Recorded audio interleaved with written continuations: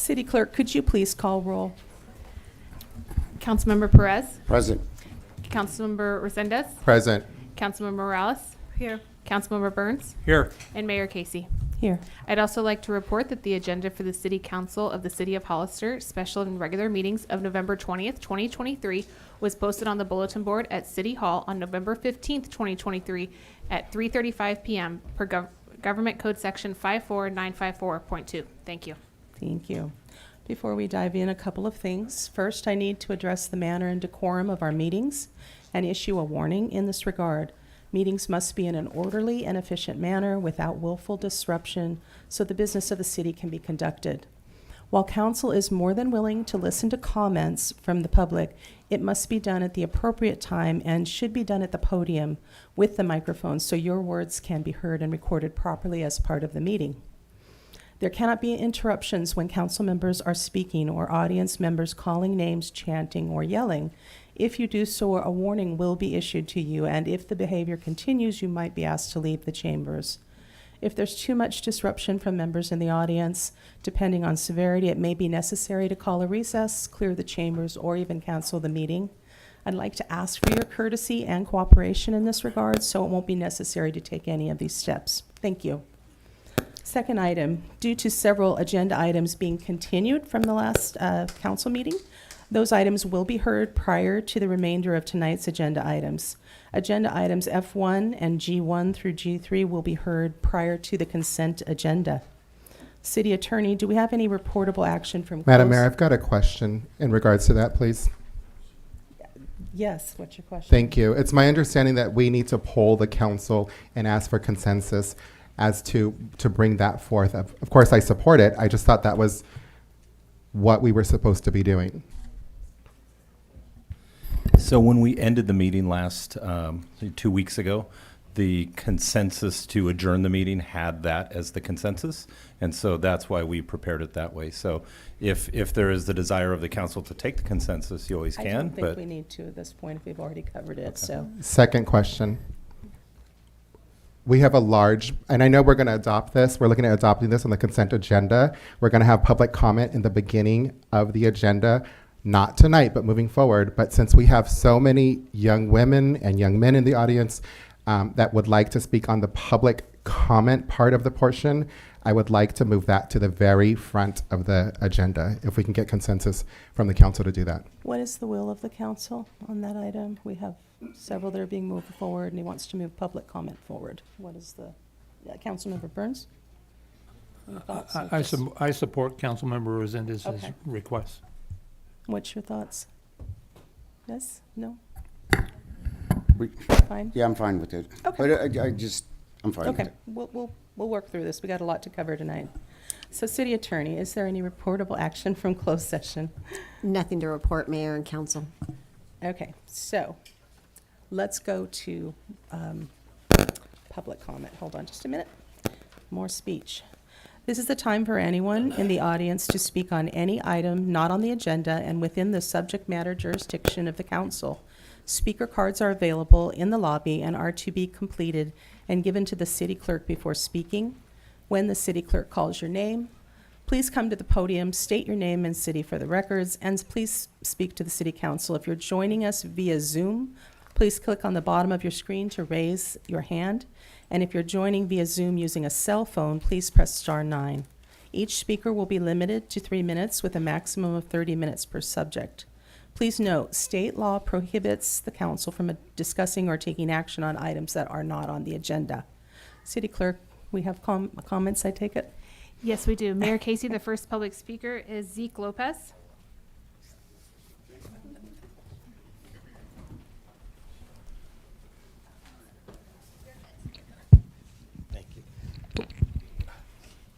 First of all, sorry for taking up your time.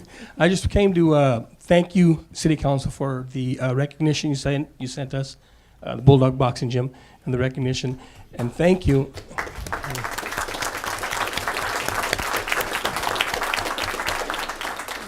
And thank you all for the support you've given us. Within the last year, building our building, everything we went through, the kids, if you could stand up, everybody. There's some of the kids in our, that come to the gym, and these are some of the rewards that we have gotten.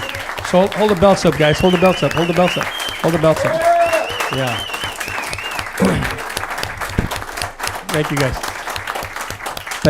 Thank you. So we just came to thank you, the city, for helping us out and getting us to where we are today. I just wanted to say thank you. Thank you very much, everybody. Thank you.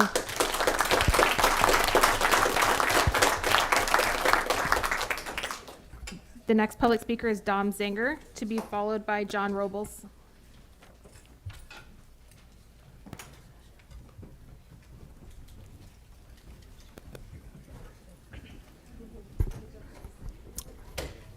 I'm going to give it a second.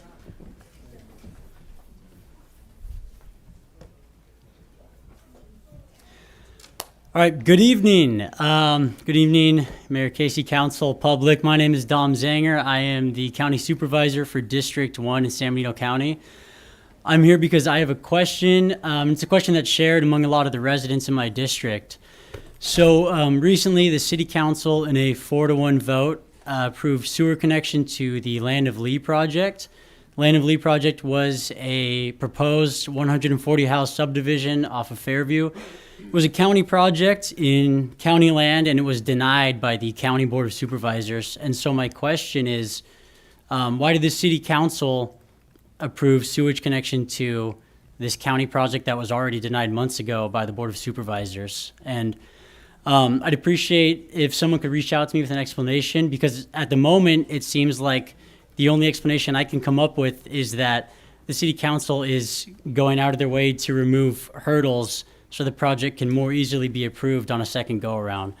I hope that's not the case, but like I said, I'd appreciate an explanation. So I was hoping someone from the City Council could, I know you can't speak on it now, but could reach out to me and we could discuss it. Thank you, and thank you for your time. The next public speaker is John Robles, to be followed by Sam Ramos. Good evening, Council. My name's John. I live in the 95023 ZIP. About 3 months ago, I began speaking at City Council meetings. This began as a result of conversations with folks within the Hollister community and surrounding areas within the county. As I began to peel back the onion, I quickly found a troubling agenda that was being played out by the City Council. Among other things, I found that there were allegations of money being taken by politicians from developers. In other words, they were being bought. That has subsequently been proven through admissions from the mayor and vice mayor. Their defense was that they gave the money back. I have to ask the council, if I were to rob a bank and later reconsidered my mistake through public exposure, would I be forgiven? Obviously not. Then there was a monumental debacle of the mayor and 3 council members targeting Councilman Roland Resendez. This was clearly strategic and was the last straw for me. Prior to my first commentary on the matter, and after seeing the overwhelming public response to several allegations of corruption and response from the media, I arrived at the conclusion that the unethical behavior at the hands of council members Perez, Morales, Burns, and the mayor, I declared these actions were now out in the public for everyone to see and would inevitably be growing exponentially. That's the word. That declaration has come to fruition. I would like to submit something that I've seen in the mail this week. It validates my personal thoughts. After last week's meeting, I left at midnight in complete disbelief at what I had personally witnessed. The mayor and council members Morales and Perez voted to basically misallocate no less than $800,000 of taxpayer coin on a general plan revision. I will point out that a general plan had already been completed and was feasible. It is resoundingly clear that the mayor and the council members that I just named did this to appease developers. There were other options that could have prevented the frivolous spending on this monumental disaster and wasting taxpayer money. Their consultant even acknowledged that there were options that they could exercise, including placing a cost on the developers themselves. I want to point out that the council members Burns and Resendez sided with the people of Hollister. They were the voice of reason and, quite frankly, the adults on the council. Kudos to both of you for siding with the people and not the developers. There's a silver lining to this blunder at the hands of the mayor. We are now entering a new era, and that era is one of extremely high accountability with respect to local government. And that's all I have. Thank you very much. The next public speaker is Sam Ramos, to be followed by Sandy Patterson Jamark.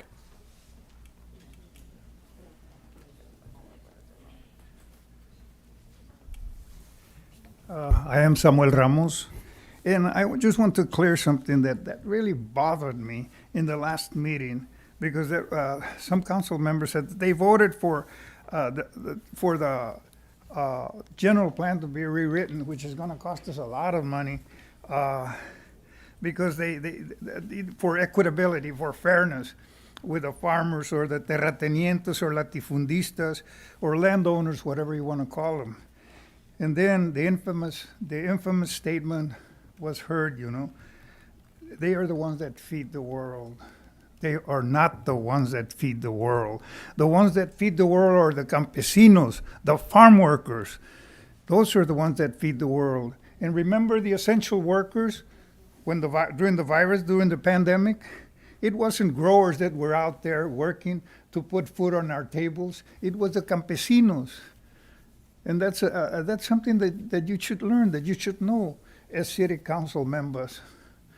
Also, the other thing that I would like to clear up is that there's no such a thing as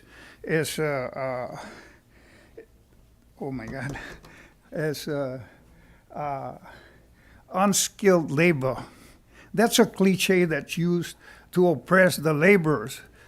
Because if you get anybody that's so skilled out in those fields, they'll not make it, So, that's a fact. So keep that in your mind.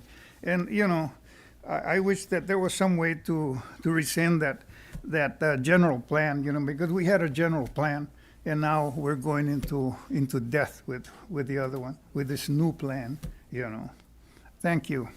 Thank you. The next public speaker is Sandy Patterson Jamark, followed by Jamila Saka.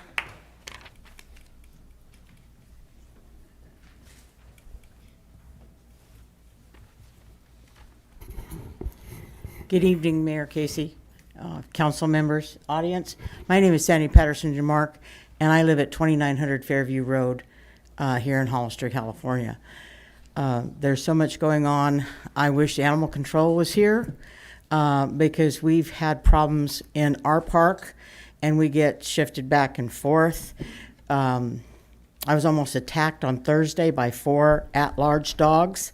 The sheriff's department did come out, but animal control says they can't come in the park because the park manager says no. Well, I'm sorry, then you've got cowards as animal control officers. I worked animal control, and if you get a call where you're being attacked, you better be there. And it's not. We get back and forth with animal control. Now I know Hollister Police Department handles that, City of Hollister, but also San Benito County has part of that also. And it's when we have one mobile home that has 9 dogs inside. I know Santa Clara County right now is trying to get an ordinance passed where you can only have so many animals per household. We need to do that in Hollister and San Benito County. 9 dogs, and 4 of them came at me and my dog. And I told the owner, they just let him out. I had to call 3 times. And the last time I told him, if you don't get your dogs, I'm going to shoot them. When the sheriffs got there, because this gentleman came at me and kept approaching me, and I kept backing up because I'm going, okay, wrong person to do that to. And I said, when the officer got there, the deputy, Brown, I told him what I told the gentleman. I said, if I feel in fear for my safety or my animals, I have every right to shoot that animal, and I will. We had to quit walking by that house, my husband, who's now passed away. We could not because his dogs would come at us. They've chased people in the park, and this is just unacceptable that we get shoved way back and I have no problem. This dog comes at me again, and I will shoot it. But also, with the development that's going on, Anderson Homes, they're not being held accountable. We flooded because their reservoir up there, Plan B, just broke because you have construction workers that are substandard. It's just like the roads. You can't bring that tonnage into the dump. 80,000 pounds. Thank you. Thank you. The next public speaker is Jamila Saka, followed by Maureen Nelson.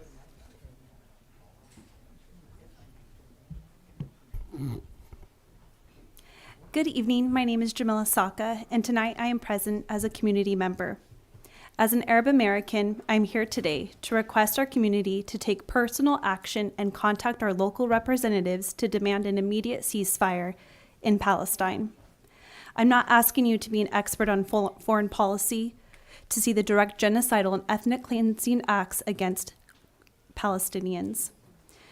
Do you know what it's like to see individuals who look like your family, who speak your family's native language, and see them brutally murdered and forcibly displaced? The UN has estimated 11,000 plus individuals have been murdered, and of that, an estimated 41% are children and 25% are women. Even worse are the children left with no family, no recollection of their mother's face, and no trace of a photo to provide. Fittingly, today is UN's World Children's Day, and the theme is Every Child, Every Right. Today, more than ever, children have the right to live. Palestinian children have the right to live. I have sat and listened to our community members support and vie for options to continue the operation of our single local hospital. You have not heard one message about the lack of humanitarian aid for Palestinians. We are no different. I've watched videos of women who just gave birth make the forced decision to evacuate specific hospitals in hopes of saving their life and their newborn child. No aid, no anesthesia, no medical supplies. From a speech given by Nelson Mandela on December 4th, 1997, at the United Nations International Day of Solidarity, he states, "The United Nations took a strong stance against apartheid, and over the years, an international consensus was built, which helped to bring an end to this iniquitous system. But we all know too well that freedom is incomplete without the freedom of Palestinians. I ask and compel our community to call our representatives demanding a full and complete ceasefire. And I ask for a moment of silence for those 11,000 plus individuals who have lost their lives."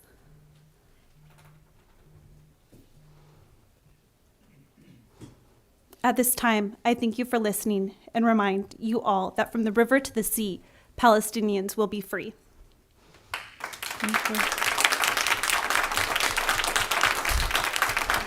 The next public speaker is Maureen Nelson, to be followed by Donnie B.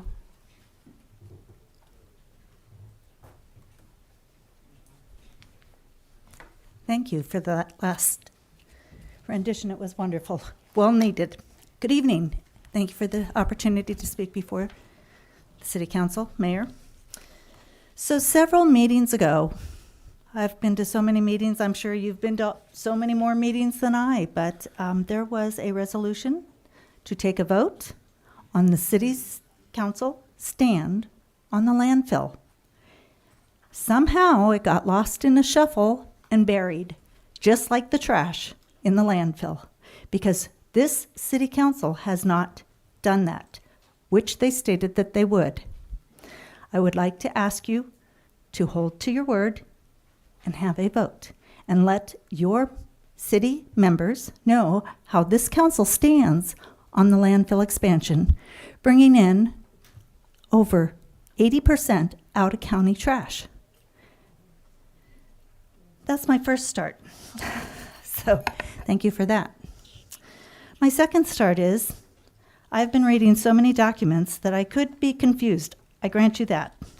But I believe that for tonight there was an agenda item that was looking at Fairview Corners. It's not on here anymore. But Fairview Corners is county property. Why would the city council be dealing with issues for Fairview Corners? Are we expanding into the county before that comes to a vote? It needs to stop. Leave the county alone until it is potentially brought to a vote and voted on. It is not the city's choice. It is not the city's doing. It is not under their purview. We have representatives. Fairview Corner has Mr. Dom Zanger, who was here tonight. Thank you, Dom, for being present. This is your territory. This is your decision to be made. Along with the landfill is the Board of Supervisors, but the City Council can voice their opinion, as they said they would, and let the citizens of this county know where you stand. You say that you give guidance, that you lead the way. Please, give guidance. Lead the way. Make a stand. Whatever your decision is, make a stand. Let it be known. It's our right, and it was your commitment. Thank you. Thank you. The next public speaker is Doni B., to be followed by Rosalinda Sanchez.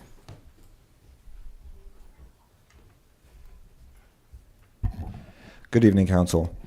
Good evening, public. I'm going to be talking tonight about flock cameras, which need to be removed because not only are they unconstitutional, there's many other issues involved with them too. Of course, they're unconstitutional because the Fourth Amendment guarantees that we are not subject to dragnet searches, which is exactly what flock cameras are. Every single person that drove here tonight, your license plate was read by flock cameras, which are installed in downtown and on the west side. Flock Camera is a company based in Georgia. It's a high-tech company. They're using the most advanced technology to be able to track. It's a surveillance company that surveils all the way across the United States in many jurisdictions. But people are waking up to it. Someone told me that there was an article in the San Jose Mercury News about it, and so I think people are starting to talk about it up there too, and I think we're starting to realize. So again, dragnet searches are unconstitutional, and that's exactly what this is a dragnet search. So repetitively, dragnet searches have been ruled unconstitutional. Now, also about this, I heard from somebody responded to me talking about flock cameras, and the response that I got was, well, you must not be in favor of law enforcement. You must not be in favor of law enforcement, was what someone told me. And I want to clarify that and say that's completely and unequivocally not true. I have the greatest respect for law enforcement. I have the greatest respect for that profession because law enforcement is what keeps us safe. Law enforcement is to serve and protect. And that extends all the way to the military and the people in service, which include my father and my uncle who fought in Vietnam, and also my two grandfathers who helped defeat fascism in the 40s. So to assume that I do not support law enforcement is completely false, and also misreads the point, which is that we need to be able to respect and have trust in law enforcement. If we see law enforcement doing things that are unconstitutional, then that does lower the legitimacy. And so the legitimacy needs to be restored, so that way we can all have that legitimacy. Last thing I want to say is that some people have also argued, well, we're tracked all the time by Google and Facebook and whatnot, and that is true. But with those, we have a choice on how we use them. We can either turn our cell phone off or not bring it wherever we want to go, so we cannot be tracked. We have a choice on how we use our web browsers. We have a choice on what tech companies that we interact with. With Flock, that is not the case. We have no choice on how we are interacting with Flock cameras, Flock safety cameras. You are driving down the street, you are being interacted with by Flock safety cameras. You have no choice on that. And that's another aspect that is also very wrong about Flock. Thank you. The next public speaker is Rosalinda Sanchez, to be followed by Sandra Copas.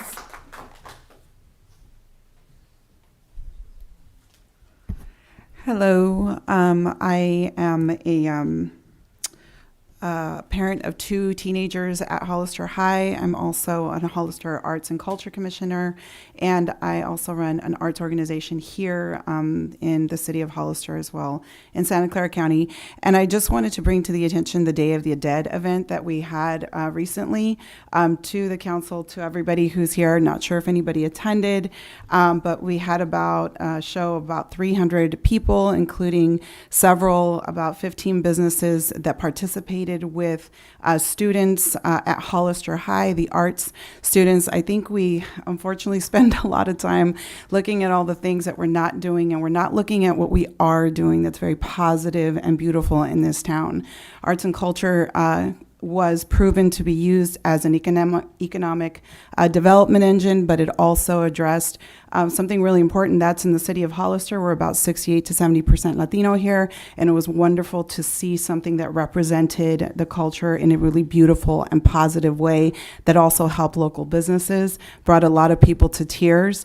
And as an arts and cultural commissioner, we've had some difficulties in trying to bring funds in to roll out a lot of these events that we want to do for the city.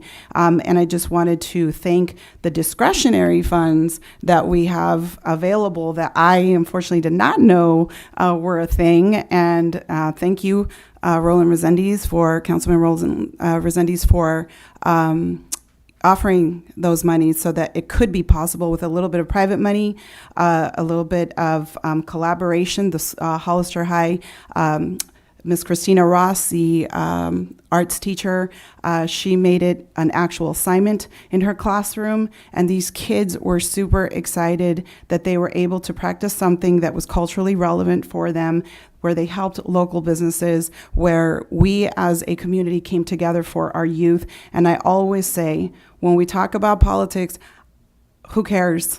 Who cares about all that stuff? It's because we don't have a youth that's strong enough emotionally, because we know all the things that are going on in our high school right now that are very scary, okay? If we're not addressing that youth mental health, who are we going to pass this city onto?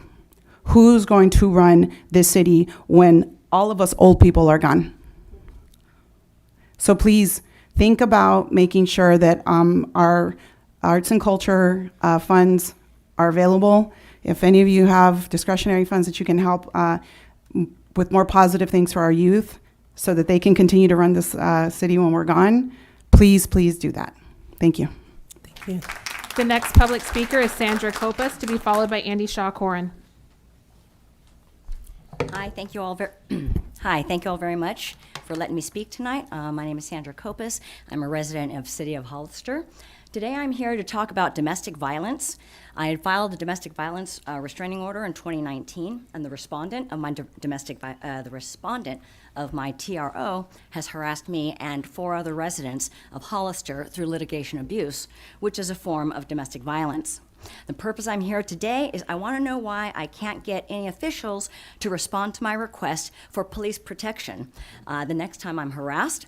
And 2, I'd like to know how I can get the same treatment that HPD gives its employees, other department personnel. For example, the HPD policy number 349 under valid subpoenas says no subpoena shall be accepted for any employee unless it's been properly served and verified from a legal authority. However, policy number 470 under civil disputes say members, meaning the police officers, will remain impartial and must not be personally involved. Members should not dismiss alleged criminal violations as a civil matter. And I just want you to note that there is no requirement for the officers to verify any of these documents that are being served on the residents of Hollister. None at all. So, to illustrate this concept, I'd like to go over a couple of lines from a transcript that I prepared from a video that I had taken on 8/20/22 between me and 2 Hollister police officers regarding harassment versus legal service of process. So I told the officers I filed a restraining order. They replied, "So they served you with some type of paperwork?" I said, "Yes, but I was already served this 3 times already." The officer said, "Well, that's called service." I said, "No, it's not service if I've already been served." And I said, I'd like for you to take a look at my documents to prove that I'm being harassed and not legally served. And he says, well, I'm not gonna look at it because it's not gonna go into any type of report. And I said, well, why not? He says, well, because this is a civil matter. And I said, okay, but this is a criminal matter. It's not civil. Because let's say that if I've got a lawsuit against someone and every day I send another person out to serve the same paperwork over and over and over again, I don't file these papers, I don't file a proof of service because I just want to intimidate you. So I keep serving you over and over. So is that criminal? Is that a crime? Is that a problem? Is that a problem with my restraining order? How come I wasn't protected at this time when I was being harassed? So I go on. I say that this should never have happened. I'd like to show you proof that I'm being harassed. Sorry. Thank you so much. Thank you. Appreciate it. The next public speaker is Andy Shaw-Corin, to be followed by Annalisa Austin. Thank you. I had not actually planned on speaking on this topic, but after hearing Jamila's powerful words, I felt compelled to do so. I am Jewish American. My Hebrew name is Avram Shmuel Ben Zvi Hirsch. I have relatives who are rabbis. I have relatives who died in the Holocaust. And I have felt the last few weeks to be some of the worst weeks that I can remember in my lifetime. And not because of just what happened when the initial attack happened by Hamas, but what has happened subsequently. As I watched, Gandhi once said, an eye for an eye makes the whole world blind. Well, what does 10 eyes for an eye do? It creates something that the world cannot turn its head away from. I have called Zoe Lofgren twice. I have called both of our senators, and I have said it is time for our country to demand a ceasefire, and every elected official has an obligation, because I've been an elected official. I know we swear an oath to defend the Constitution of the United States, the Constitution of California. I know we have an obligation to make sure that law is upheld, and that includes international law. And genocide is illegal. And you cannot blow up children, hospitals, schools, and just keep on going and going and going with the intention of eradicating people. The world's turned its back before in the past, and it cannot continue to turn its back. People all over, and people are all over the world, beginning to stand up and demand that our country do the right thing and help create a lasting and just peace. Because if you turn your back, it's a disease. It keeps on spreading. I spent 20 years working in prison. I taught guys who were members of the Aryan Brotherhood, and I confronted them about the issues of racism, because racism is a disease. It's a cognitive problem, but its consequences are the destruction of the lives of human beings. And we all have the ability to make that differently. I urge everybody to call their senator, their two senators, their congressperson, and you could pass a resolution asking for an immediate ceasefire so that children's lives can be saved. Thank you. Thank you. The next public speaker is Annalisa Austin, followed by Sue Logue.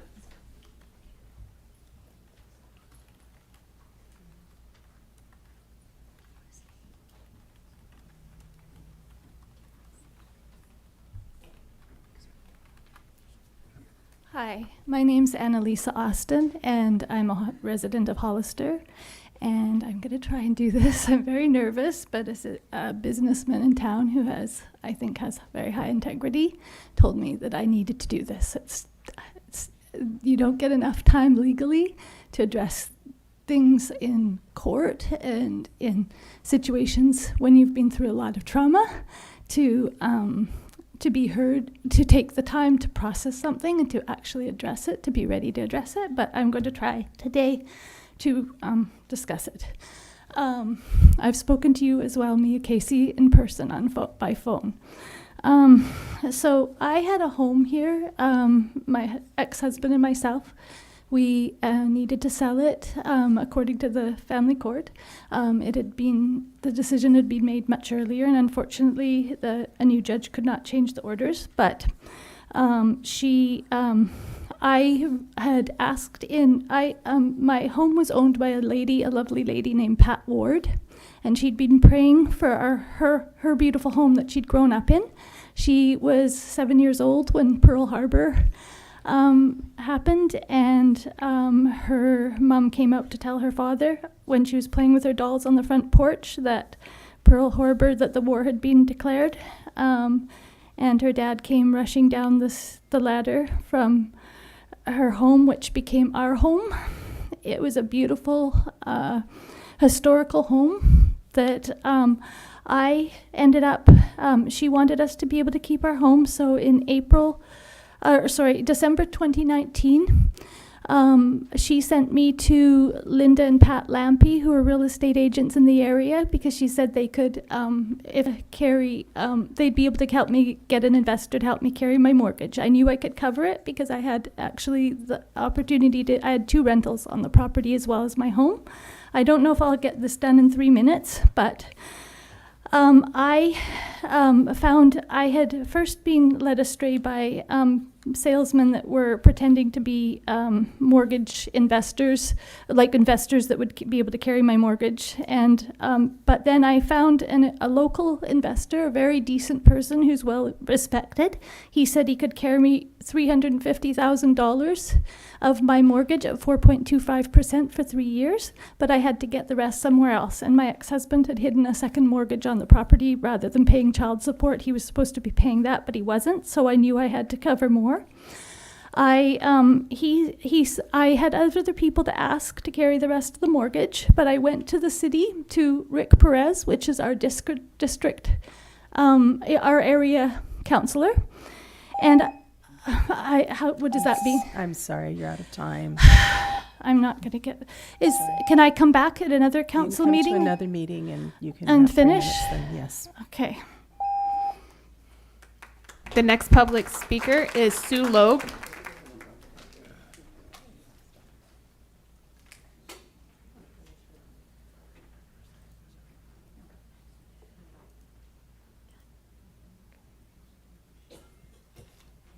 Hi, Susan Logue here. Yes, Can go you ahead. hear me? Yes, we can. Okay, thank you. My name is Susan Logue, and I'm here as a Hollister resident. I'd like to say hello to the mayor and the city council members and the public. I wanted to thank the city council for your hard work for our city and community. I and others appreciate your professionalism by creating a functional city government. Each of you brings so much knowledge to us by being on this city council. And I know it requires so much time, effort, and dedication on your part. The amount of work you must put into being there every 2 weeks is quite astounding to me. So I think with you working together and us, the community, we can do so much to make our community and its changes that need to happen. The more we can focus on how to help our community, the more we can accomplish for it and all of its members. And I think that creates more of a positive way to look forward, is what is going to help the community the most, and focus on that. Finally, on a different note, I'd like to thank the previous public speakers tonight. I found everyone very moving in what they wanted to share. And I think these are very difficult times for us. So it's good we can stand up and share and be heard. So I appreciate City Council for allowing that to happen. And thank you. Thank you. The next public speaker is Carol Lenore, to be followed by Carly Robles.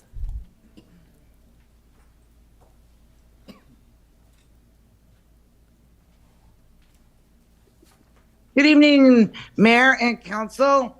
I just wanted to come on here and wish all of you a very happy Thanksgiving.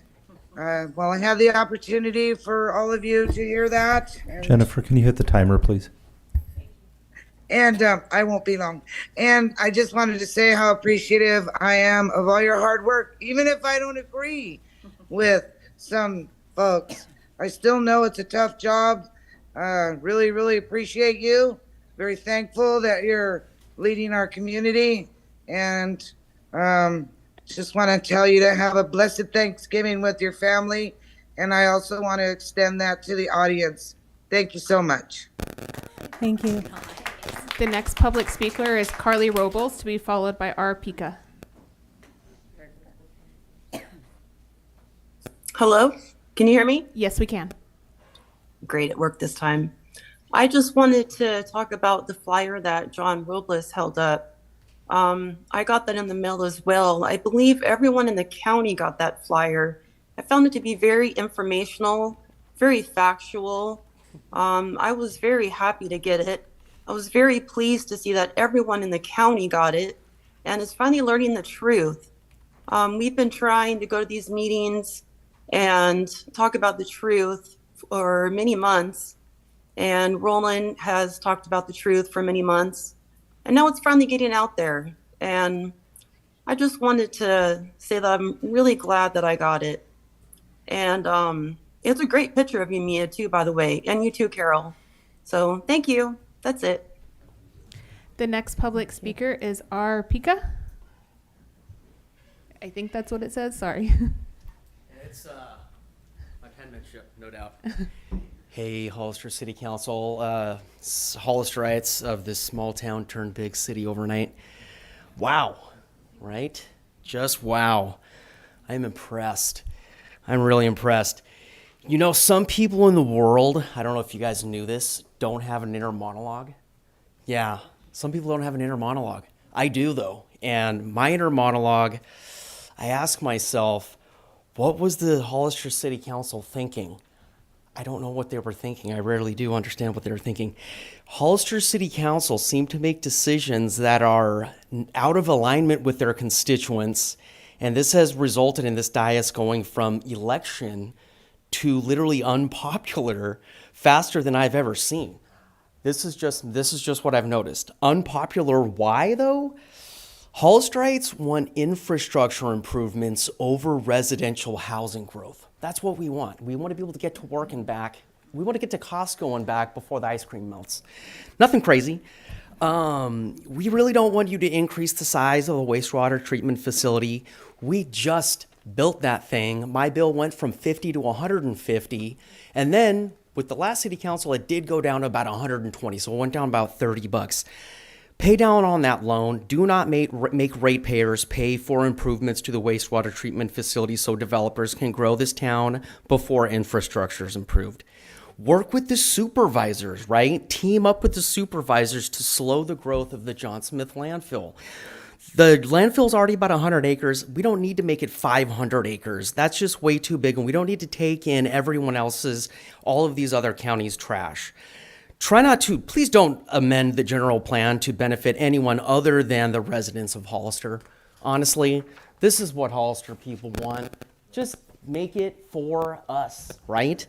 And don't censure or fine seemingly the only Hollister-centered member of this dais. No one here is really that popular with Hollisterites besides this man. So, you know, we just don't want you to do these things. But if we don't really want you to do those things, what can you do, right? Listen to your constituents.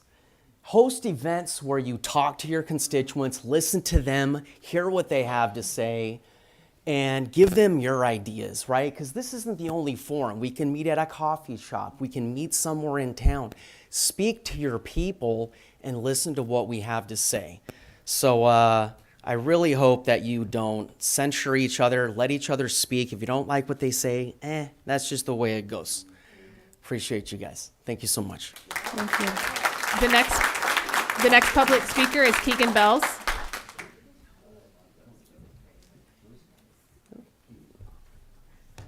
Hi, can you guys hear me? Yes, we can. Go ahead, please.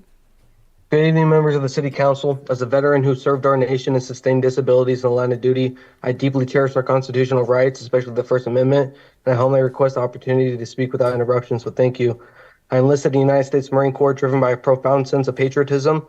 My fellow service members and I took an oath to defend our nation against all threats, both foreign and domestic. However, it appears our national attention leans heavily towards international affairs, overshadowing the challenges we face right here at home. And upon my return from service, I grappled with financial challenges, receiving an initial disability compensation of only $284, and I was not able to feed myself, let alone my family, since my disabilities from my military service keep me from gainful employment. It's striking to consider our President Joe Biden is committing treason by sending $75 billion in aid to Ukraine to kill European men, women, and children, while the residents of Maui, for instance, totaling around 165,000 residents, were just given $700 each, and that is only 0.153% of what he sent to Ukraine to kill women and children.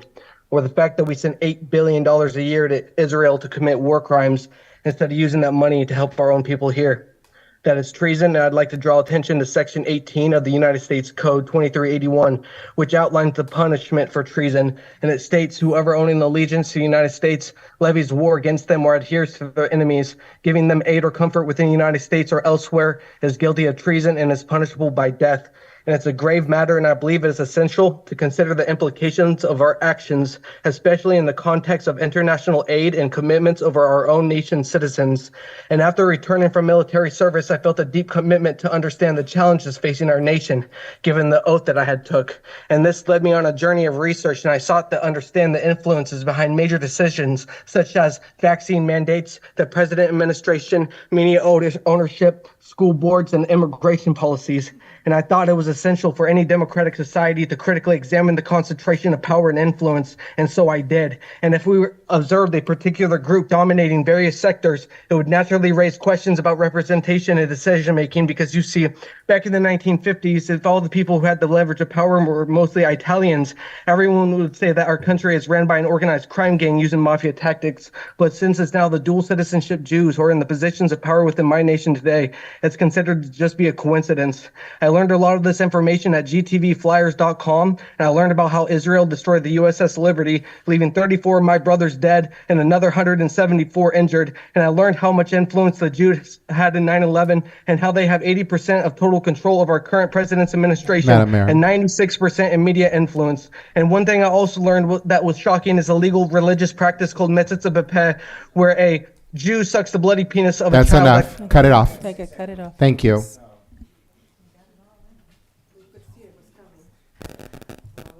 Those are all the public speakers we have for this portion of the agenda.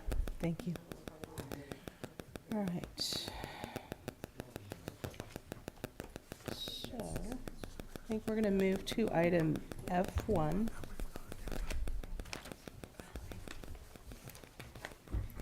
Which is a resolution of the City Council, City of Hollister, authorizing the city manager to execute contract amendment number 4 to professional services agreement with Kimley Horn in the amount of not to exceed $500,000 to prepare plans and specs and engineering support for the 2024 citywide roadway improvement project.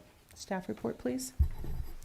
Yes, we have our Public Works Director, William Vaya, out in the lobby, along with our staff from our engineering department. There we go. Christian Boyes. Christian.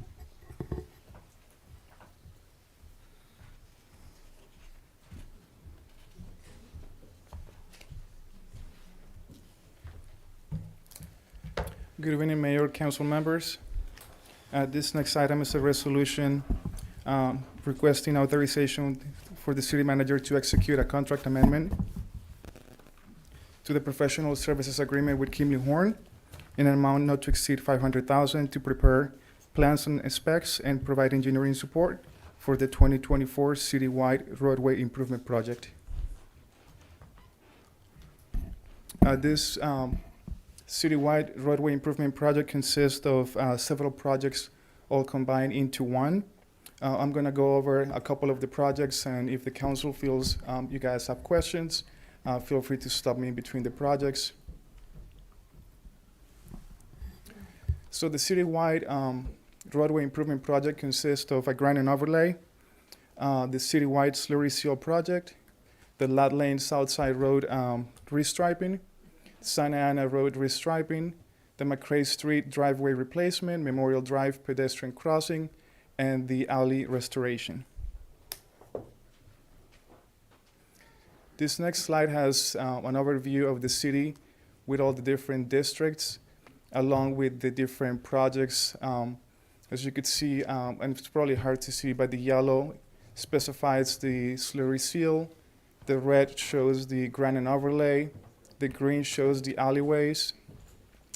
And so this is just an overview of the sections of town that will be receiving these roadway improvements. As I stated, the first project is the granite overlay, which consists of over 4,500 linear feet of roadways. The streets that were identified for this specific project were identified using the PCI, which is the Pavement Condition Index, along with also surveying. The intersection of Monterey Street on 4th Street, Monterey Street, Virginia Drive, West Street, 4th Street, 5th Street, and 3rd Street. Along with the granite overlay, over 34 ADA ramps will be reconstructed to meet ADA compliance. This next slide shows the, it's not the most up-to-date PCI because the last time that it was done was in 2021. But as you could see, the PCI on most of the roadways are in the 40s, which is approaching the red section. You have a few on the 60s, and one of them is actually on the 20s. The next project is the citywide slurry project, which was presented to City Council about 2 years ago. This consists of slurrying 12 lane miles of roadways and replacing over 588 linear feet of crosswalk. The table below, or the image below, shows that the longer we wait to do any type of restoration, the more expensive it gets to do it.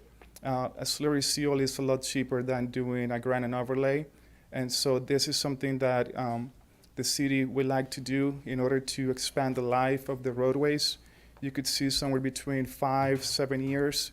Sometimes you could even see more depending on how much traffic you see on those streets.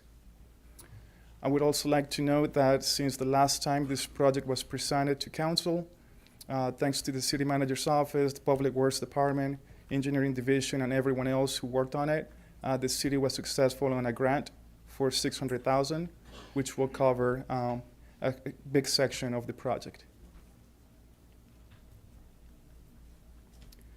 The next project is the Lot Lane Southside Road restriping and reslurring, which consists of removing the existing striping, traffic circles, pavement markings, and restoring it to the previous condition. This next slide shows the current condition, with the exception of the delineators which were removed. This shows the traffic circles at the intersections, the domes on the medians, the chicanes, the bike lanes, the bike buffers. The previous condition, which was 4 lanes total, 2 lanes on each direction, and a bike lane on each side of the street, which was the same on Lot Lane and Southside Road. What the city staff is proposing is to go back to the existing conditions, but making a small modification to be able to provide a bike buffer. So essentially what we will be doing will be putting back the same 4 lanes, 2 lanes on each direction, reducing the lanes between 2 and 3 feet so that we're able to gain additional footage to be able to provide that bike buffer. And this will be provided along Southside Road along with Lot Lane. This is the parking condition prior to the existing conditions that are out there. As I stated, there was 2 lanes in each direction. However, parking has always been an issue during pickup and drop-off. So you see vehicles parked partially on the travel lane along with the bike lane. So what the city is proposing is in between Lot Lane and Sunset in front of the school. The existing condition is 1 lane going east and 2 lanes going west. And the proposed change will be to have 1 lane going east, 1 lane going west, and provide parking on both sides of the street, along with a bike buffer and a bike lane. Before I move to the next project, I would also like to note that along with the striping, the city will be installing the radar feedback cameras, which is not a camera, but it's a radar for the speed limit, so that as you're driving and you're passing by, it starts flashing if you're going over the speed limit. We'll be installing some of those along Lat Lane and Southside Road. Can I ask you a quick question? Yes. With regard to in front of the elementary school, one of the things we talked about was to put in a speed table there, like they have around the high schools, because that's an area where there is actually speeding happening, and that's where the bulk of the kids are walking. So that seems to not be in here. So is that something that got dropped off somehow, or do we need to talk about that It more? wasn't dropped off, but because we're currently working on the existing conditions with the speed bumps that are all throughout town, we wanted to make sure that we're going in the right direction before we suggest implementing speed tables or speed cushions in front of the school. We also want to make sure that the fire department is okay with it, which my understanding is that the fire department is okay with them if they're in front of the school or near the school. Thank you. If there is a desire of council to add that in, we can look at adding I that thought that we in. did as a part of when we had our discussion. That was one of the things I had brought up, and I thought we had consensus to do that. You know. Can we hear the rest of the presentation and then reserve our questions for the appropriate time? Sure. Thank you. The next project is the Santa Ana restriping. The current conditions is that the striping is completely fade out, so it's unsafe for people that are driving. So the project will restripe between Highway 25 and the east terminus of the school, connecting to the new project that is being constructed. This will provide same as existing conditions, 2 lanes going east, 1 lane going west, along with proper parking in front of the school. And Christian, if I can add, the school administration was consulted with this, and they did provide feedback into the layout. That is correct. This next project is the Memorial Drive pedestrian crossing, which essentially will construct a pedestrian high visibility crosswalk adjacent to the school on Memorial Drive. This is conceptual, is used for rendering, for visual purposes only. If this gets approved, the city will start the plans, and then we will be able to provide a report back to council as far as what the decision will be based on what the recommendation is by the engineers. Mayor, question. Yes. I'm unclear here. Are we going to hold all questions on all projects? I thought I heard the presenter ask He us. asked for questions, Yeah, so it's fine to ask a question, yes. Okay, well then I am going to ask a question if I may. Please. Thank you. So if this council moves forward tonight, and the will of the council is to approve this moving forward, how soon will this or any of the other projects you've actually talked about become a reality? Are we talking? Our goal is to, if this gets approved, we will have plans and specs all together, I will say February, March at the latest, and then start construction within a couple of months. So spring of 2024 is the goal. Thank you.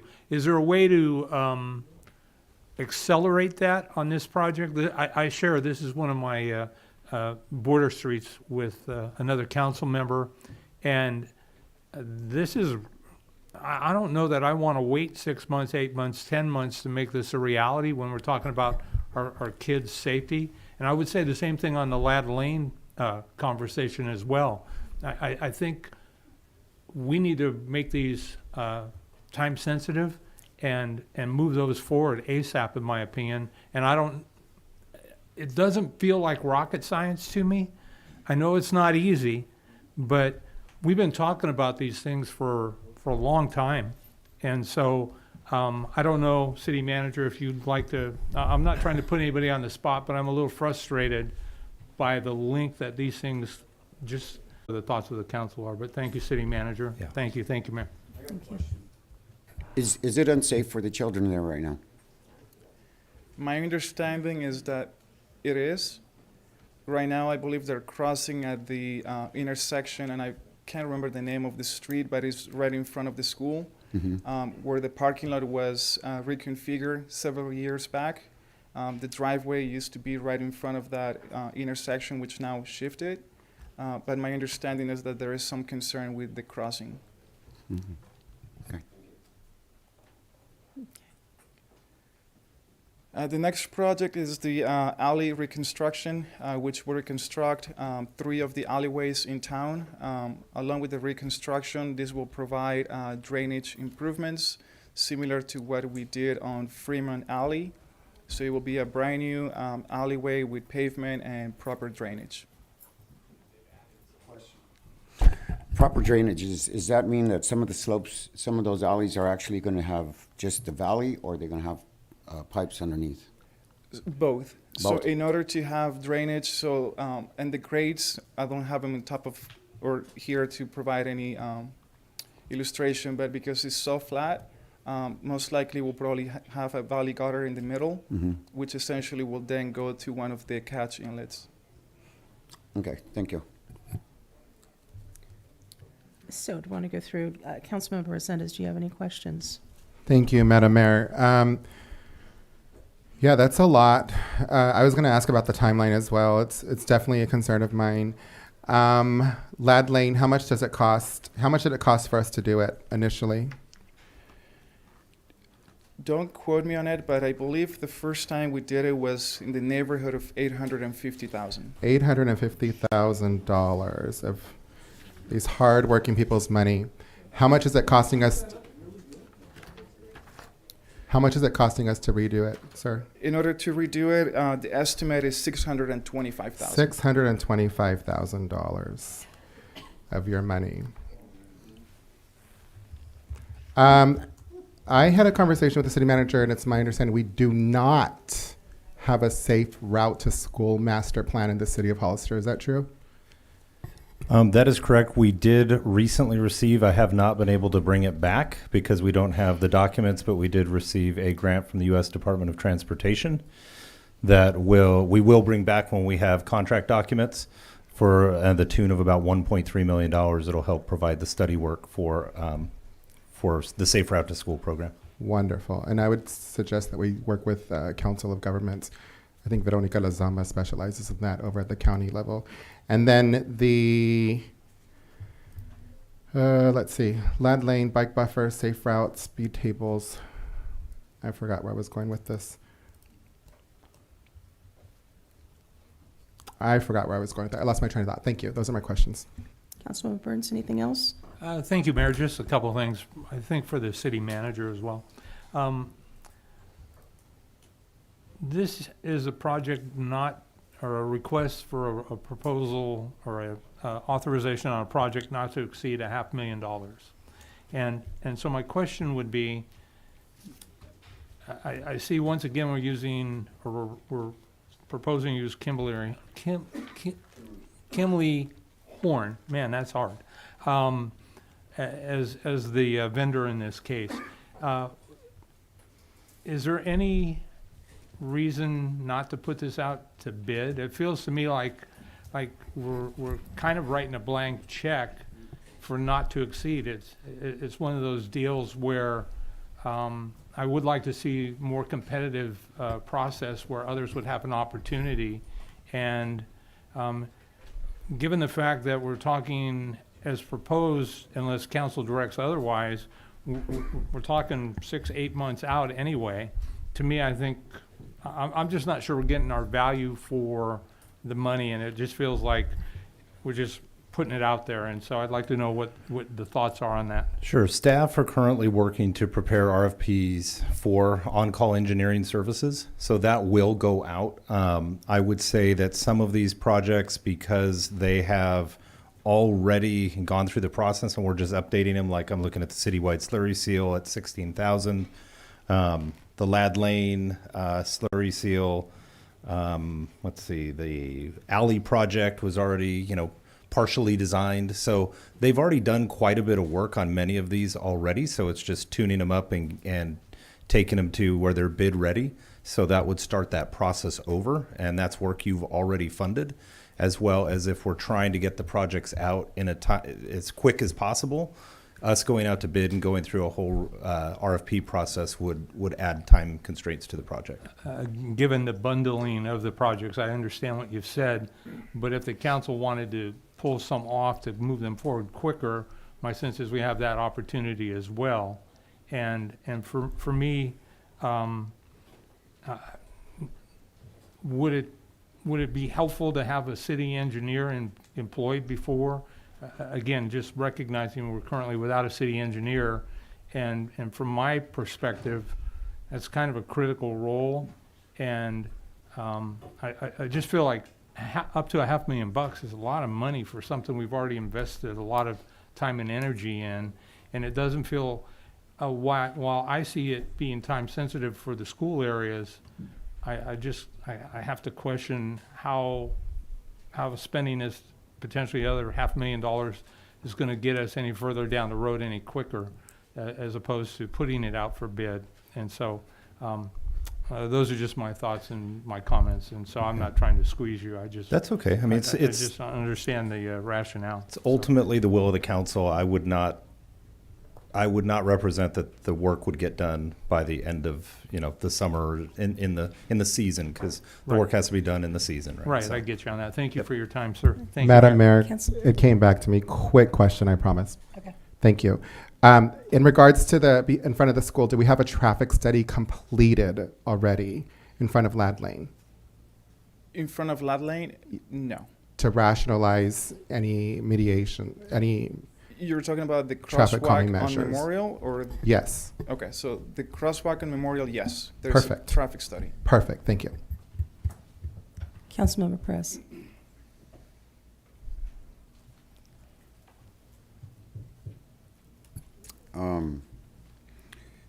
I don't know if this is a time to when I can bring up, because I was asking also for the crosswalk on 4th Street. Yeah, we need to Yeah, stick just with this. You can okay, bring it yeah. up later. All right, I'll follow the rules. Okay, thanks. Actually, I'm glad to see the alleys are getting done. It's a start. It's not to finish it. I don't expect us to finish 3 alleys and be done. I think it's, especially with the rainy season coming up, I'd like to see that if some of the alleys that are extremely pivoted or canyoned, if we can get something to scrape through there, because in the meantime, when it rains, it goes in our garages. So it's like, it's not cool. So if we could do something for that, I would really appreciate it. But for everything else, I'd like to see the school done as soon as possible, especially if there's a safety hazard. We should be out there. Thank you. Vice Mayor. Yes, City Manager, can you tell us where the funds are coming from? Yeah, so the funds would come from a combination of grant funding and then our Measure G funds and our Transportation Development Account funds, and that would be brought forward with the recommendation to award a contract. Thank you. I think that's important to know because those are earmarked for these particular projects and in particular, like the grant to help us move forward.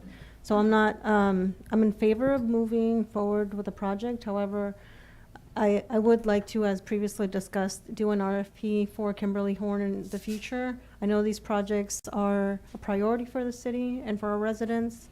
I don't want to contribute to having additional delays because we need to get them done. And I know the alleys were important to many of our residents. If we're expecting a rainy season, they're going to be flooded again. And so we also need preventative measures for that. Thanks. I just echo the sentiments about, I would like to see things going out beyond Kimberly Horn, but I understand the necessity right now. But I would like to ask you about, as far as hiring the new engineer, how are we doing with that process? What's the timeline for, has it gone out yet? Will it go out soon? It's currently posted right now. It is Yeah, posted? we're accepting applications. Okay. And when is it closing, or like, So what's our we'll- timeline? We'll have a first review at the end of, not this week, but the following week. Okay. Because I guess my biggest concern is I would like to have an engineer that's kind of reviewing quality and whoever's doing the work. And it just seems, hopefully we can get someone on board before these projects take place. So I think that's the only questions I have. Do we want to take public comment now? Do we have any public comment? Yes, we do. Mayor Casey, our first public speaker is Sean Dempsey.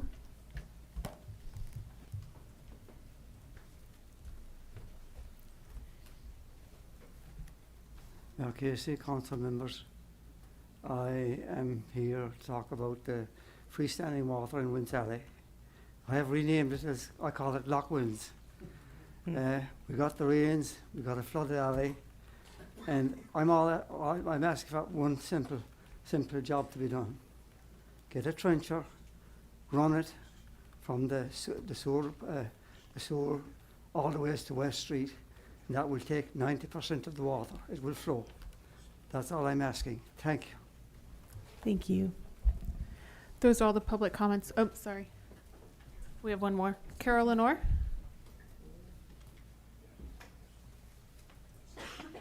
Good evening. I just want to thank Councilmember Perez. And I know it takes all of you, but I want to thank Jim for leading that effort. It's been a long overdue for the folks that live in our alleyways. And they pay taxes just like everybody else. And I'm really happy to see them getting some improvement on their roadway. Much needed, because I saw the flooding there. It was not good. And then also Councilwoman or Council Member Morales, thank you for asking that question regarding the funding, because I wasn't sure that it was all grant funding and the Measure W. So I wanted to thank you for clarifying that. Thank you. Thank you. Those are all the public comments we have for this item. Mayor, if I may add before you have your discussion. Sure. One, we're not proposing any general fund on this project. And then secondly, Christian made a good point to me during comment that I forgot to mention that for the slurry seal project that we do have the grant funding for that project, we have to award the bid by April 2024, or we would lose the funding. So that is a condition of the grant. Thank you for the clarification. All right. Do we have any further comments on or discussion? Councilmember Resendez. Thank you. So let's clarify something here. To say something is earmarked means it specifically has to be used for these projects. That is not a correct statement. The monies is earmarked. Measure G is a tax that you guys voted to pay for to fix our roads. Because of the wasteful spending from my colleagues, 1, 2, maybe 3 of the roads on that list are not going to get taken care of now. So let's clarify that. That is a true statement. Aside from that, I don't think it's impossible to pull out the one crossroad. It's already got a traffic study. It just seems like it's just a matter of striping and put it out to bid by itself. I don't think it's an unreasonable request. If it does seem like it's going to be hiked up so much, then go ahead and put it back in. I know that we have the police patrolling that area every morning. I see them when I went to work on my way to school. But I don't think it's a completely unreasonable request just to bring out that one project and get that crosswalk there for our kiddos. There was a tragedy that happened there a number of years ago, unfortunately, and anything we can do to help prevent that from happening again, I'm all for it. Thank you. Councilmember Burns, anything further?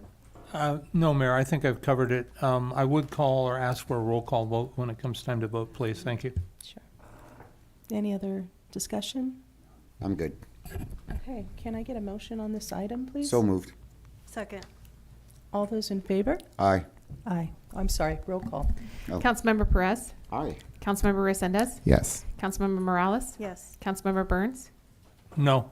And Mayor Casey? Yes. Motion passes 4-1 with Councilmember Burns opposing. Thank you. All right. So we're going to move on to item G. Mayor, it's Mary over here. Sorry. That's okay. That's okay. So before we move on, I do want to make a statement for the record regarding the public speaker that was cut off. So I do want to stress that that speaker was cut off because the speech was irrelevant, not because of the viewpoint or content. That's it. Thank you. Thank you. All right. So our next item will be G1. Consider amendments to the Council Code of Conduct Ordinance and provide further direction to city staff. City Attorney? I'll be giving your staff report.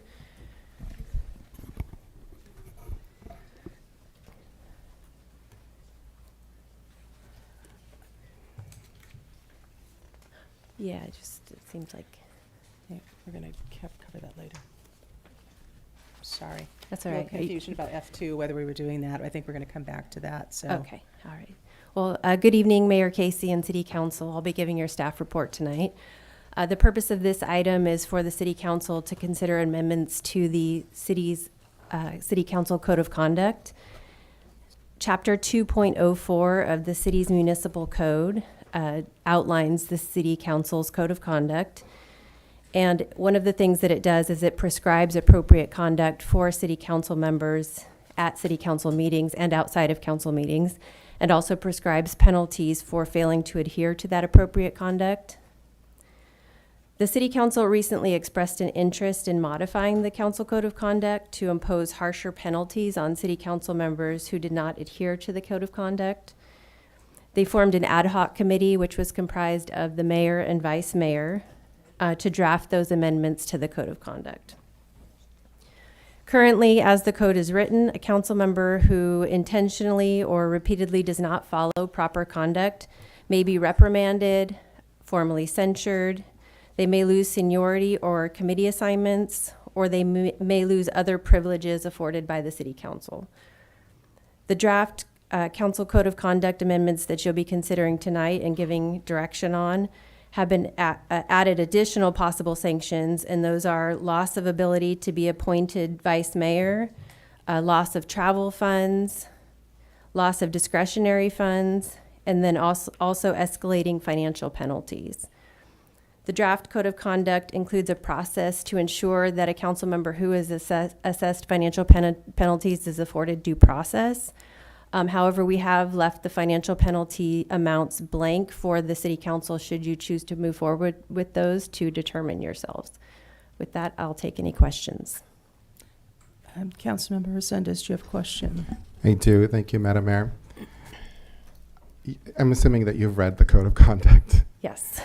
If, let's say, I felt that someone violated the Code of Conduct, for example, if the mayor called me a name on social media that was unbecoming, would that constitute as a violation of the Code of Conduct? So what I will say is the City Council enforces the Code of Conduct against themselves. Mm-hmm. So I wouldn't be the one to determine whether or not that was based on what you read. Are we supposed to be calling people names and putting it on our social media platform? I mean, likely not. The focus of what I did and what we drafted was related to conduct within the meeting. So I have to admit, I'm not 100% familiar with those items that are outside of the conduct in a meeting. And if I wanted to, let's say, hold her accountable for that, then what would I have to do, and what would this council have to do that? Okay, I'm gonna jump in here. So you'd have to follow what's been set out in your Code of Conduct, and it is a self-enforcing document, Mm-hmm. as we've pointed out. And so I believe, I don't have it up, but I believe that the offending behavior would be, the mayor would be made aware of it, and then the mayor would bring forth the process for holding people accountable. It's very similar. It's exactly what we've done in the past with respect to council members up here and code violations. Would I have to get the other council members or the mayor to agree with me to put it on the agenda? Can I Go ahead. Because I'm familiar. If it involves me, then you would bring it up at council and you would get consensus from the council. Okay. So That's I correct. couldn't just say, like, hey, I think that she violated the Code of Conduct. That's what I'm trying to get at. I cannot bring that without the support of at least two of my colleagues up here to have that agendized. Is that not correct? Well, to agendize it, yeah, but you can bring the offending conduct forward. Sure. Yeah. Sure. But we couldn't enforce it without having at least two. Right. other council members. Yes, and that's how it's been done in the past. Is Yep. you've gotten the other council members that give consensus for what type of reprimand is going to be given. Okay, perfect. As far as the financial part of this, where this council decided that if a council member was breaking the code of conduct, they're going to penalize them personally, financially. That's what we're talking about tonight. That's what's been drafted. Is that legal? So I'm also going to jump in here. So we've given council an analysis of the risk and options, and that's attorney-client privilege. So I'm not going to talk about it any further than to say that every member of council has received the risks associated with these revisions as well as the options. Do you know of any other city that does that? Not that we're aware of. Okay. It's because it's illegal. Thank you. Councilmember Burns. Thank you, Mayor. So, in reviewing the due process in this proposal or proposal for consideration, it talks about how the council member that is accused of violating has certainly a right of appeal. Can you speak briefly to that, please? Yeah, I'll just go through the steps. Okay, thank you. That way everybody's aware. So essentially, what would happen is the mayor provides notice to the offending council member that their actions may constitute a willful disruption of the council meeting and that action may lead to sanctions. An imposition of a financial penalty would require a 4/5 majority vote of the city council, so that's one aspect of the due process. Council members assessed a financial penalty are entitled to appeal the penalty by requesting an impartial hearing before a neutral third-party hearing officer. During that hearing, the council member who was assessed a financial penalty shall be given the opportunity to testify and present evidence concerning the actions being penalized. After considering all of the oral and written evidence submitted at the hearing officer shall issue a written decision to uphold or cancel the penalty and shall list the reasons for that decision, and then the decision of the hearing officer shall be final. Thank you. But even with the hearing officer's decision being final, it's my understanding that they can still, yet again, appeal that to the Superior Court. Is that correct? Yeah, they can try. Okay. And so one of the questions, in the past, when the council has taken action against different individuals for bad behavior, it feels like it's been the past practice for the alleged violator to recuse themselves from a vote. But yet I'm intimately familiar with this, and I did not see where that's a requirement. Is that a requirement moving forward? That's not a requirement in your code of conduct that they recuse themselves.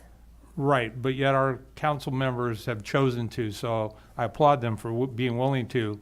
And so, but I also heard you say there's a super majority that would be required to move forward with enforcing the code and the violations. 4 out of the 5 council members, is that correct? Right. Thank you. So, Mayor, that's the only questions I have. I do want to make some comments when we're all done with questions and public comments have occurred. Thank you, Mayor. Thank you. Councilmember Perez. I'll save it for Vice comments. Mayor, do you have any questions? Yes. Thank you, Jennifer.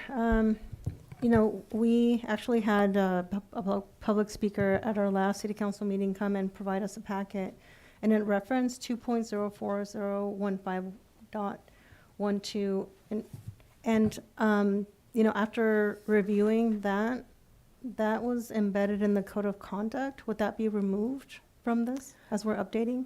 And which section is that?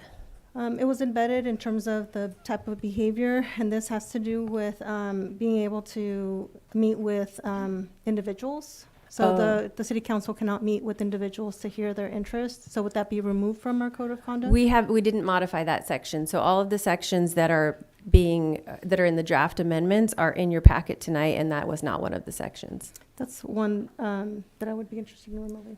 We can discuss it. We can discuss it, we can deliberate on it after and talk about any other things within that code section. Do we have public comment on this? Yes, Mayor, we do. Our first speaker is Sam Ramos, to be followed by John Robles.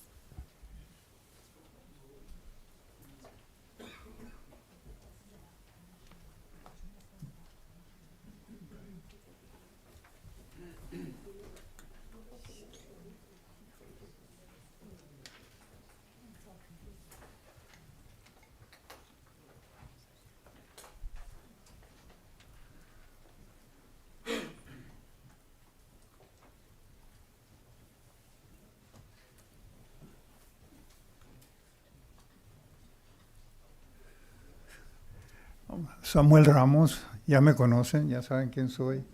And so I'm an elder, man. I'm one of the oldest in the audience, and I've known Roland. And, you know, all I have to say is, you know, things have been going good in terms of conduct and all that.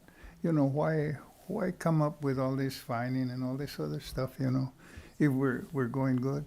And so I support Roland, and I'm very proud of Roland because he's gotten involved with the constituency y la chicanada, you know, and to have like El Día de los Muertos and this kind of cultural activities is really, it really hits, you know, our community. And I think we're pretty much the majority, you know, in terms of culture.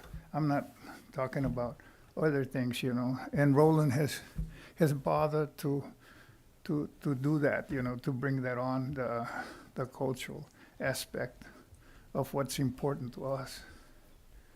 And that's all I have to say. Thank you so much. Thank you. The next public speaker is John Robles, followed by Shelley Geisler. Good evening again. My name is John. I live in 95023. I want to frame my commentary with the following and discuss Mr. Resendez's situation. I come from a law enforcement family. I come from a family of first responders, including firefighters and paramedics. In those, captains, sergeants, and lieutenants. I come from a family who has represented all 4 branches of the military. I'm a third-generation American. I was a member of one of the largest unions in U.S. history. You may also notice that I'm Latino. My family is incredibly diverse. In fact, that's an understatement. I also happen to have a tremendous disdain for corruption as a result of my upbringing. I have publicly stated on record that any move to censure, bully Mr. Resendez would serve as a validation of a perverse agenda to silence a voice of nearly 1/3 of Hollister. I want to expand on this. You are clearly singling him out. I have a few questions. Can you explain to the public, Mayor, why you are considering personally fining Mr. Resendez? You understand that that could be legally challenged. Your ad hoc committee, which I don't understand that, seems to be handcrafted just to exact some sort of vengeance upon Mr. Resendez.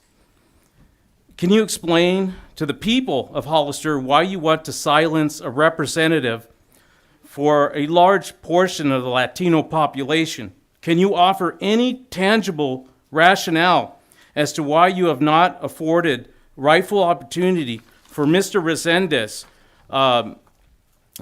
to serve as vice mayor? That's a rotational thing. Why did you banish him to the corner? A vote to censure Mr.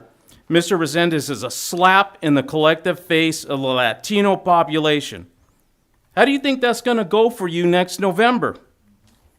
For you, Mayor, or you, or you? Come on, let's get serious here. Knock this ridiculous stuff off. Move on. Thank you. The next public speaker is Shelley Geisler, followed by Fallon Gregg.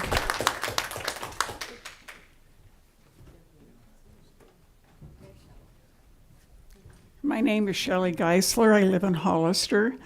I'm here to support Roland Resendez. I feel that he really represents his district. He goes door to door. The people know who he is. I have yet to see my district person. And I think he tells the truth. He listens to his people. And he seems to be the only no vote all the time for a reason. I mean, we have to slow things down. I respect him, and I think he's doing a great job. The next public speaker is Fallon Greek, followed by Bella Rosales.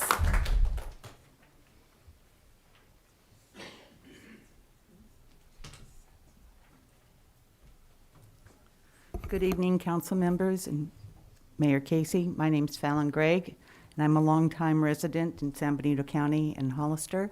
And I'm here to stand in support of Roland, who I have great admiration and respect for. He's done a wonderful job representing his community, and he's easy to talk to. He gives you the facts. He tells the truth, and I just can't really understand why you're so afraid of him, that you do all this punishing, because the more you punish him, the more it makes his voice stronger, and it makes him a stronger representative, and you just look foolish yourselves. So again, I support you, Roland. Thank you so much for being a representative, not in my district, but in the district that you do represent. You are doing a wonderful job for your community. Thank you. The next public speaker is Bella Rosales, followed by Julio Rodriguez.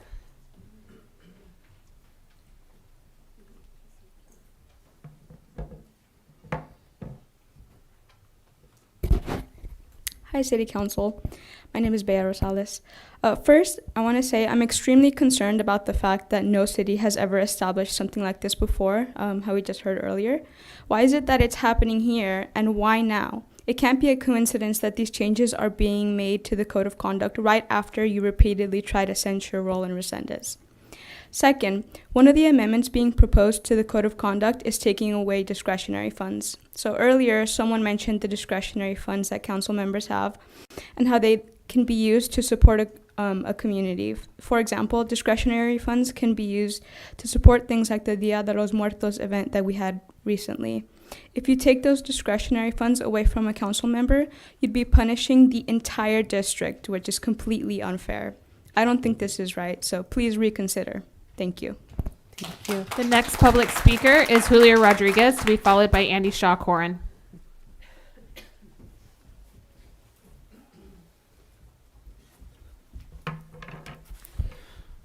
Good evening, City Council. Just kind of build off that comment.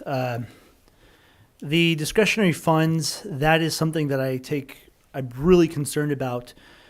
So we've talked about last City Council that historically cities, this was an at-large city where anybody could run for city council. You know, obviously we have districts for a reason. That is a largely Hispanic Latino population, as well as Rick Perez, as well as Dolores Morales. I believe your district is largely Hispanic Latino. So what we're doing is essentially, if we do take his discretionary funds, okay, if you guys want to do that, all right. But with that being said, you are essentially taking money from a federally recognized social justice area. Like I said, this is a federally, well, either way. Okay, fine, do that. But set up an ad hoc committee then. You know, that those discretionary funds need to stay in that district, because you're setting the precedence that, okay, well, you know what? Tim Burns, Roland Resendez, Mia, or whoever, Dolores Morales, Rick Perez, your district could be next. That's what's kind of concerning about the discretionary funds, because, you know, there is, like I said, a historical racial underpinning to this, you know, with that community being historically disinvested in. So that really needs to be acknowledged. And, you know, I am confident, you know, with a majority Hispanic Latino board that you guys will be cognizant of that. Councilmember Rick Perez, we've talked before, and I think you have done great things for the Hispanic Latino community. Same thing with you, Dolores Morales. I hope that, I know you guys, thank you for making eye contact, Councilmember Rick Perez. I appreciate it. Dolores Morales, I don't know why, but like I said, this is about the Hispanic Latino community at the end of the day. So, and Councilmember Tim Burns and Councilmember Mia, or my bad, Mayor Mia, I hope that, be an ally in that. So I just want to make sure that we are acknowledging the historical racial undertones in this. Thank you, guys. Thank you.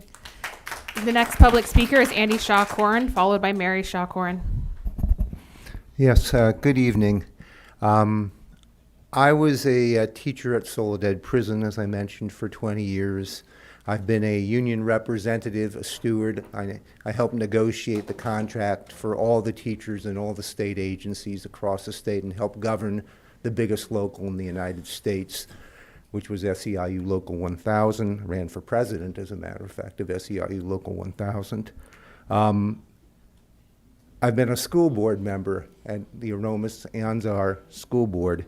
And in all these bodies, we understood that there were profound differences of opinions about where these organizations were going. And those differences were fought out in elections. That's where we had our differences. We certainly debated them, and it got very heated, and we even called each other names, I can tell you, in these meetings. There was a lot of name calling. All you have to do is know that actually is part of democracy. We're not supposed to be so thin-skinned that we can't handle that kind of thing. Have you ever watched the British Parliament? Got on there and watched what those people say to each other, where we got our original ideas of how we govern? So this idea that somehow you're going to silence those who oppose you or silence those who frankly point out that they think you are wrong, you are immoral, or you are stupid by using the hammer of punishment, punishing them financially or punishing their community, I think it's just ridiculous. I think it won't hold up in court. I certainly, if you do pass this, I'll certainly use the contacts I have to reach people I know in the American Civil Liberties Union. I would ask that everybody in this community join a lawsuit against this council to sue you for essentially inhibiting the right of an elected representative to represent his constituency. And I think he is representing his constituency. His constituency may see things very differently than some of your other constituencies. And that's the way, and if he doesn't, then I guess he'll probably lose an election, if they think he isn't representing them. And that's where the battle should lie. But this idea of punishing people, I think it's ridiculous, and I think you need to grow up. The next public speaker is Mary Shaw-Corin, followed by Bridget Thorpe. Thank you for the opportunity to speak.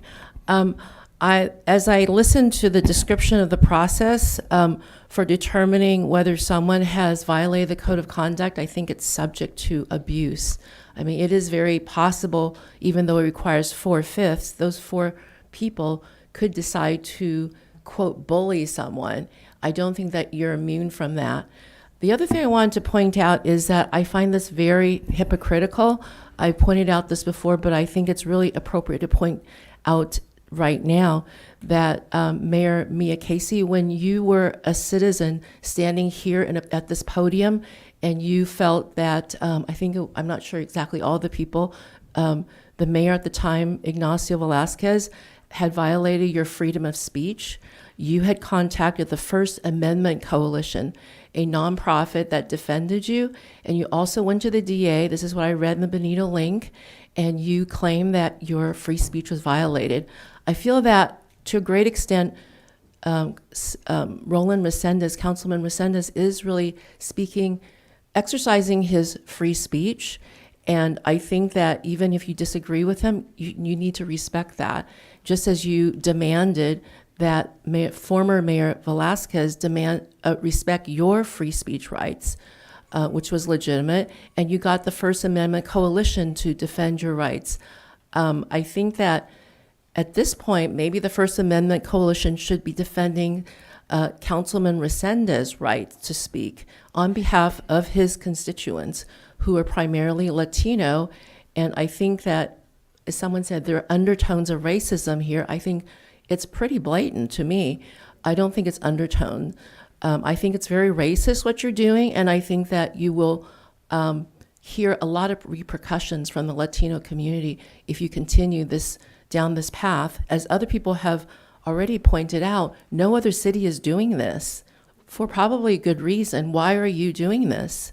It's pretty outlandish. You're wasting a lot of valuable time of your citizens here. You could be doing other productive things, addressing the problem with infrastructure, the problem with overdevelopment.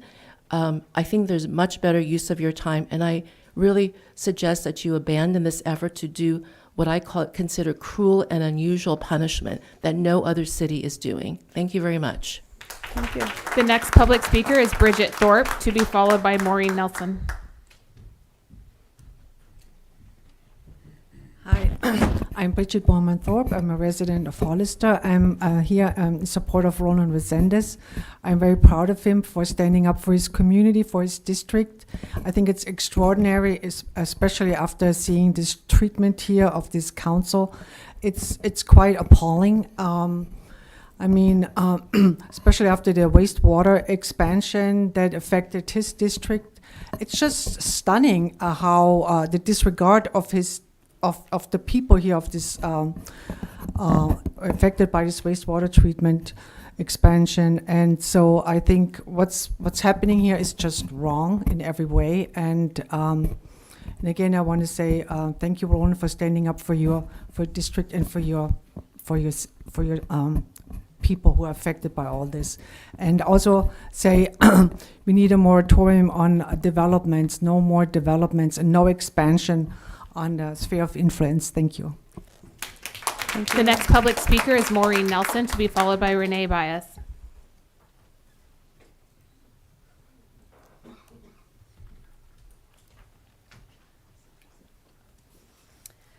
Good evening again, and thank you.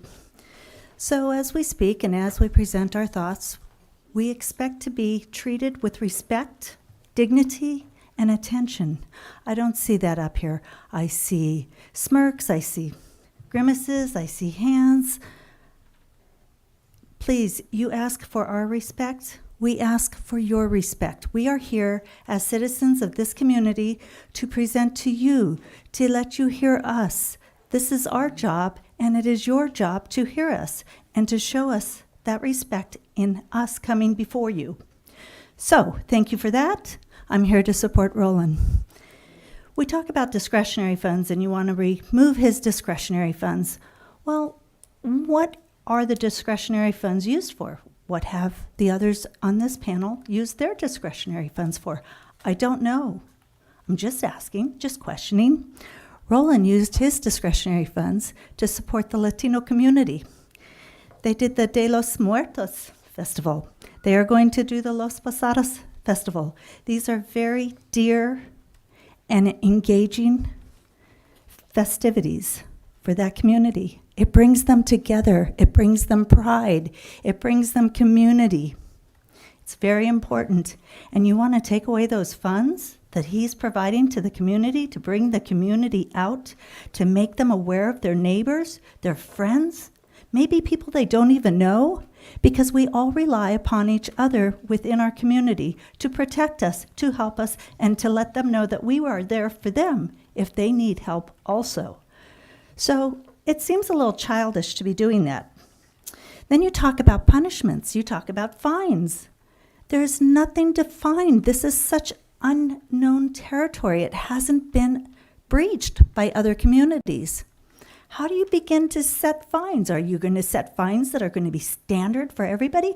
Or are you going to have a sliding scale? So if it's Roland, he might be at the upper end because he's so popular with all of us here. And if it's me up there, I might be at the lower end because maybe it's a good day for me. I don't know. If you're going to set standards, they need to be standards. They need to be for everybody. They need to be just. And they also need to be respectful and understanding, is he doing what he was elected to do, to serve his community, to represent his community? Now, there's ways of presenting ourselves. I know that I'm Italian and Irish. I get a little feisty. I get it. My husband's a Swede. He's very calm. We're very opposite. So sometimes I just need to learn to present myself a little differently, but I do deserve the respect, the honor, and the time to be heard. And so does Roland. Thank you. The next public speaker is Renee Baez, followed by Nate Morris. Good evening, Honorable Mayor, Casey, council members, and staff. I want to first thank you for giving me the opportunity to speak today. My name is Renee Baez. Roland, I am all for free speech. I'm all for voicing your opinion, but also believe in a code of conduct and a proper way of voicing your opinion and holding yourself to a certain standard. And so I am in support of staff recommendation and city council with those adjustments. But I do respect your voice, but there is a proper and a respectful way of doing it. Thank you. Thank you. The next public speaker is Nate Morris, to be followed by Donnie B.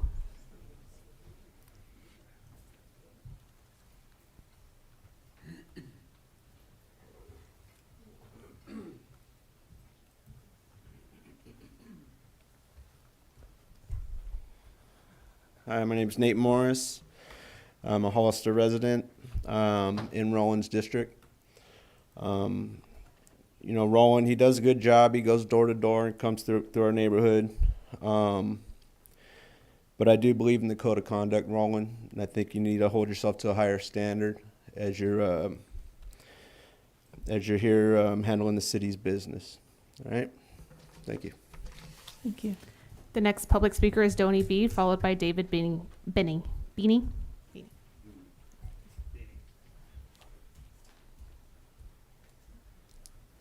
It's interesting that the vast majority of the speakers tonight have correctly read it as an attack on Roland Resendez, even though the nothing has been discussed specifically saying this is targeting Roland Resendez. We all know what it's about. Okay, so this is just another target to attack Roland Resendez.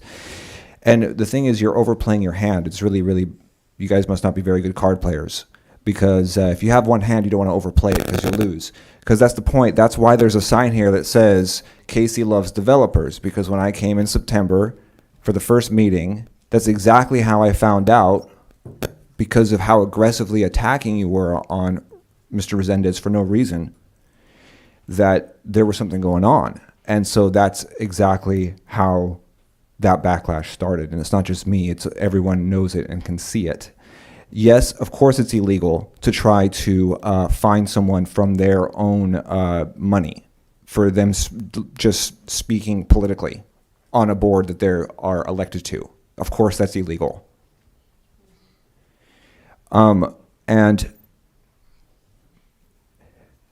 I guess last I want to end with is words of advice, and that is play some cards, learn how not to overplay your hand.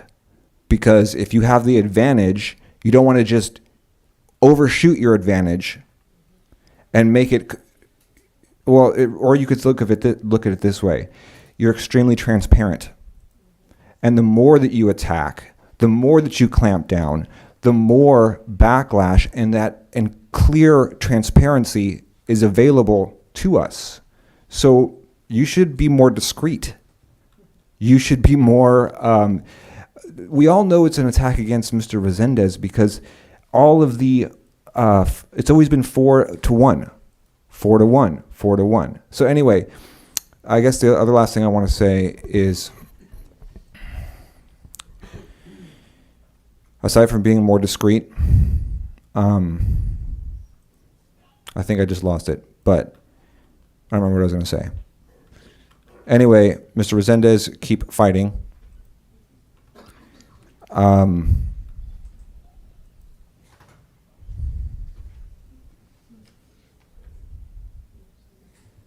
Just trying to remember if I can remember what I was going to say.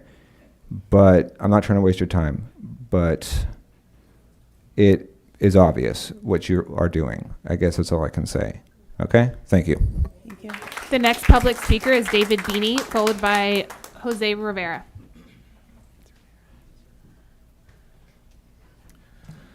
Yes, good evening, Mayor Casey, Vice Mayor Morales, and members of the council. My name is David Beanie, and I'm here representing the members of the Santa Clara and San Benito Counties Building and Construction Trades Council. Many of our 35,000 members live and work here in Hollister. We are your friends and neighbors.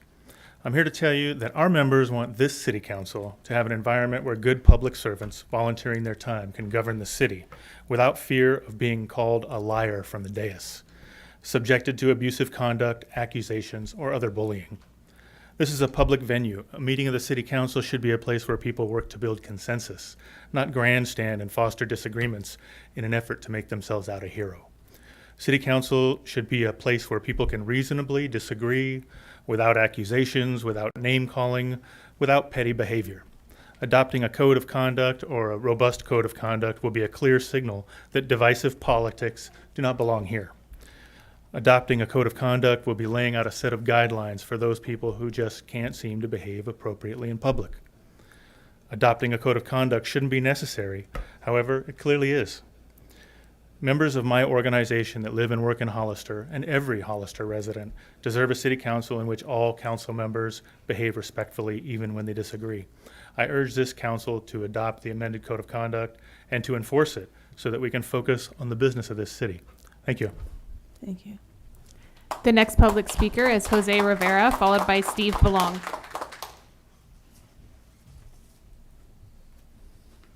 Good evening, everyone. My name is Jose Luis Rivera. I represent over 90 members that live here in Hollister.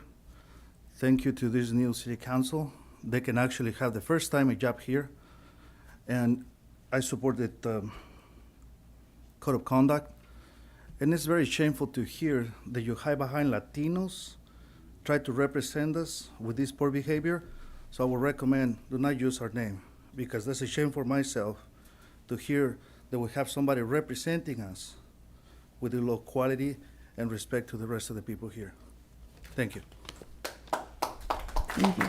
The next public speaker is Steve Belong, followed by R. Pica.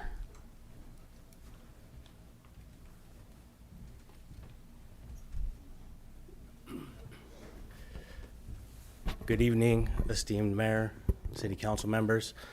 I don't see this as an attack. I see this as a code of conduct that's going to bring professionalism and accountability to our elected officials. I see this as a way of transparency, and I'm all in support of the amended code of conduct. Thank you. Thank you. The next public speaker is R. Pica, followed by Jasmine Rosales.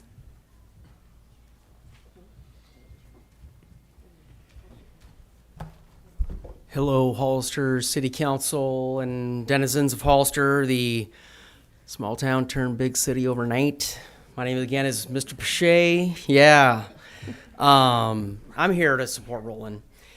And I'd just like to say that I'd like to remind us all that, you know, censorship and fines, I mean, these are repugnant in a democracy. I know words matter and we should use decorum and comportment. Sometimes you got to shake things up a little bit, though, you know? It needs to happen every once in a while, you know? Get people off their butts, get them off the couches, get them in here, right? We don't always see this many people in here. Secondly, it is important to get us all in here, but to find Roland, excuse me, Mr. Resendez, is akin to not paying down the principal only to increase the size of the wastewater treatment facility, saddling ratepayers with paying for the growth effectively vis-a-vis higher rates. How is that so? Well, we support Roland. Whether we're Chicano, we're Latino, or whatever I am. I don't even know what I am at this point. I've got so much stuff going on genetically. But we're going to have to pay these fines, right? Through some sort of community-activated, community funding, GoFundMe. We're going to have to pay the fines, right? Like, we're not going to let Roland pay the fines. So please, save us all the effort. Let's just keep communicating. I know things get things get a little bit crazy here, you know, because we're so passionate. We all care about what happens here. So please save us the trouble of doing the GoFundMe, paying the fines. Let's think about what I said earlier, though, right? It's important that you hear from your constituents, right? There are people that paid for campaigns. They're over there, way over there. And then there are the constituents, right? The people that really matter, the people that are going to live here when the developers are gone. We're the ones you're going to see at the grocery store. We're going to see Tim and Mia and Dolores and Rick and Roland and Carlos and David and Mary. We're going to see you all at the grocery store. Think about those people. Host an event, meet your people, talk to them, see what they think and what they have to say, and think happy thoughts. It's the time for miracles. It's Thanksgiving. Happy Thanksgiving. Thank you, Mr. Pache. The next public speaker is Jasmine Rosales, followed by Carly Robles. Hello, can you hear me? Yes, we can. Perfect, thank you. Hello, my name is Jasmine Castillo Rosales, and I'm a steering committee member of Hollister Guardians. Today, I'd like to speak up about the unjust decision to censure and now punish Roland for speaking up for his district. As citizens, we're taught that we have the freedom of speech. However, the actions of City Council regarding Councilman Resendez's censure are telling us otherwise. By censuring and fining Roland for fighting for his district, it shows us that the needs of our community do not matter to you. Not only are you considering fining him, but you are also considering taking away his discretionary funds that have been bringing our community together through arts and cultural events.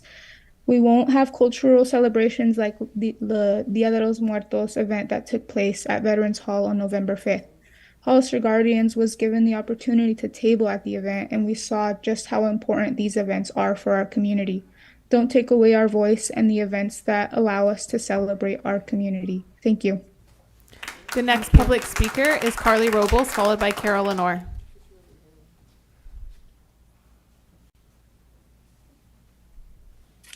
Good evening. I want to thank and defend Roland. He is an amazing city council member. He sticks his neck out there to tell the whole truth. Unfortunately for me and Dolores, it seems the truth is too much to handle. I guess it hurts a lot. So the only thing they can do is punish him by basically taking away his free speech. But that's not the worst part now. Now the majority council wants to fine him and take away his discretionary fund. I think this is an absolute injustice, not just to him, but for all of Hollister. He had an amazing success when he put on a celebration for Day of the Dead. Hundreds of people from all over Hollister participated in that event and had a great time. He has had great ideas and he carries them out with success. If you take away his discretionary fund, you will be hurting all of Hollister. He won't be able to do amazing things like that anymore. I don't see any of you doing something like that where the community gets together to have a good time and learn about different cultures. What have the rest of you done with your discretionary fund? I don't know. Have you even done anything with it for your constituents? I've been to enough city council meetings to see how this is most likely going to play out. You will do all you can to silence Roland. You will probably fine him, strip him of his discretionary fund, and belittle him. But the truth is out there. I mean, it's really out there. I mean, everyone knows. Now, thanks to that great truth from mailer the whole county got. So you can take action against Roland tonight, but it won't take away the truth. Me and Dolores were put into office by developers, took money from them, and now cater them. Thank you, Roland, for standing up to your bullies. Thank you for putting the people of Hollister first. Thank you for not taking money from developers. And thank you for being genuine, honest, and putting your constituents first always. I wanted to see if I got this right or not. So Dolores and Mia are the committee to decide what punishment Roland gets, even though they're saying that Roland is bullying them. That sounds very injustice to me. That doesn't seem right. And you talk about travel expenses, taking away his travel expenses. Mia and Dolores, you met your travel expenses after 3 months in office, and you decided to double them. So you have double your travel expenses and you want to take away his. That doesn't seem very fair either. And as someone stated before, someone said that Roland doesn't need to be made out to be a hero. He doesn't need to be made out to be a hero because he is a hero. Thank you. The next public speaker is Carol Lenore.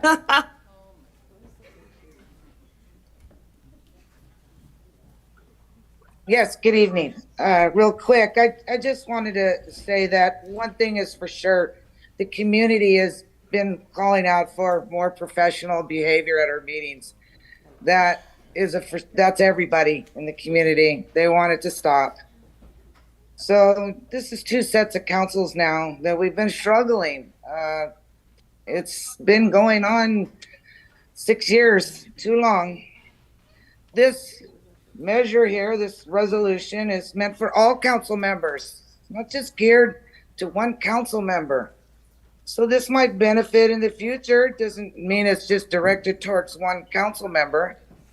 But really, you know, if you don't want to lose your discretionary funds, then follow the rules of the Code of Ethics. We've adopted them. Everybody agrees with them. But if you violate them, there has to be consequences. I put my trust in the council to do what's right and be fair, because I always want that, but the struggle's been going on too long, and something has to be done because the community simply demands a more professional behavior at the meetings. And that goes for the public too. Thank you. Those are all the public comments for this item. All right, let's do some final deliberation. Councilmember Resendez. Wow, that was a lot. Thank you so much for every one of you that came out here tonight to take part in your local governing process. It's super important. I've been a council member. I'm the oldest sitting council member here, the longest sitting council member here. I've never seen this many volunteers come to 8, 9 meetings back to back to back to back to speak so passionately on a number of issues. So thank you for coming. And also I want to welcome my friends from the building and construction trades to come out here tonight as well. I've never seen you guys here, and I'm so happy that you decided to come out here and support Councilmember Morales tonight and myself and the entire governing process. So truth be told, there's a lot. I think that the public, when they come up here and they speak, they say it best, right? Enough is enough. Just because you don't like the way someone speaks, just because they don't speak or look like you or act like you, it doesn't mean that you can silence their voice. In fact, you should do the exact opposite of that and take some time to sit down and hear them out and hear out the concerns of the people that he is advocating for on their behalf. We're here today because this whole thing has been weaponized. And like one of the public speakers said, it's been played too hard. This is overreach. This is complete overreach. It is illegal, and it's only being done for one reason. It's a bias process. This is not a good policy. It's been abused, and it will continue to be abused for a number of reasons. Some of the comments that I've heard in the past, I think, are very insulting to the public when they come out here, when they say you've been given misinformation. I'm in a doctorate degree program. Some of these people that I know of have master's degrees. And when you say that you're being provided misinformation, it's an insult to these people, to myself, that they are not. That's a nice way of saying you're not smart enough to know the truth. We're going to tell you the truth. After months of coming here, enough is enough of this nonsense. It's an insult to the public. And when you say it's just that group of town or Roland's constituents, that is not a true statement. These people are busy. They're working hard. They're not paid to come here, and yet they come here every night, and they're working very, very hard to get the word out to the public. So please take the advice of your constituents and listen to them, because when it comes down to it, You're put in a leadership position now. The campaign's been over. When you're here and you're doing this type of governing, that's your legacy that you'll leave behind and you'll be remembered for. You're not acting in the service of the public at this point. Okay, so we've got lots of work to do. We've got roads to fix. We've got houses to stop building. If you don't like it, like they said, you have to have thick skin. Get out of politics, because I guarantee you that's what's going to come, and even more so moving forward if you do not stop abusing the position you were put in by the people who elected you into office. Thank you. Thank you. Councilmember Burns. I'm sorry, Mayor, did you call on me? Yes. Thank you. Wow, where to begin? So, I've been on council, wrapping up my third year, and one of the things I pressed the council before I got elected to council was to implement a code of conduct based on previous council's poor behavior. And it didn't move forward at that point, but after I came on council, we were able to essentially take the City of Belmont Code of Conduct and transform it into the City of Hollister Code of Conduct. And I will say, during that period of time, Councilmember Resendez voted for it on all versions, and he, as I understand it, signed a document saying he would comply with it. But yet, before I got on council, Councilmember Resendez was censured one time, and since I've been on council, he's been reprimanded and censured a second time. So why do this? Well, apparently what we've got is broke, isn't working, and we need to make it more consequential when people violate it consistently. So let me ask the city manager if you'd please explain to people what the discretionary fund program is and how it is authorized, please. Yes, so your council passed a policy back in June as really part of the budget process that allocated $50,000 for each council member and the mayor to provide discretionary funding to do projects that essentially aren't a gift of public funds. And so there's a list of eligible projects, but at the end of the day, you know, typical things that cities would do, not a direct benefit to someone. And so what happens is council can make a request, and I will put that on the agenda, or sometimes it gets asked out at the end of the meeting for an item to be placed on the agenda. That item then comes back with the proposal that has been made by the particular council member, and then it goes before you for a vote. If it's passed, then staff take that item and work to implement it like they would any other council item that's approved. Thank you. So just for clarification, although I'm allocated $50,000, I don't have unilateral discretion to spend it without it qualifying and then meeting at least a simple majority of the council members. Is that correct? That is correct. Thank you, City Manager, for clarifying that. I think some just assumed automatically that you say it happens, but there's always a check and a balance, as I believe. And so this sounds like it's the Councilmember Resendez ordinance, and maybe we nickname it that, but the reality is it's got nothing to do completely with Councilmember Resendez. It has to do with all of us, and so if any of us were to violate it, we could all be potentially at risk for the consequences of it. And so, city attorney, I've heard people say repetitively now that this is illegal, and yet I don't know that any of them actually hold a law degree, and so I presume if it was illegal, your guidance would tell us it's illegal and we should stop. Is that a fair assessment or comment? That's a fair assessment and comment, and again, we've given a risk analysis to council. It's Thank you. attorney-client privileged. Right. So my sense is there may be a risk, but there's certainly nothing that would say it's against the law to move forward and adopt this if it's the will of the council. I know of no law that says that. Thank you for clarifying that again.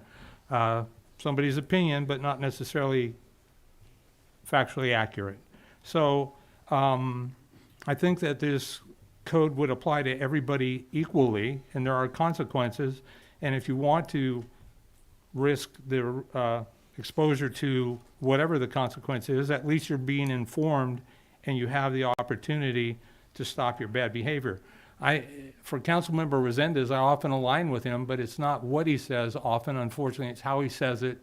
And I believe he loses credibility the more he repeats himself and he tries to stir up the emotion rather than have a factual pattern. It's been my experience that when people argue emotion, it's because they lack factual data to support their position and they're trying to cloud the issue. And so there's clearly a pattern here with one council member that goes on for more than one council, more than two, actually at least 3 councils that I'm aware of. And so I'm going to absolutely support this moving forward.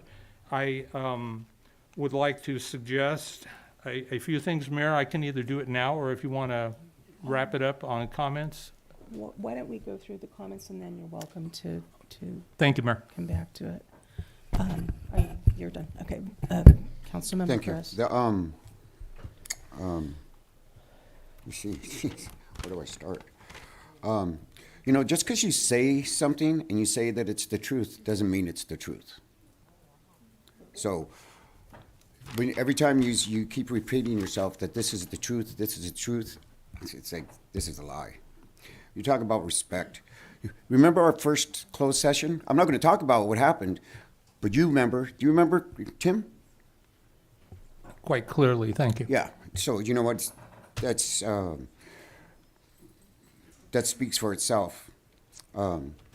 This has been a support for Roland. You guys aren't even talking about the ordinance itself. You're talking more about supporting Roland. You know what? This is for all of us. I get it too. You know what? Yeah. I'm sorry. What'd you say?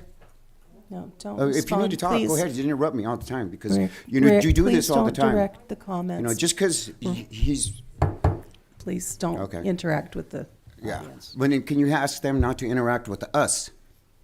See, that's the problem. Okay. Yeah. So, the and you know what?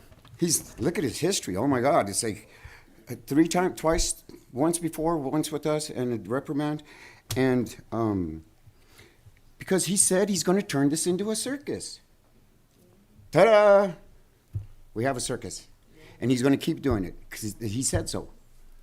He's deliberately doing this. What else are we supposed to do to bring order to our meetings? What are we left with? We've tried everything else. Yeah. So I support this and moving forward. Vice Mayor. Thank you for all the comments. We know it's going to be a long meeting. So we tried to enforce the former code of conduct that he and former mayor, along with other council members, drafted. The unethical, bad behavior happened with Marty, with Carol Lenore, with Honor Spencer, who I took over as a special election. The behavior has only heightened. We had meetings where the public was chanting that he was orchestrating. We cannot hold city council business in this way. We have city business to conduct. It impairs our ability, the rest of the district's ability to move issues forward on behalf of our residents. We have behavior where people are bullied, followed, harassed, threatened, and people cannot function this way. Roland has provided many avenues where he could have corrected the behavior and chose not to. He called the developers or special interest, are the people that are in front of us here today, which are union members, working family members. That's who he's talking about. When he's saying that, council members were funded by developers, he's talking about union members. That's who he's talking about. He's talking about you. There are several Bonito Link articles that talk about his behavior with Marty, with Carol, with Honor. There's Bonito Link articles where he's gotten into a physical altercation in front of Wells Fargo Bank. You can do the research yourself. You don't have to, listen to us. Do the research yourself. It's all documented. we are at a point where we've been told by this council member that he will disrupt all of our meetings. He will continue to bring, whether it's, Don Dump San Benito, or whether it's pork, the people that orchestrated Q&R for no development. These are coordinated events, and those are the people that are supporting him today.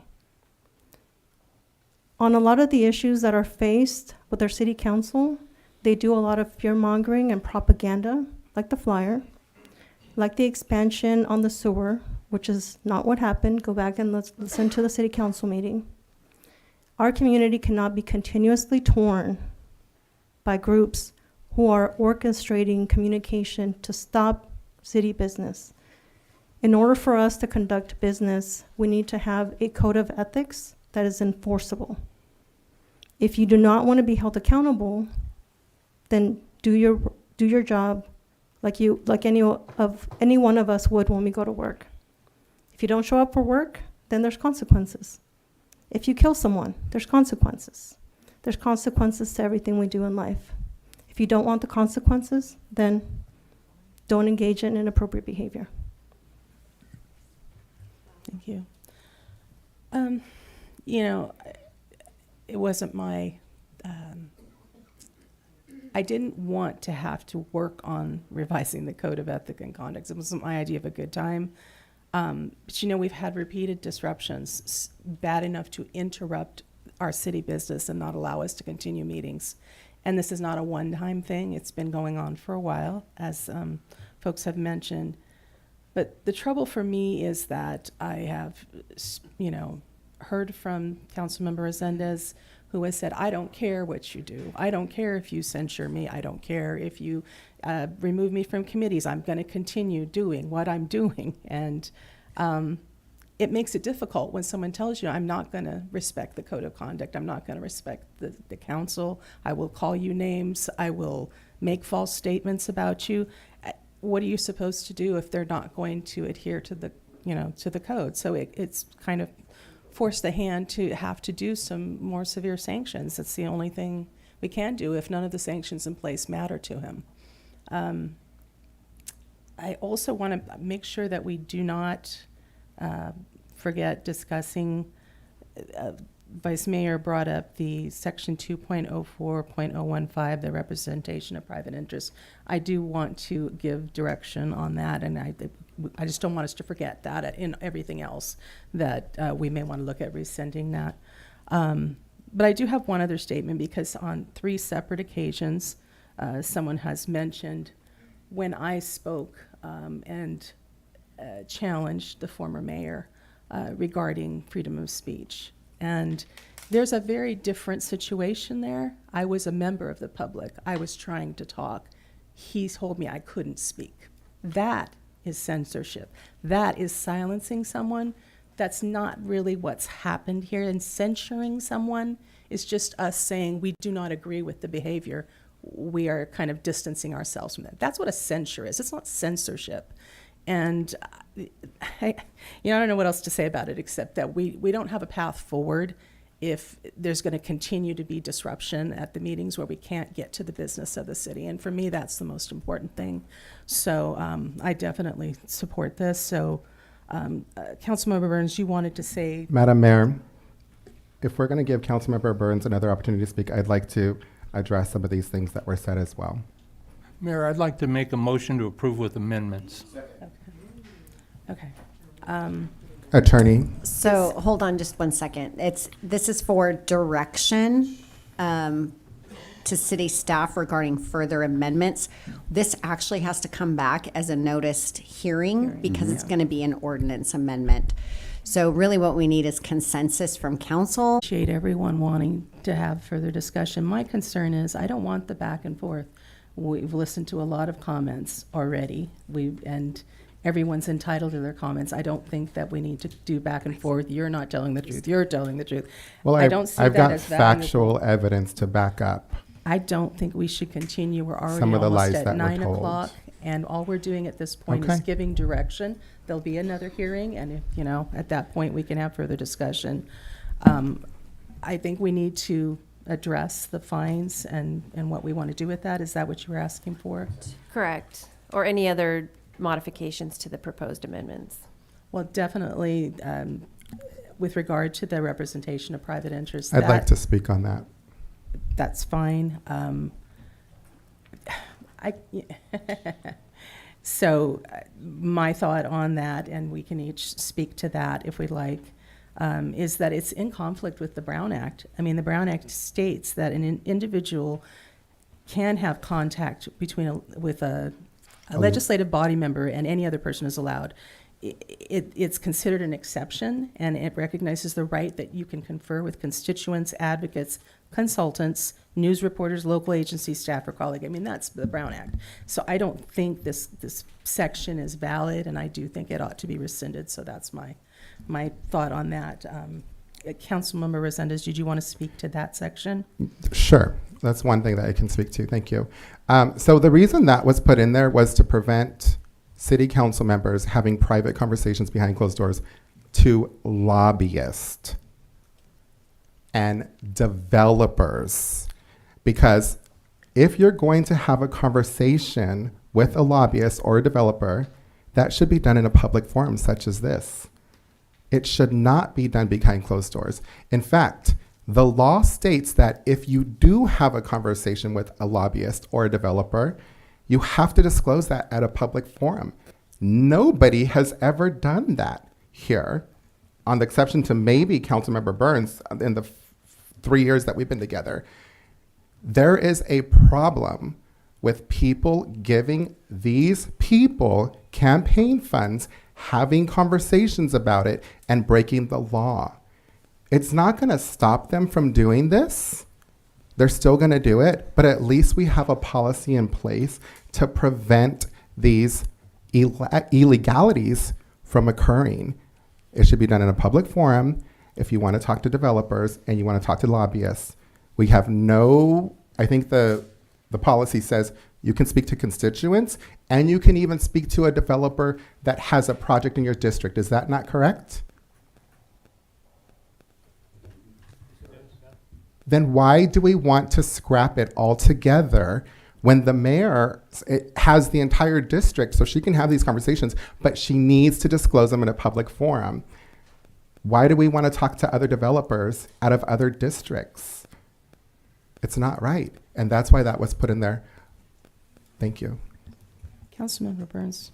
Thank you, Mayor. I do want to speak to that, but I want to confirm, it's okay for me to voice my opinion on fines and things like that at this point to fine tune. Why don't we do this first, and then we've got to go to the fines, so we can talk about Okay. that next. So I'm going to continue to be a man of my word, I believe, and I voted for that part of the ordinance to stay intact, and it's worked for me. I do get contacted by people periodically, but only in my district, and I refer them to the city manager and the council at large to bring projects forward. And I do recall early in my council career, we would do a special meeting occasionally, and by occasionally I think once or twice, on a Saturday, where we would have the different prospective developers and their projects come in to a council to speak solely in a special meeting format on that. And for me, that works quite fine. And I'm 100% supportive of leaving the ordinance as it currently exists in that regard. Thank you, Mayor. Councilmember Press. I don't know if I'm correct. Maybe you can help me, remind me, Tim. We only had one of those meetings, or was it two? One or two. Yeah, two tops. Okay, yeah, it's an idea that fell to the wayside again. You know, that created its own life, as you said, to use your terms. The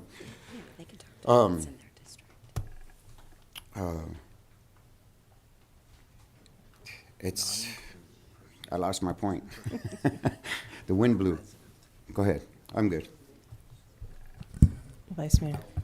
I think I would be fine if it were only developers, but special interest includes, and lobbyists can include anyone like the Sierra Club, or it could include unions, or it could include anyone who you think is not appropriate. So I do not want to give up my right to talk to, to organizations that need to provide information that directly impacts their livelihood. So if you want to say only developers outside of our jurisdiction, fine, but I want to be able to talk to union members or organizations that really need to talk about their, whatever they need, because we are here to represent people.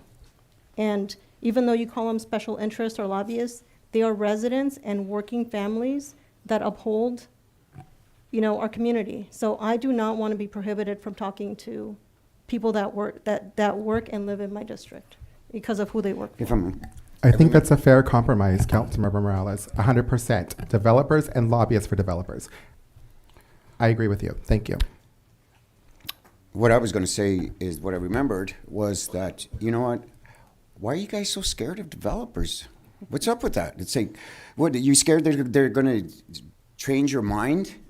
Seriously? If you're not strong enough, maybe we shouldn't be in politics if we're going to let a developer sway us for $250. Mayor? But Okay. So We're heading a little off topic, right? Well, I don't think so. No, you're but, good. But and I'm sure we got a strong city attorney that will caution me, kindly, please.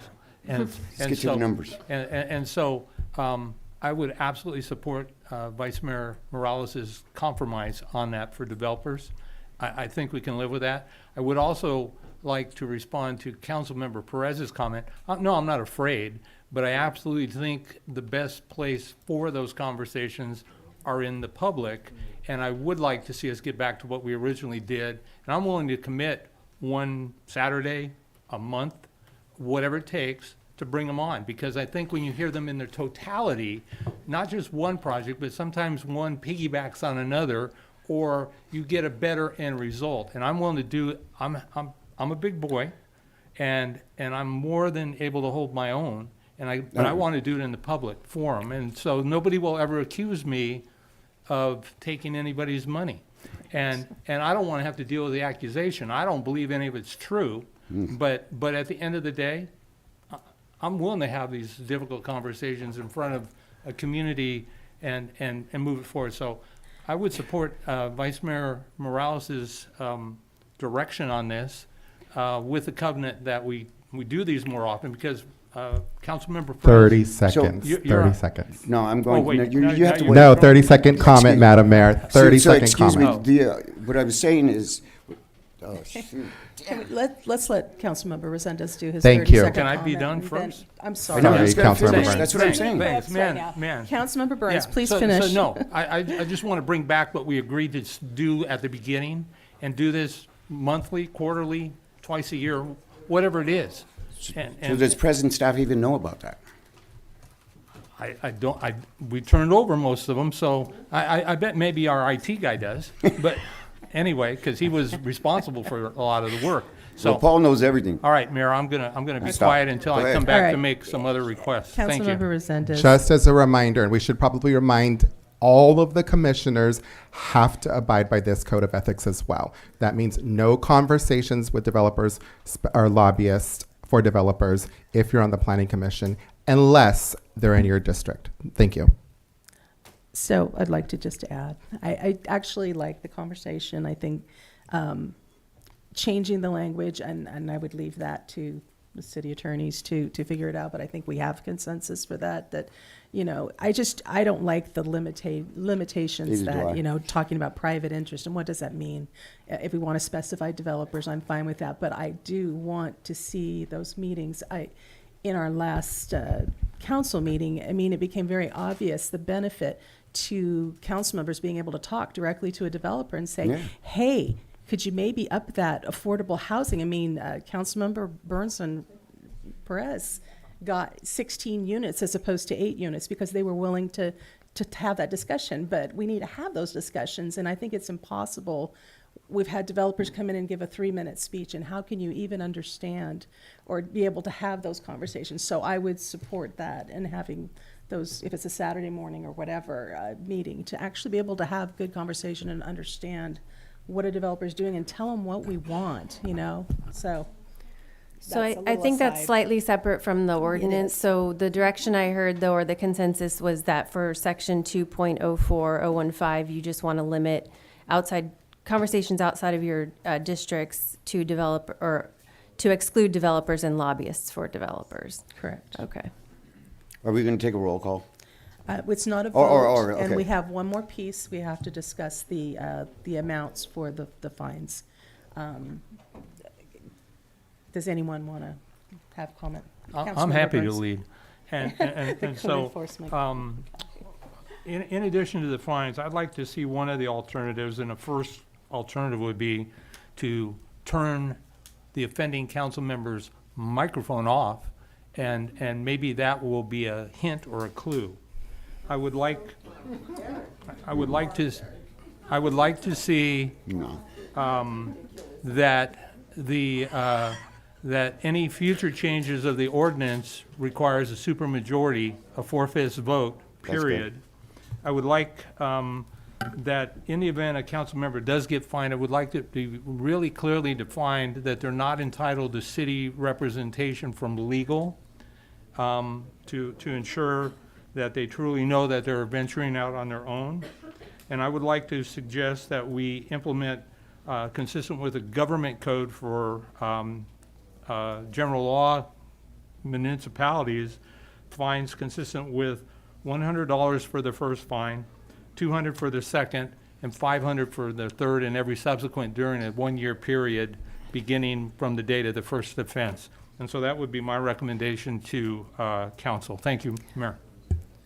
Could I just, sorry, I didn't, the 4/5 vote, you wanted that to apply to all council code of conduct infractions or Yes. just the Yes. fines? Yes.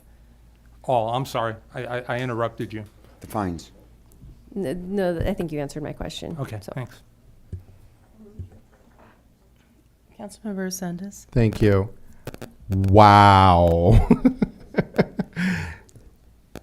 We're going to get a legal opinion on this, are we not? Are you going to weigh on if this is even constitutional? I'm hearing. We will weigh in on this. Yeah, so that'll Not be in at the next public, But meeting. we will, and I'm not going to weigh in on it in public, but I'll give council a risk analysis regarding turning off a council member's microphone. Yeah. Thank you. One more question. What does it mean to chill a council member's speech? What does that mean? I've never heard that before. That has to do with the First Amendment. Oh. Yeah. Illegal, folks. Councilmember Press. So it's We're talking about the fines. 246. That's Okay. better than 5, 10, 15. That's where I go. So you're saying 246. You're saying 1, I'll raise you 100. 2, and 5. And Vice Mayor, 246. I don't really have I an opinion really about don't it. even know if it's going to do any good, but we got to try something. All right. If we could keep the audience comments down, please. I don't really have an opinion as far as the fines, so, but we have to have a consensus, so.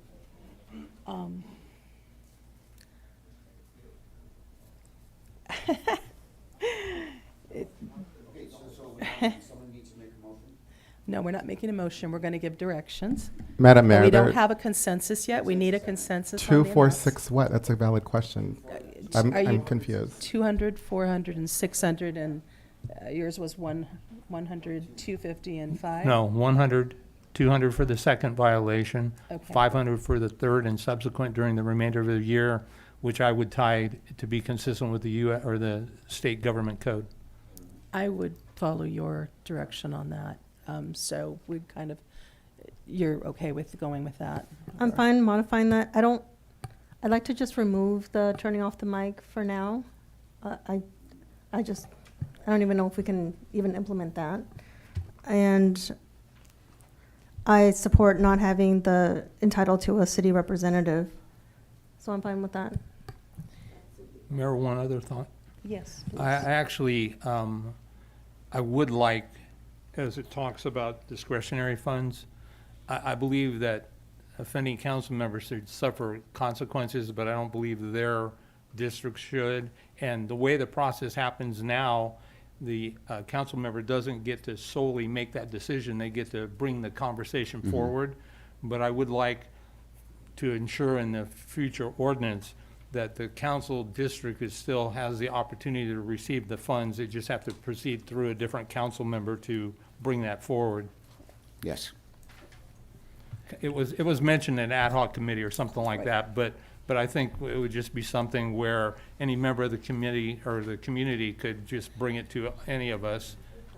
So, I mean, that could happen now. I mean, any community member could Oh, you approach could. any It council absolutely member, could, so but in it's this not- case, the council it's not member tied to a offending. district. Yeah, no, but where it's tied to the district is because each of us gets $50,000 to spend to improve our district. And in some instances, when I had money left over, I chose to invest it in other districts. Gotcha. And so, no, it's a citywide process that requires at least 3 of us to approve it. Having said that, though, in most instances, constituents will come to the council member that represents them, and I think the clear message moving forward needs to be, that's really not off the table. It's more of how the process happens, because I don't want to penalize the constituents throughout the city. Absolutely. And frankly, maybe if you wanted to even make it more direct, as mayor, you have constituents, I can't say that word. At large, and so that could also be part of that process to bring it to the mayor. And Okay, we I know see that what the you're mayor saying. flips every Are you guys- couple years potentially. Vice Mayor, did you have a comment about that? So they have a lot of different ways. They can bring it to another council member, as many residents have come on public comment and asked the city council to consider something, and we've oftentimes put that on the agenda, and then they can always go through the mayor. So they have 3 different ways in terms of accessing resources, and I think that's more than enough. I'm fine with that as long as it's a clear message, because based on the conversation tonight, it was anything but clear from public speakers, when in fact, I think this council has a will to do well throughout the city, not to penalize the residents of our community. Thank you. I would agree with that. I think that even though I know Councilmember Resendez has used discretionary funds, it's been for a citywide, not just necessarily his district, and I think that several of us have done that as well. So I'm okay with that. I think so. So did we cover everything on that? Did you give Mayor, The fines, you still don't have consensus on the fines. on the fines? I thought we did. On the Where we- amount, did you switch back to the? I think we switched back to follow Councilmember Burns's recommendation on the fines.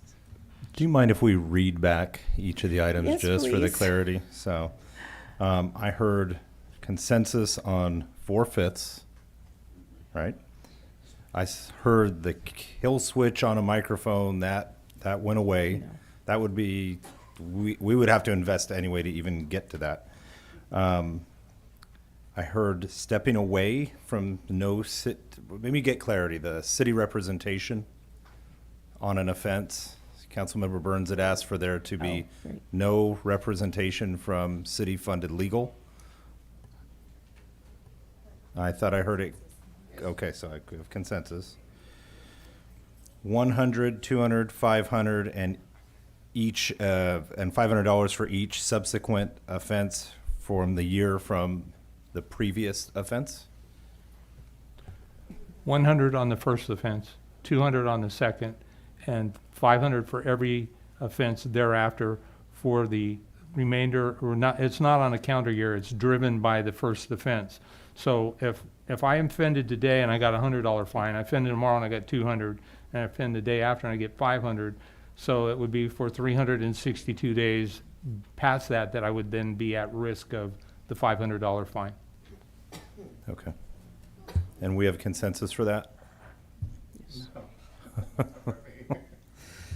And then finally, discretionary funds intact, but because of the process, the recommendation for a council member that has their funds removed, the other council members or the mayor could make a request out of that particular fund, because we do budget per district. So I need to be clear with that request.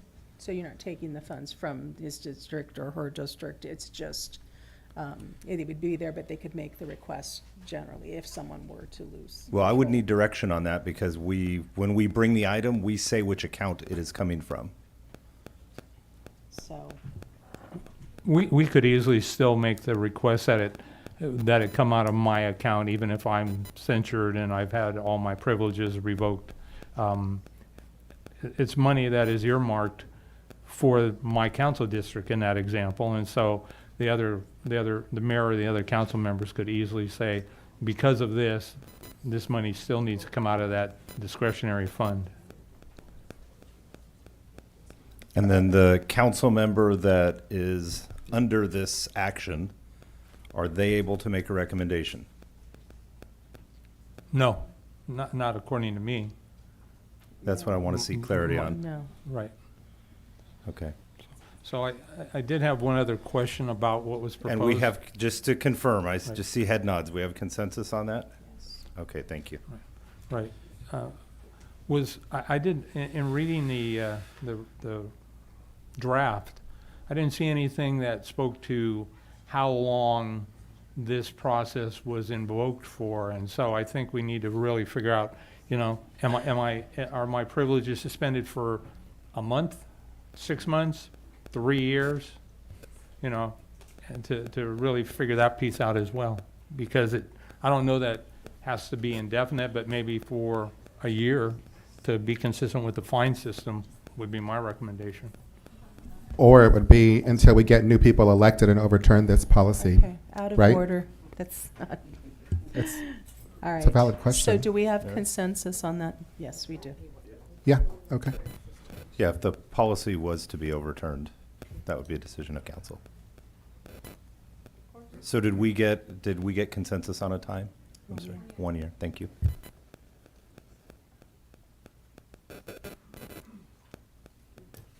So then I think we're good. We're consensus for all those things. So we're all in, we've got majority consensus. Madam Mayor, All right, I think we need give a it- break. Okay, I was about to say, Yeah. thank you for, it's about 9:15. We need to take a recess, so it'll be about 5 minutes.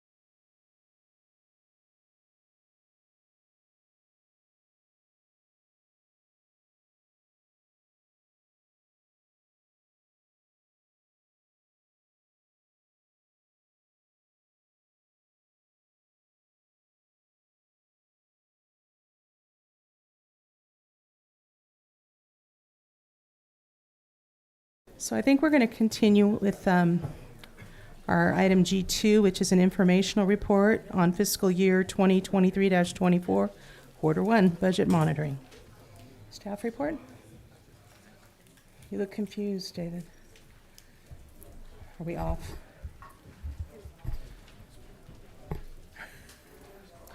Yes, I was looking. We had the F1 was the contract amendment for the Kimley Horn roadway, and then F2 was the ordinance for procurement policy, and then G1 was the amendments for code of conduct. So We have not had F2 We have not done F2. because that was not continued from the previous meeting. That was actually being reintroduced. Okay, great. So we'll have to come back to that. No problem. So are you ready then with? I certainly am. Okay. Just grab the clicker.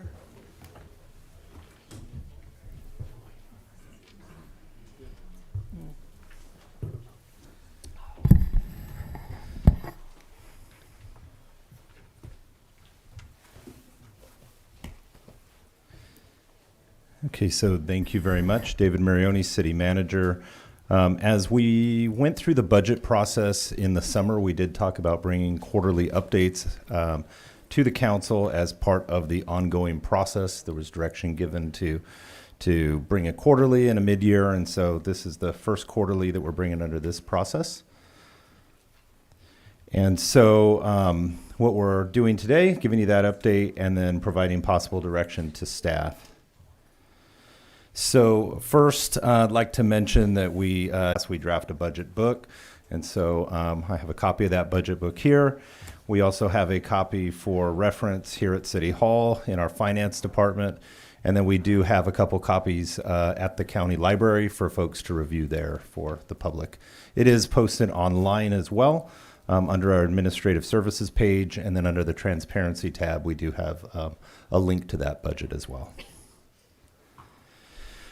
So for the fiscal year 23-24, that is a July 1 through June 30th, 24 date. So the first quarter that we'll be discussing today is July, August, and September, and we usually refer to that as Q1. And so the way that the policies work, it requires staff to provide the quarterly budget monitoring report. First quarter was going to be November 6th. I apologize for not updating this slide. This was going to be at the last meeting. And then the second quarter report, which we would call the mid-year update, that'll come at the February 5th meeting. So we wanted to give just a little bit of background on the budgeting process. As we discussed at budget, this would be part of the process, some education for the public as well when we walk through this. So what we like to say is that budget monitoring is both an art and a science. We care equally about the what and the why. And so the what is how actual revenues and expenditures are trending against the adopted budget. And that's our year to date. So you'll see YTD throughout usually your budgets. And then the departments are analyzing the line items within the budget. And so we have had a quarterly review with each of the departments, their fiscal staff and their department heads. And that's something that we're doing each quarter with each of the departments and the finance staff.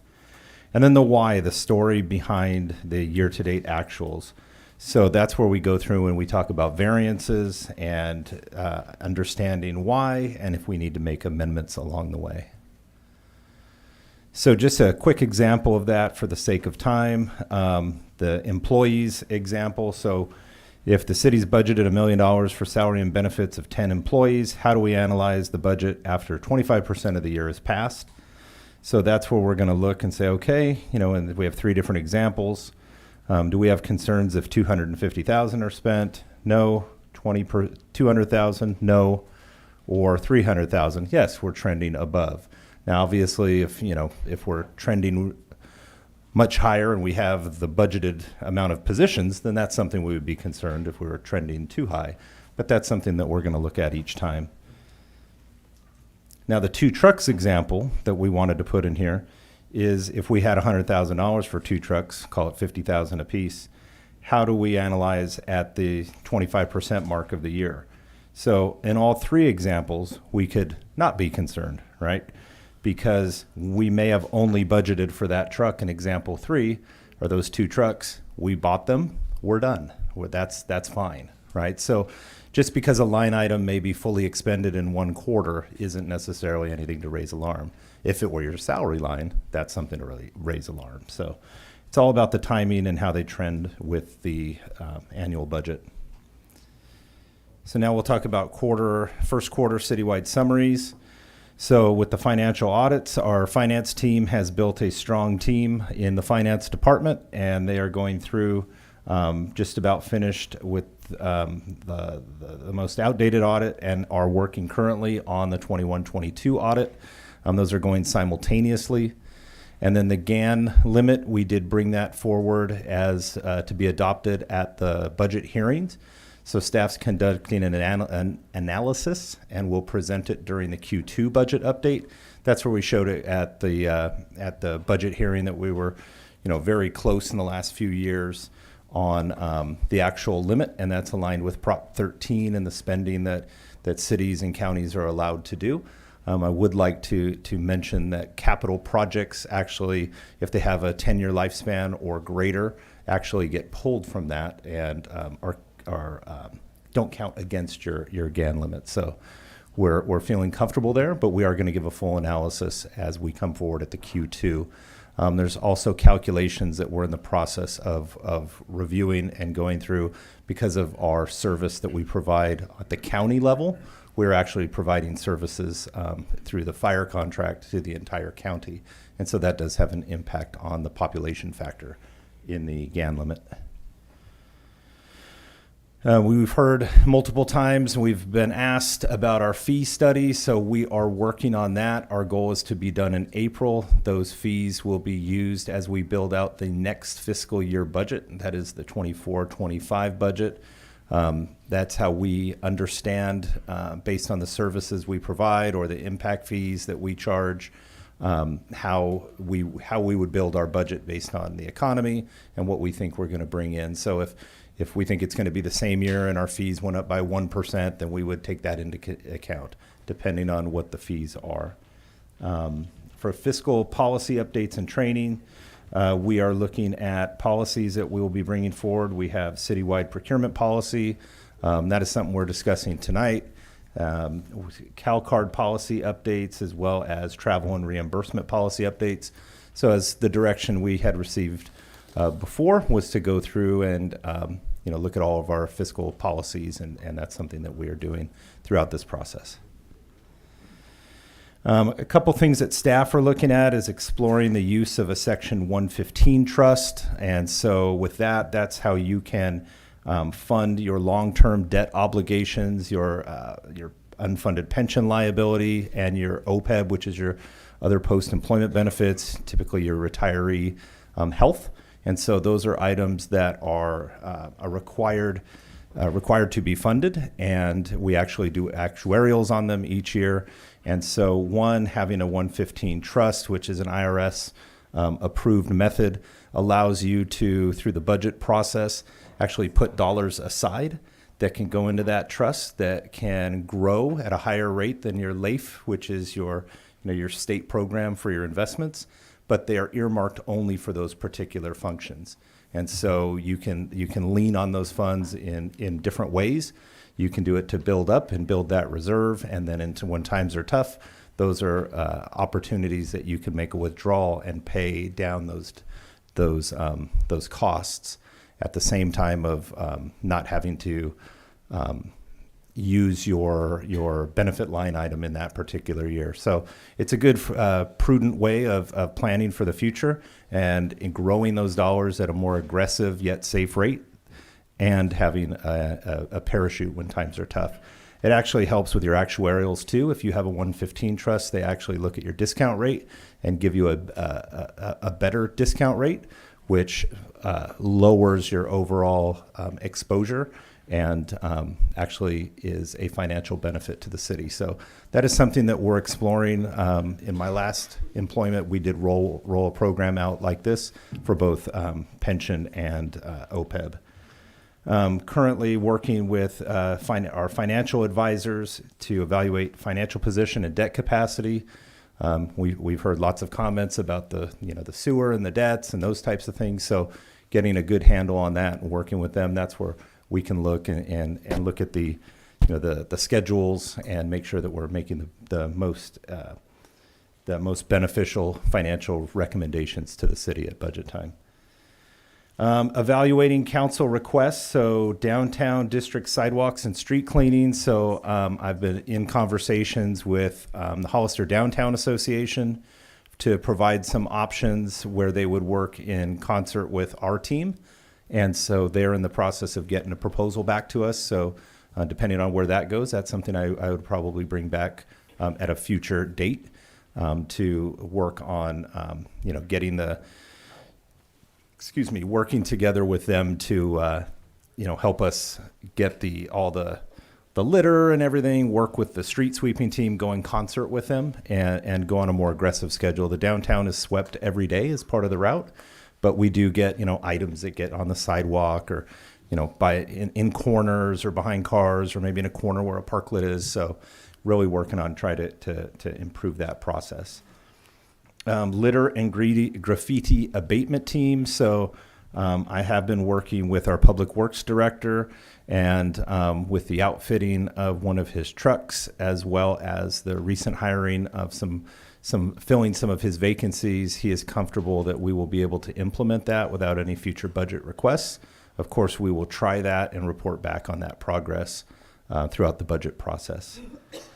And then also looking at developing an RFP for state and federal lobbying services to help with the assistance of securing grant funding. And so that is something that we will be looking at in an effort to help increase the financial position of the city. Typically what we would have is as we apply for grants, you're usually passing the baton over to your state lobbyist or your federal lobbyist to work with those agencies that you're applying for funding for.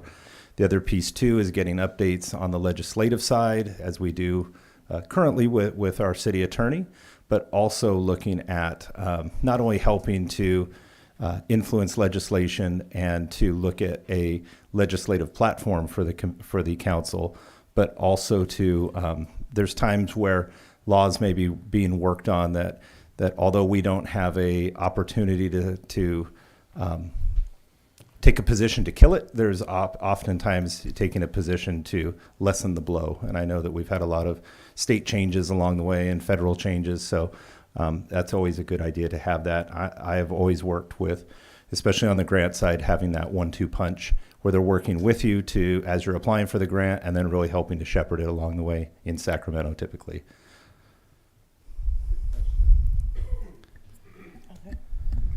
About that, I thought we did ask for a lobbyist, a state and federal lobbyist. Am I not correct on that? Does anybody remember up here?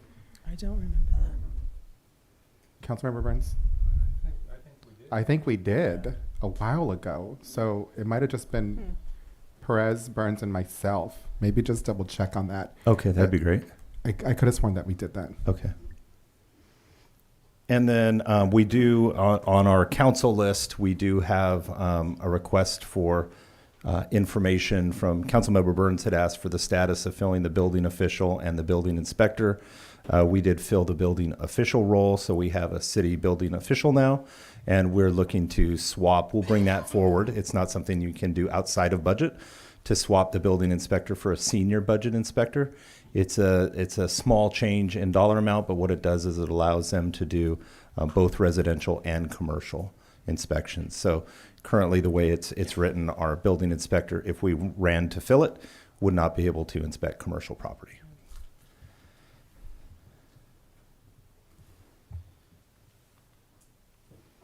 So our general fund revenue highlights.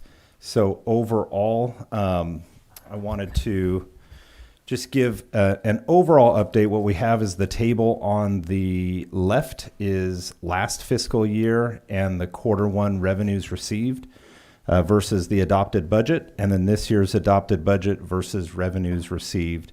And so this is one of the items where we mentioned, the art and the science. And so although we wanted to make a note that although Q1 is 25% of the year, Q1 revenues do not historically track proportionately.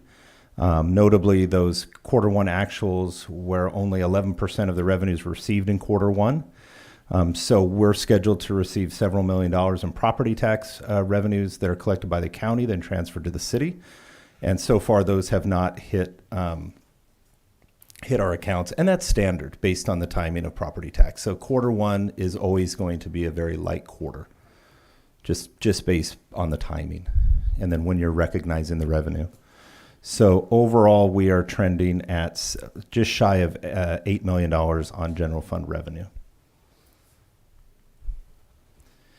So here we have it broken down by the categories that are within our budget, which are taxes, other charges for service, intergovernmental, license and permits, franchise, fines and forfeitures, and then use of assets. So again, we're at about 19% of revenue received.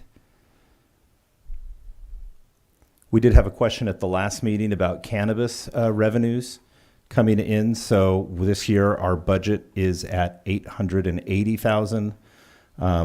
We've received just over $250,000 this year in our revenues. And so the revenues in the previous fiscal years, last year was $637,000.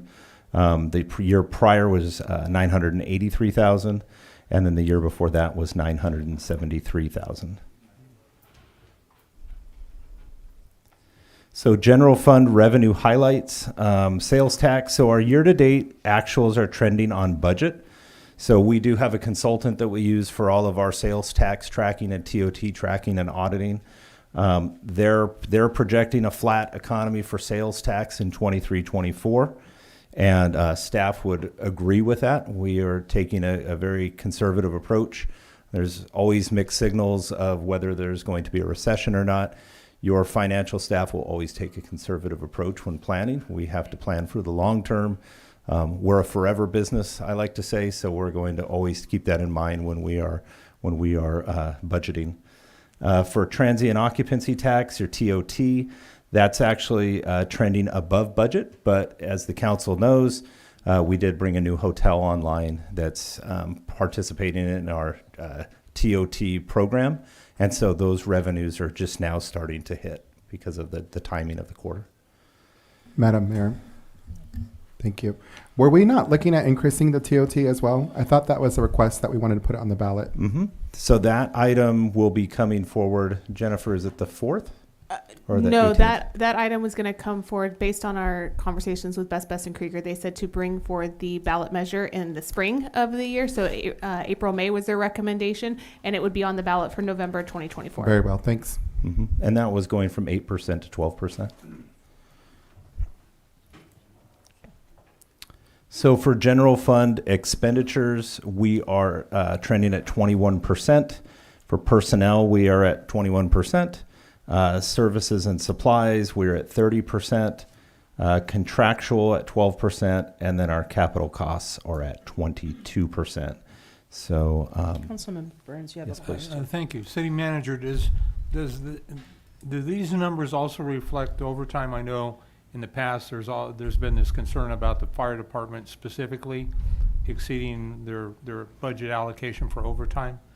And so how does the overtime factor into these numbers? So the overtime would factor in on all salaries related to staff that are funded by the general fund, which the fire department is. You do have some departments that may be, your airport staff, your enterprise fund staff, your water, your utilities. And so depending on what their splits are, they may be time studying against the overall city budget. But as for fire, which is a general fund department, that would be included with this. So what I'm hearing you say is you have no concerns at this time about overtime expenditures? Not at this time. Thank you.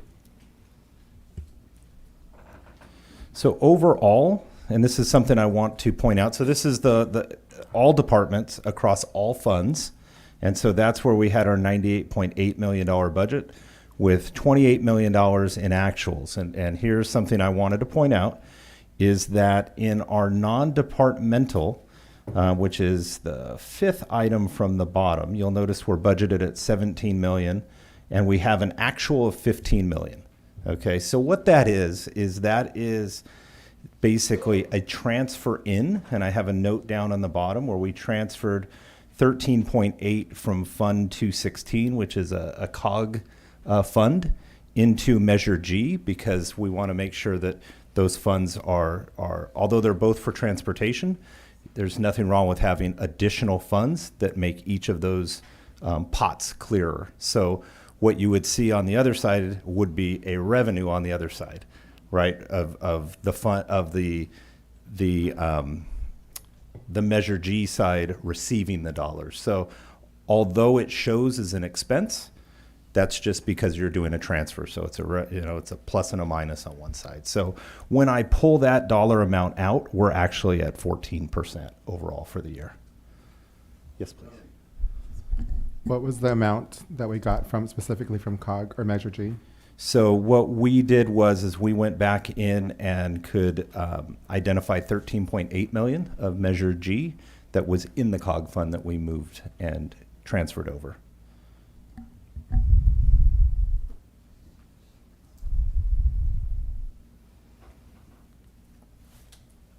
So with that concludes the Q1 check-in. I would say overall, we're trending right where we had planned with budget, and we continue to monitor it. Staff have been working diligently with all of the departments, and will continue to do so and continue to report back. Thank you. So, Councilmember Burns, I take it you have a question. I do. Thank you, Mayor. So, from a percentage standpoint, how many or what percentage of positions allocated are vacant? So we're in the process of calculating that out. I would say roughly, if I had to estimate without looking at it right now, we're at about 15 to 18%. And thanks. And so as you move forward to calculate that, would you please let us know how that ranks within the region? My sense is that feels big, but my guess is that's probably consistent with other jurisdictions. And the question in relation to budget is, often I know vacant positions lead to salary savings until the position's filled, and I did not see you speak about that. Do we know how much money we have saved by not filling these positions? Because we certainly know there are consequences to the vacant positions. Yeah, I don't have that number in front of me for the presentation, but it is, it's considerable each quarter. Right. We have made some strides to fill positions. No, and so, absolutely. It'll start to hit. But. Yeah, I mean, we know the PD just added 4 new officers. Congratulations, Chief. Congratulations, City. And we just heard you talk about a building official that this council's been pushing for years now, so congratulations on that. But what is done with the cost savings from the vacant positions? How does that factor in? Where's that number in here? So what that will do is what we would do at this point, it's a little early, but it would go into your projected fund balance savings for the end of the year. So what you're doing is you're looking at your fund balance, which think of it as a reserve. Some cities have a defined reserve plus fund balance savings. So think of, you start the year, we have X amount in fund balance, and then anything that we don't spend along the year, at the end of the year, that would go into your fund balance. That's a number we use when we are budgeting for the next year. So when we brought the budget forward in June, it had roughly $2 million of fund balance to balance that budget, which is pretty typical. So, thank you. Do we have any further questions on the budget? Can we get public comment? Is there any public comment? Mayor Casey, there are no public comments for this item. Okay. Any further discussion, or are we ready to move on? Councilmember Resendez. Do we have a copy of that slideshow presentation? Yeah, we can get a copy. Thank you. Absolutely. Any other discussion? Not discussion. I just want to thank staff for all their diligent work. Yeah, and the finance department has done a great job, as have the departments. We've been really digging in, and especially with so many of us being new, they've been very patient with our questions and learning their budgets and learning their timing and learning, the cadence of their spending. And so I just like to thank everybody involved. Thank you for that. All right, next item 3, an update on 2024 Hollister Motorcycle Rally.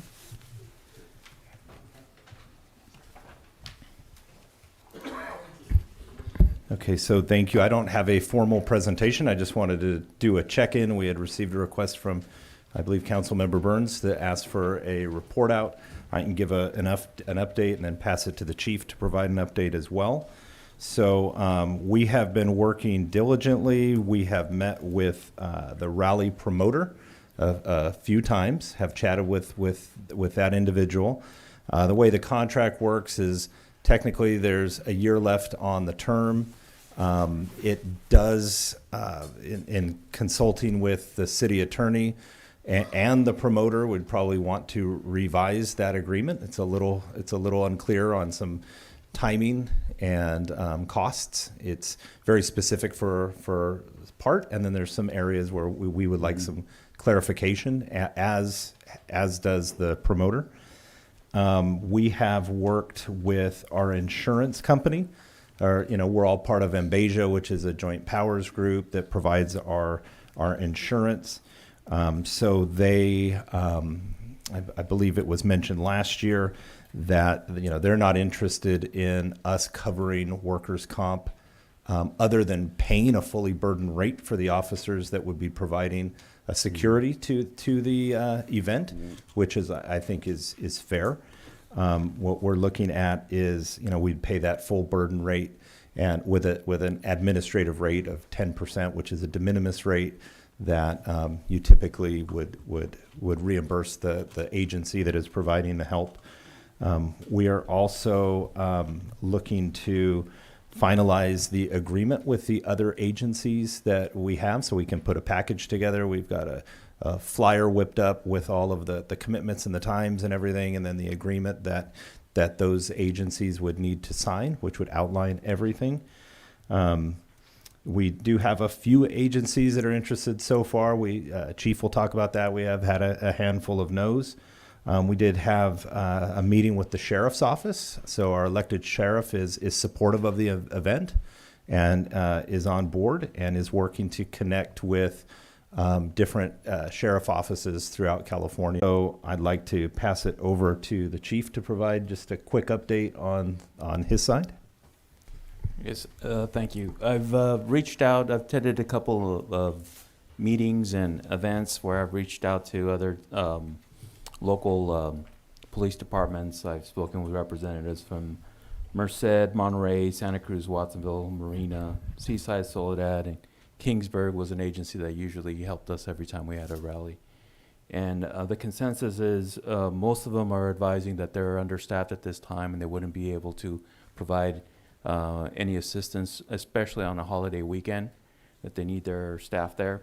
There are a few who advised they would, the most I got from them was maybe one or two, persons from there. So we did have a productive meeting with the sheriff where he advised he was going to reach out to the different sheriffs in the state, and he was going to provide some information for us as far as how much the sheriffs in our state could help us out for that. But other than that, I think Monica's completing the flyer, if it's not complete already. And the goal is to send that out to all the police departments in the state again, and see if there's any interest. And we need to, one of the things I did want to mention, that of the agencies that have helped us in the past, when I mentioned that we were no longer provide the workman's comp coverage of their officer, they told me that was a concern. And years and years ago, we added that for that reason, because we weren't getting enough people. So we haven't told them about the 10% admin cost. That's a new thing. So that'll be in the flyer. And we're hoping that we can get some interest before, I think the rally promoter gave us a date that he needs to know by. And I think that we can get the flyer out and maybe come back, get some information within a few weeks. All right, do we have questions from Councilmember Resendez? Thank you for that report. So let's look at the original agreement. What was the commitment on our part and on the part of the Mr. Burke. I don't even know what to call him. Yeah. The organizer. Yeah, for Randy the Burke. Road Shows Inc. So it's basically, it'll continue for 5 years through 2024. Okay. Was the term. And if I look, essentially, and this is where we want to look at like financial arrangements, they're specific to only the 2020 year. So that's something where we were a little confused at how we could do that. So, and he had the same questions. And so in 2020, basically, the promoter shall be responsible for the payment of all municipal services fees to the city of Hollister in the amount of $130,000, with 3 payment points in May, June, and July of $45,000, $45,000, and $40,000. Okay. We made that commitment in 2020, I would assume. Yeah, well, 2019 for the 2020 rally. 2019 for 2020. And since we made that commitment, how many rallies have we had? I wasn't on the. I wasn't the city manager, but I'm not aware that there was a sponsored one. I know we had folks in town, but under this contract, I don't believe we've had any. Okay, so none. Yeah. After the pandemic, after the pandemic subsided and we thought it was safe to start having public events, do you remember what year that was or not? I would assume it was 2022. 2022. And what was the rationale? What was the reason that we didn't have a rally in 2022? Chief, I'm going to look to you for that question. It was before my time with the city. Yes, I think it's the same reason we have now, that we have agencies who are not willing to assist us anymore. Okay. And before that, before the agreement with Mr. Burke, this recent agreement, do you remember? I know you weren't the chief at that time, but. No, I don't remember the exact reason for that before that. Okay. I do remember, I think one of them was the same reason. And then before that, it was because of the workman's comp issue. When we're talking about other agencies, I'm assuming you're talking about CDC? We're talking about police departments in the state of California. The one that's not willing to come out here anymore. Is that California Department of Corrections? No, that's the corrections department. I'm talking about police departments. And police have we officers. contacted the California Department of Corrections to see if they can come out here? They have been willing to come out here. There's new people there, so it's part of the reaching out to them, but they are not police officers. They're correctional officers. But they've done the rally before. Yes, we have done the rallies before, and there's been, yes, they have done the rally before, as well as probation departments. Okay. So that would be my suggestion. If it's a matter of staffing, then we need to advocate very, very hard to ensure that we get staff there and that we hold this longstanding tradition for the people of Hollister and stopping it, so to speak. I feel like every year it's the same thing, and we even put it on the ballot, and every year it's going to hurt us even more. This is who we are as a community. Our constituents are asking for it. It's been put on the ballot, yet we can't get the support of the council to direct staff to hold the event every single year since before the pandemic. And I've always been a fierce advocate for having the rally, and I'm going to ask the same thing. I will say thank you for bringing it back early enough to have the conversation, but I am very, very much going to be a pessimistic about whether or not we're going to have the rally again, because it fails each and every single time when we get to that point. But I do appreciate you bringing it now, but I don't think it's going to happen. Thank you. Councilmember Burns. Thank you, Mayor. So I won't be quite as pessimistic, but one of the questions that I've raised consistently would be, and I've heard how this is a great way for the community to promote itself, and it brings great financial returns to the community. I've heard a lot of speculation about that. I have never seen real numbers. And one of the things I've been asking for, and maybe it can't happen unless this rally happens, but I would like to know how many hundreds, thousands, millions of dollars are generated regionally and right here from this event. And And I believe that we had conversations with economic development, and I was told that either they or the chamber could actually do this. I mean, this is science. It's, science and math. It's not rocket science. And it would be helpful to know the cost versus the reward. And while I want to align with Councilmember Resendez, I'm never going to question the public safety experts on whether or not they believe we have adequate staffing. They'll never be able to guarantee for us that they can provide a safe rally, but I'm going to err on the side of caution in the subject matter experts because it's way beyond my skill set and knowledge. And so thank you for bringing this forward as I requested. I do want to be out in front of this. If it's gonna go, we want to promote it, and if it's not going to go, we want to silence it earlier than typically. And this is the earliest I can remember it really gaining some good momentum.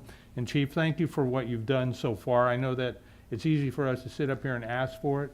There's a whole different conversation to try and go out and see what the interests are. And so thank you for your efforts as well. Thank you, City Manager. Thank you, Mayor. Thank you. Councilmember Perez. I want to thank the police chief for putting out such an effort, and all of staff. I personally, unless we have sufficient security, will not vote yes for this, because more than important than a rally is your life. And you know what? In Gilroy, when that happened, if they wouldn't have had enough police officers response to what happened, how many more people would have been injured or died? Vice Mayor? Just, I think once the flyer is completed, if I can get a copy of it, I'm happy to facilitate conversations with law enforcement agencies.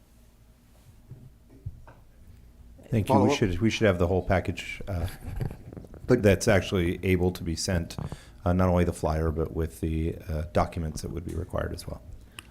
I also wanted to finish up with that I am not against the biker rally, the independence rally, whatever you want to call it. I like it. It's good. But safety is more important than anything. Okay. I agree with most everybody up here. I really do want to say thank you to Chief and to City Manager. I do think getting in front of this, and this is the most proactive I've seen, planning ahead. We're usually behind the gun, and now I feel like we're at least planning ahead. For me, the unfortunate thing is, and this is always going to be an issue, when you have something on the 4th of July, police officers are very busy, as are fire departments and others. So that's one of the hard things about getting staff. So I appreciate all the efforts, and looking forward to getting that flyer out. I mean, if we can do it safely, I'm in support of it, but if we can't, I can't support it. So that's just my take. Sorry, Councilmember Resendez, go ahead. Thank you. So I'm just wondering what are the next steps, and can we get data as to, like, real data as to how many agencies we've reached out to in the past and now, and but like, I don't want this to fall off, so to speak. When can we have it back, and when can we have that data to track? Could probably bring it back in probably the beginning of the next year. Perfect. Yeah, and staff have been working on it. I mean, Mary and I have had meetings with the insurance company and with the promoter, and are working on that. So, and Chief has been doing a great job working on his side. So, we heard you, and we've been moving on it. So, we appreciate it. Also, thank you, Sheriff Taylor. Yes, please. Do we have any public comment on this item? Mayor Casey, there are no public comments for this item. Okay, well, I think we've deliberated already, unless anyone has anything else to add. And I did want to get the consensus of council, since we're after 10 o'clock now. Are we willing to continue? Yes? Okay. All right, moving on. Okay, give me a minute to figure out where we're at. I think that was all the advanced items, so now we're going to go back to the consent agenda. Hopefully we don't have to do this again. So do any members of the council have any brief questions or comments regarding the consent agenda? Finger down. Councilmember Burns. Thank you, Mayor. I'd like to pull and have a staff presentation on item A8. A8, please. Okay, anything else? Madam Mayor. Yes. I believe we were going to ask for the minutes to be corrected for the last Councilmember Burns? That's true. So the correction is, City Clerk, on the item of the affordable housing being brought up from 5 to 10, I seconded, but then I voted against it. And it states that I voted for it. So that would be under F1, page 9 of 17. Thank you. Thank you. I'll make that change. Okay, so can I get then, I'm sorry, do we have public comment on the consent agenda? There are no public comments for any of the consent agenda items. Then can I get a motion to adopt the consent agenda with the exception of item A8? So moved. Second. All in favor? Yes. Aye. Okay, let's move to item A8, which is Resolution 2023-234, resolution of the City Council of the City of Hollister authorizing the city manager to sign an agreement with Pinnacle Training Systems for worksite wellness services for police and fire department staff. City manager. Yes, thank you. So you may recall this item was on our last agenda. This is an item that I had requested to be pulled. I wanted to make the recommendation to also include the fire department in the services that this group provides. I'm going to now pass it over to Chief Reynoso to talk about the services that are rendered under this contract that will be made available to our public safety staff. Chief?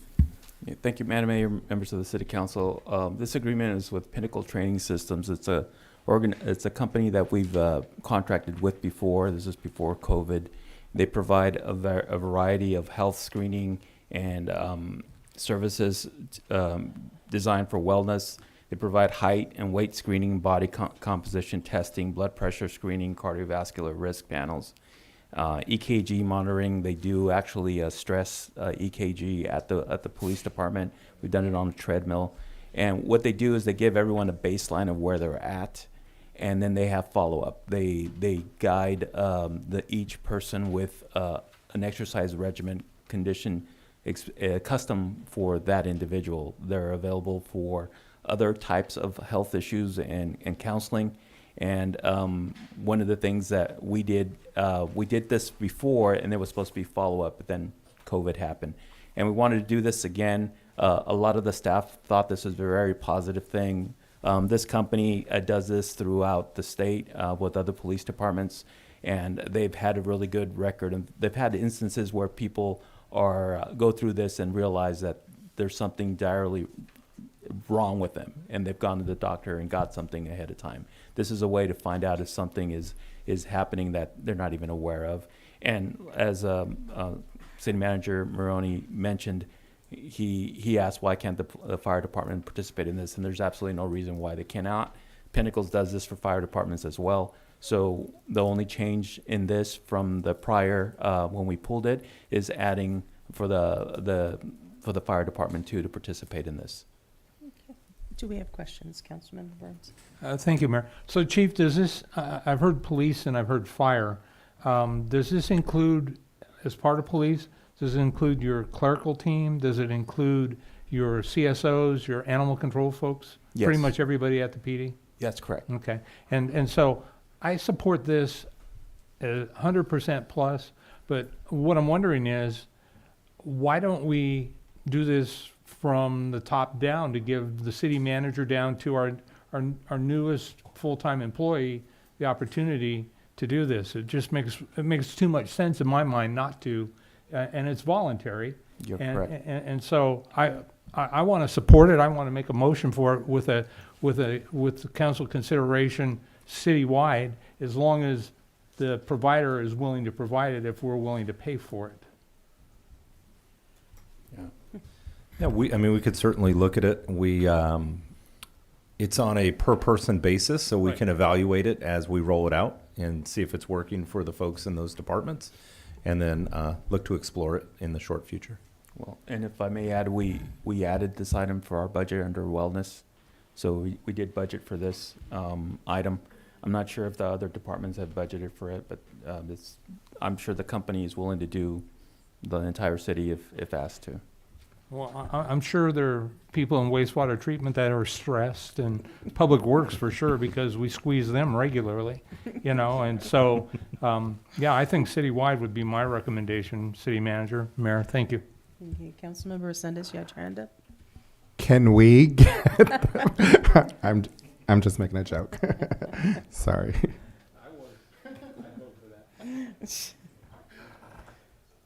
Okay. Any other questions or? No? All right. Do we have public comment on this item? Mayor Casey, there are no public comments for this item. All right. So, yes, Councilmember Resendez. Thank you. I'm not opposed to his idea. I just think that we have to talk numbers. So my recommendation would be to continue it to a date certain and have it come back with some real numbers. But we should probably adopt this and then give direction to bring it back to consider it for staff would probably be the most appropriate thing. I wasn't clear, but that's basically what I was recommending. Okay, thanks. Okay. So Are then, you making a motion?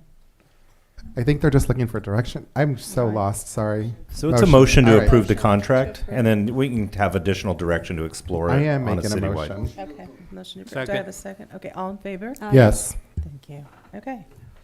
Moving on. Oh boy. Okay, we're going to move to a public hearing. This is resolution number 2023-235, a resolution of the City Council of Hollister denying an appeal filed by NATMAR LP and upholding the decision of the Planning Commission's denial of vesting tentative map and density bonus for a single-family residential development, which includes two options. Option A is vesting tentative map and a density bonus for 22-lot single-family residential subdivision with 1 lot reserved for a future child care facility, and option B is a vesting tentative map and density bonus for a 22-lot single-family subdivision located at Cienega Road and Promise Way. Staff report. Good evening. The item before you is an appeal of the Planning Commission's decision to deny a residential project within the city. The project was proposed to be located at Cienega Road and Promise Way on a site that's a little bit over 2 acres.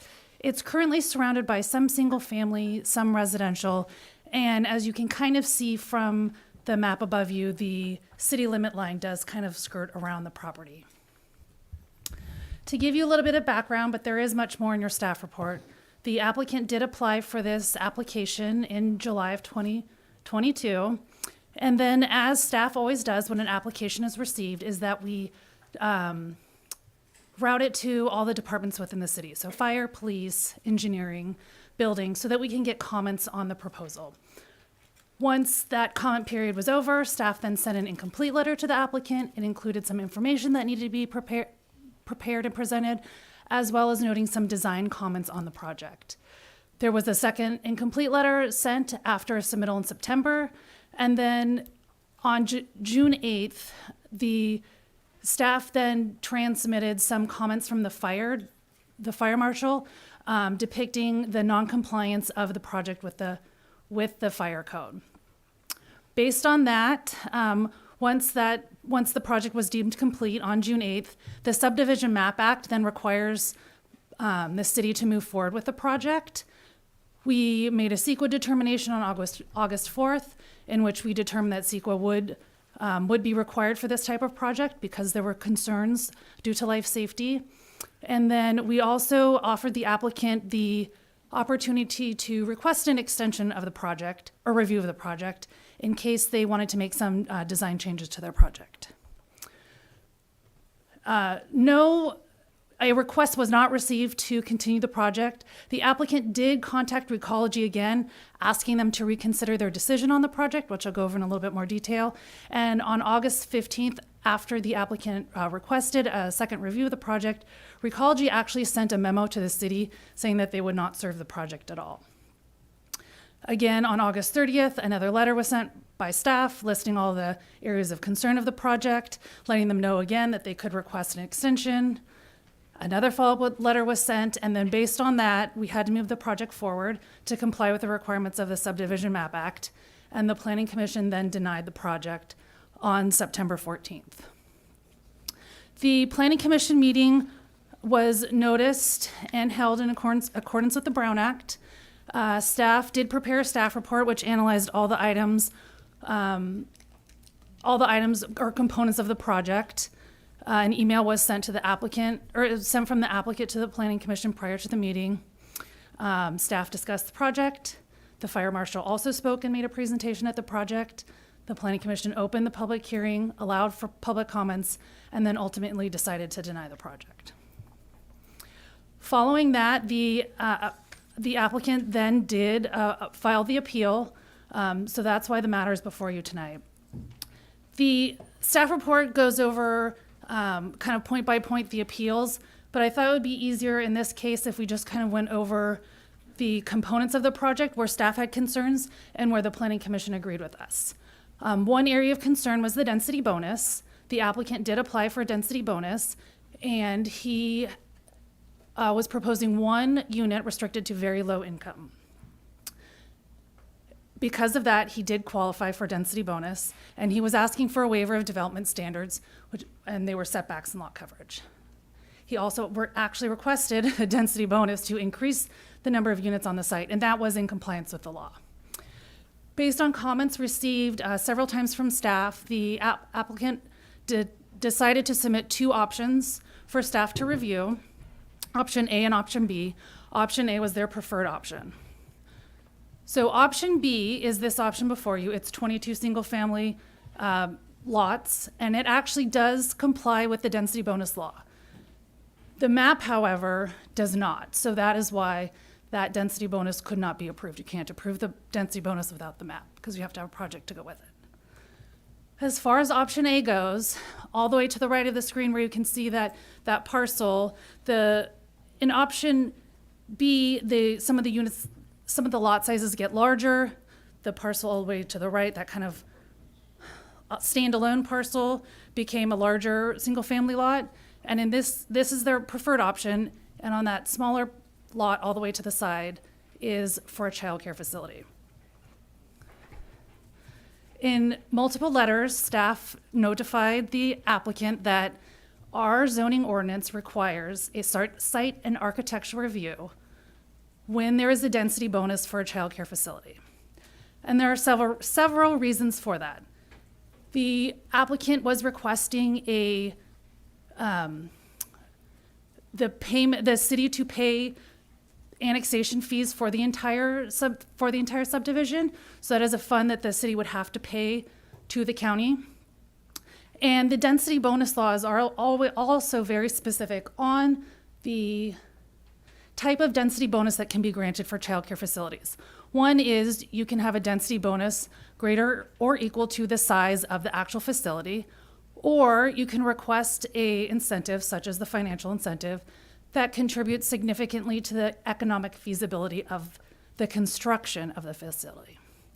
What staff told the applicant is that not only does our code require it, but we need the plans to, first of all, make sure that a facility could be built on the site that meets the requirements of our code for parking, loading, landscaping, and that and so that the city council could determine that the fee that they were requesting would be warranted based on the type of facility that they're providing. The second item of concern with the project was garbage services. During the first review of the project, Recology determined that they would not be able to provide service into the development. So that would mean that everyone had to place their cans from the interior portion onto Cienega Road. Since the beginning of this project, staff has identified that was a significant concern.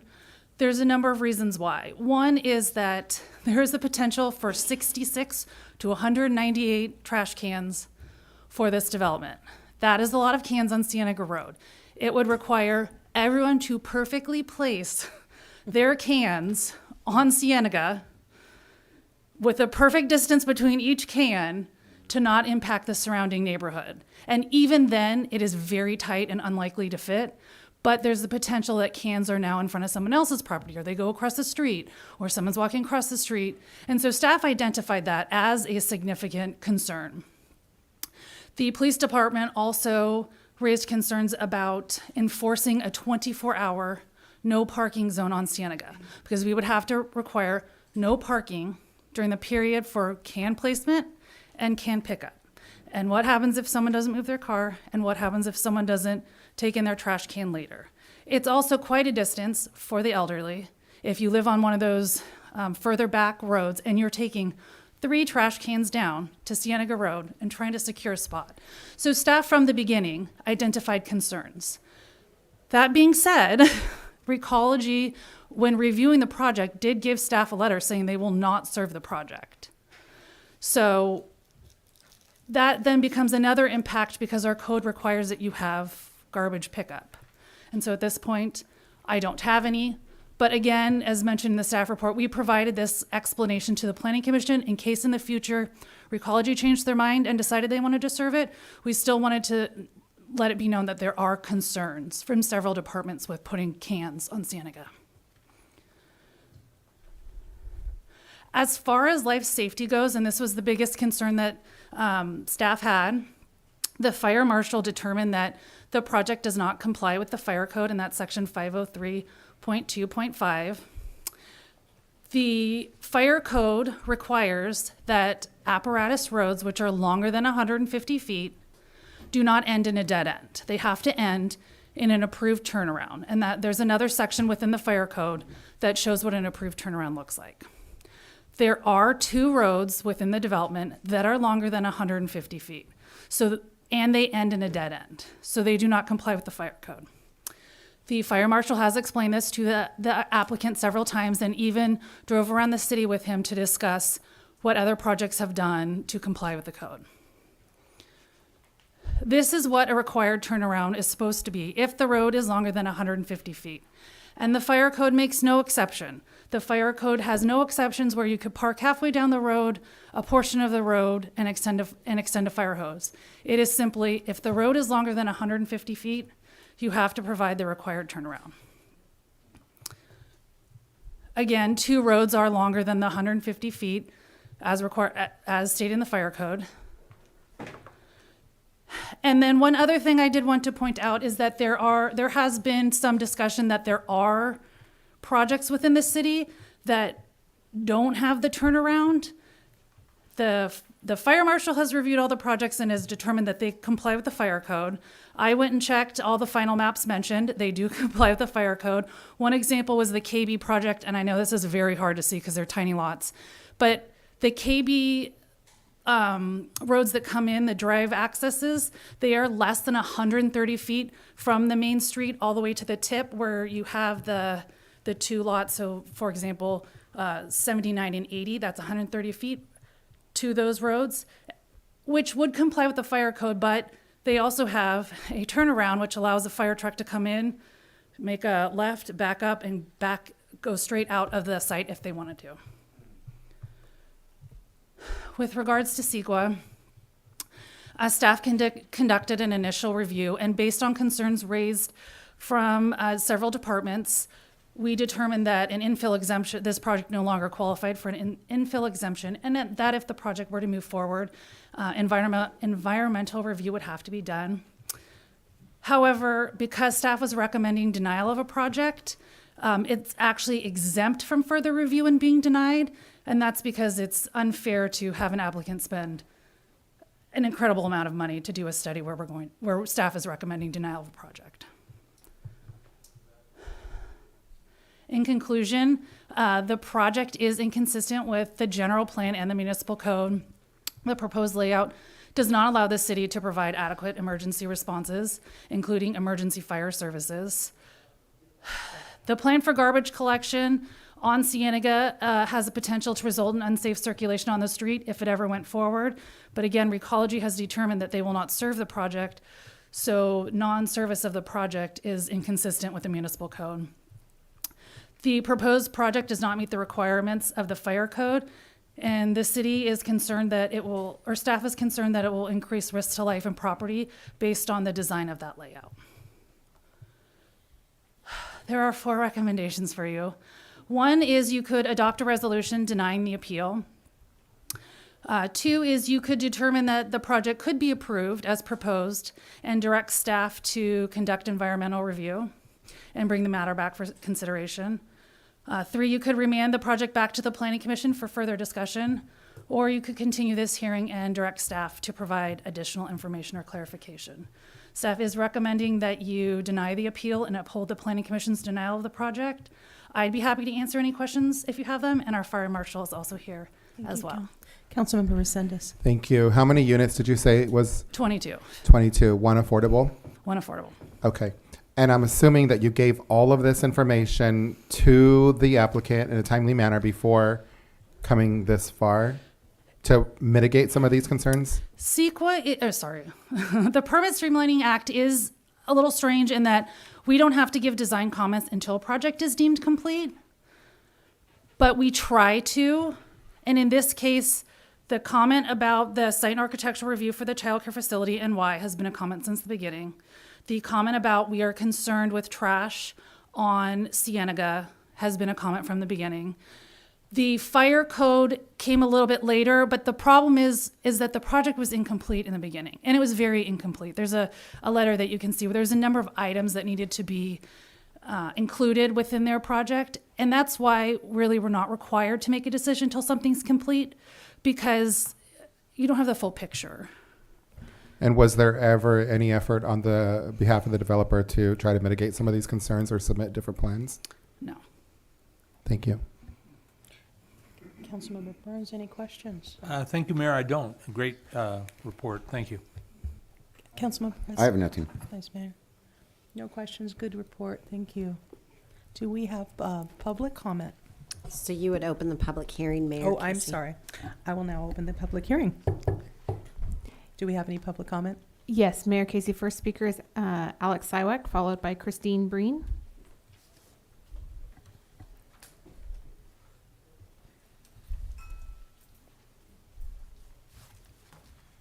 Good evening, Mayor and council members. I sent you an 18-page response to the staff report. The staff report was not given to me. I had to find it on the internet. That was posted, I think, on Thursday or Friday.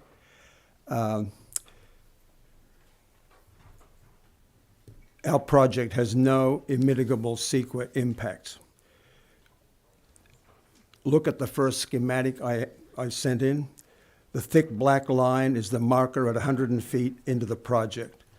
By fire code and Recology's guidelines, their trucks can drive to that marker, and if they do not go past it, the road will not need a turnaround for either agency. From that marker, the fire department needs only a 131 feet length of hose to reach the furthest corners of the lots 5 and 10, the deepest lots in the project. That is less than the 150 feet of maximum hose reach required by law, by code. If the homeowners of lots 5 and 10 just wheel their carts 16 feet towards Cienega Road, Recology will not need to travel past their 150-foot limit, which is in their published guidelines. And by doing that, the Recology can provide front door service to all the homeowners, just like they provide in the project next door. I think it was called Saddlebrook, and as they do for KB Homes. When staff tries to sell that there's a hammerhead at the end of the KB Homes project, the cluster homes, I dare them to take a 40-long-foot fire truck and do a 3-point turn in the 2 arms of the hammerhead that are 38 feet long. They'll either destroy the truck or destroy the homes there. So that's just pure fantasy. By simply adding a condition of approval that a sign be installed at the 150 feet marker, the perceived life issues are mitigated. This condition we could have agreed to almost 2 years ago. The second schematic is of the southern portion we propose to reserve for a future childcare facility. On September 26th last year, Ms. Kelly admitted those site and architectural fees and conditional use permits were not required if we didn't want an incentive or concession Sorry, and your are time's prohibited up. by statute. Thank you. So, The staff, next- Thank you, sir. The next speaker is Christine Breen, to be followed by Tom Connors.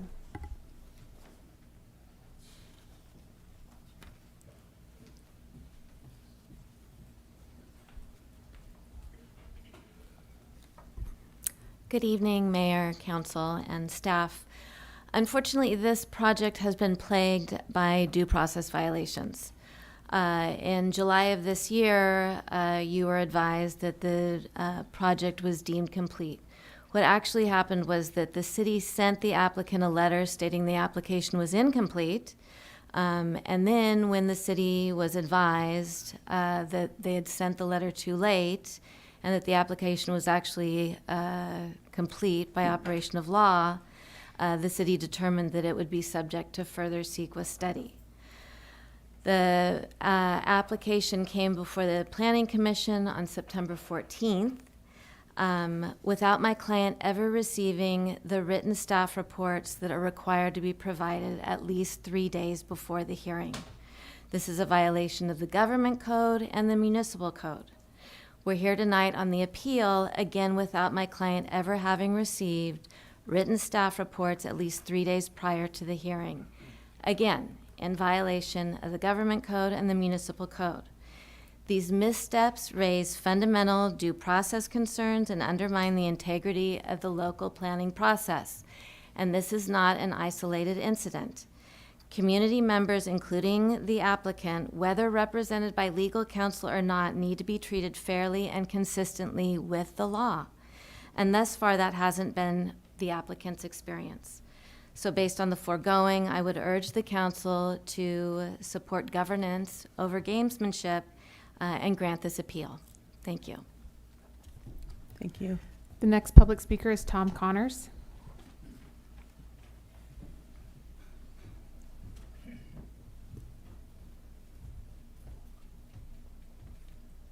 Good evening. I'm Tom Connors, and I live at 477 South Street in Hollister. It's a historic Hawkinsville home that many in our community refer to as the Birdcage House. In that nice building, we operate licensed daycare, preschool and daycare, known as Birdhouse Preschool and Daycare. Our mission there is to prepare our students to enter kindergarten in public, private, or charter schools. And we do a good job of it. We've been at maximum capacity for a large in-home, which is only 14 students, since our inception over 3 years ago. The reason I'm here tonight is to show support for Mr. Sywak's project, in that he is making space for a child care facility. And we are, in this area, in desperate need of child care. To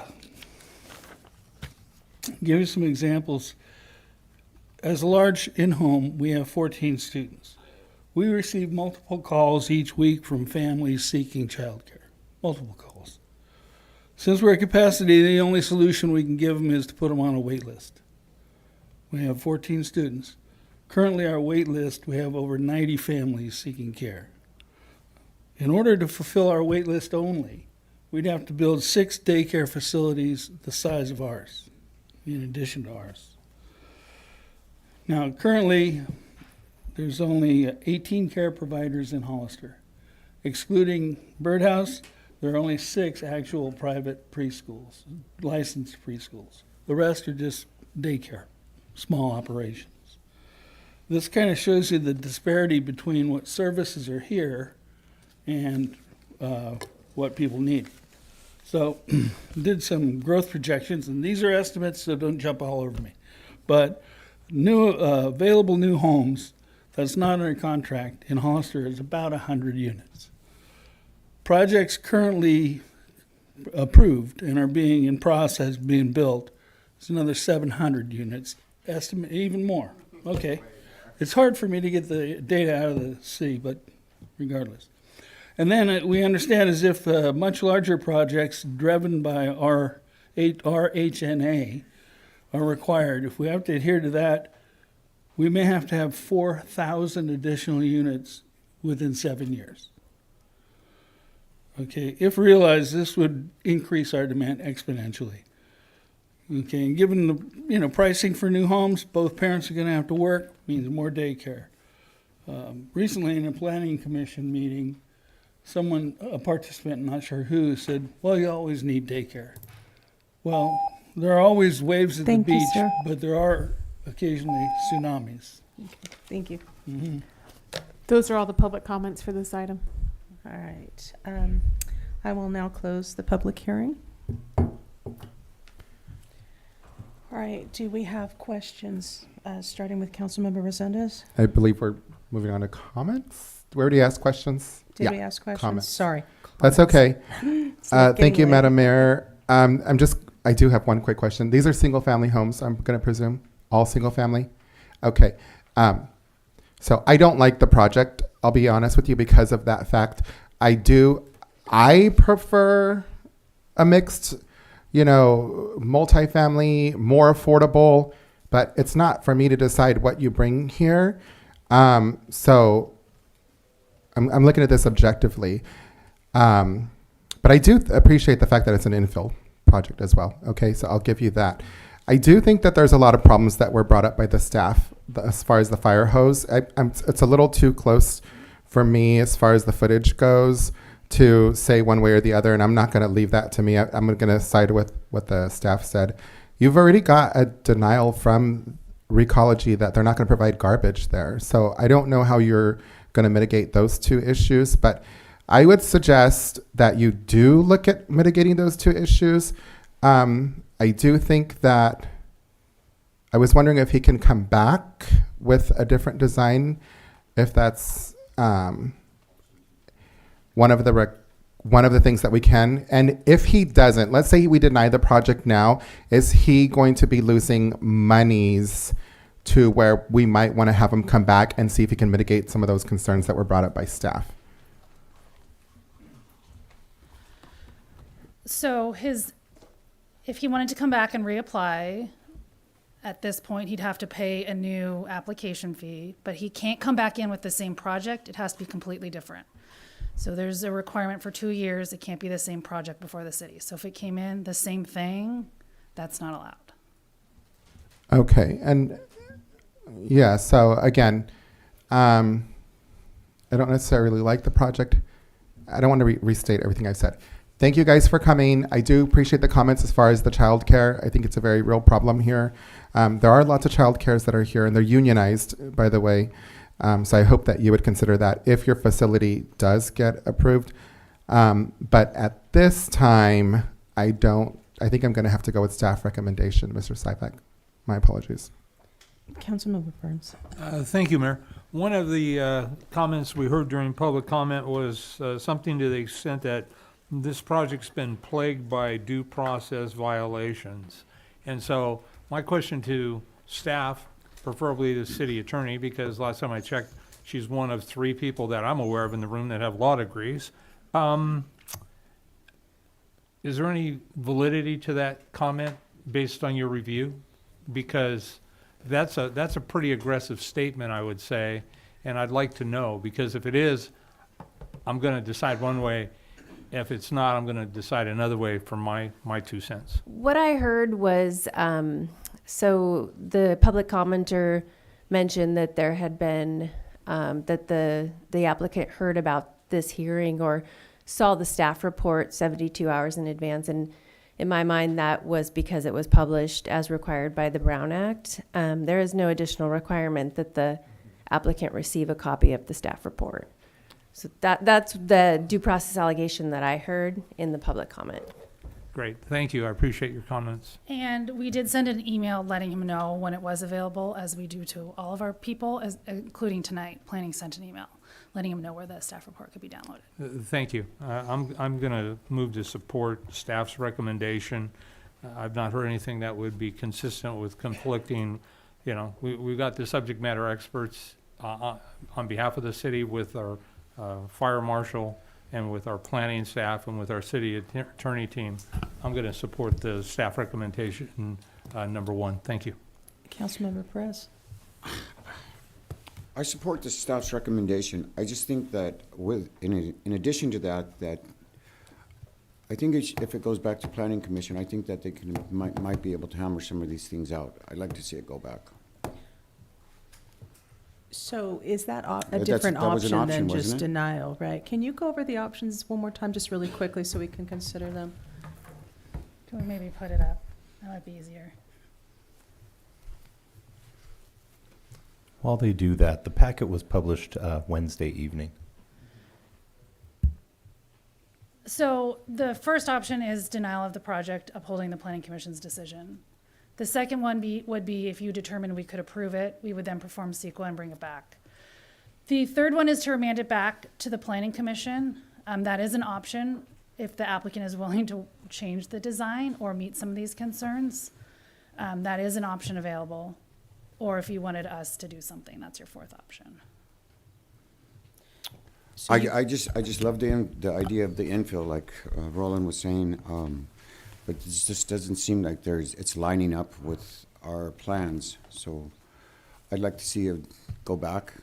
So you're looking at option 3, to send it back to the planning commission if... Correct. Okay. And Vice Mayor, what's your thoughts? Well, I can appreciate the need for childcare.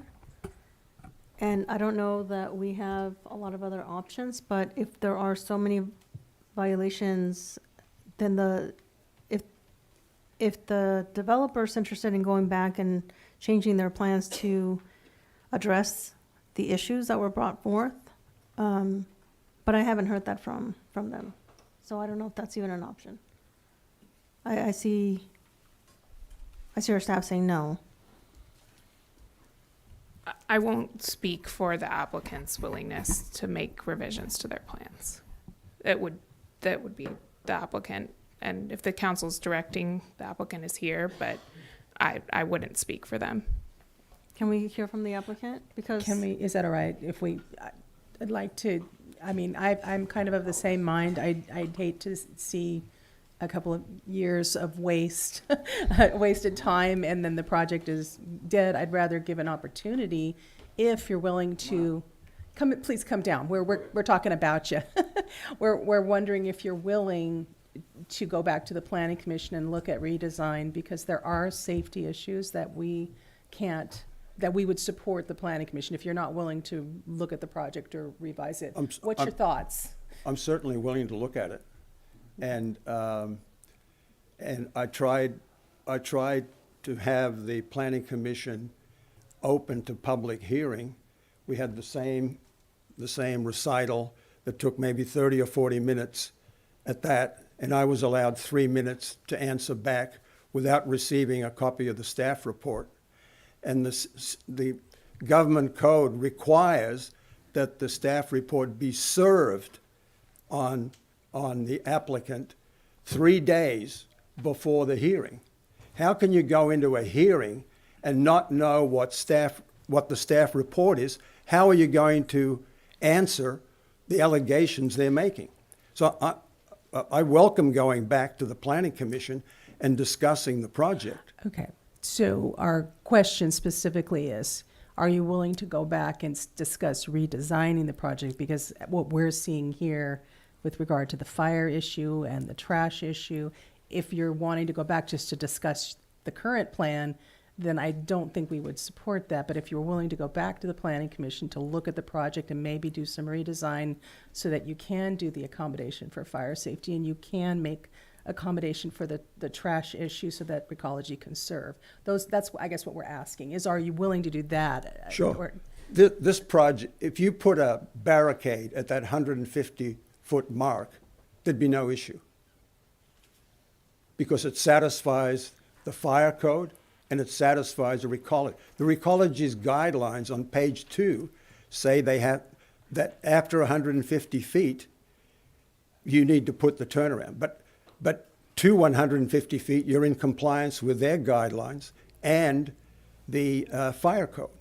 Okay. So if there's so putting up a sign, putting up any. Well, I think they've already given the design you submitted. They've already weighed in. And so I don't want to send you back to planning commission if there's just going to be a continued argument, but we are meeting it. I don't think this council is willing to do that. If you're willing to look at something to redesign the project to accommodate what fire has said and what Recology has said, then I think we might be willing to approve item 3 and send you back to Planning Commission. But I don't want it to just be this circular thing where we're arguing about 150 feet versus, that wouldn't be useful time for you or for the planning department or commission. Sure, I'll certainly. I mean, I just don't want look at your project to be redesigning it. dead if Yeah. you're willing to work with them, but I don't want to have just back and forth. So, you know what I'm saying? So is that your? I'd only ask for one addition for that, is that at some point, we actually sit across the table with the planning staff and work this out, over a half an hour or an hour conversation, instead of these back and forward emails and incomplete letters, and you submit this and we don't like that, resubmit it, and so on. And that's why I asked in my cover letter to you that maybe the city manager might get involved, or one of the council members. State law requires in any of these situations that before you go running off and filing lawsuits, you actually think about mediation. I'm sorry. Thank you. Can I finish? I'm going to finish my statement first. Okay, Vice Mayor, go ahead. So I would like to see you go back to the Planning Commission, and I thought our policy and our kind of how we do business is that we sit down with the people making the plans to go over and not just have emails, to actually sit down.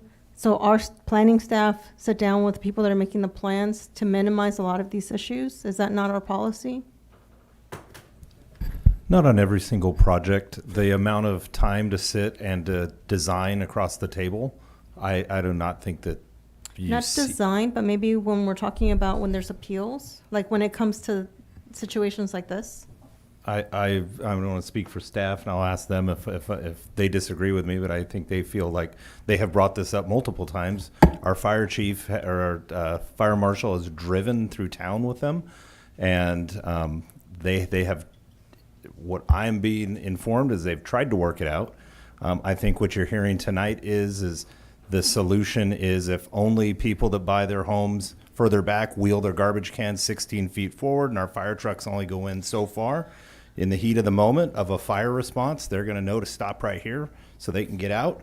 I think those are the conversations. I think the fire department went that extra step and drove with them, and we're here today.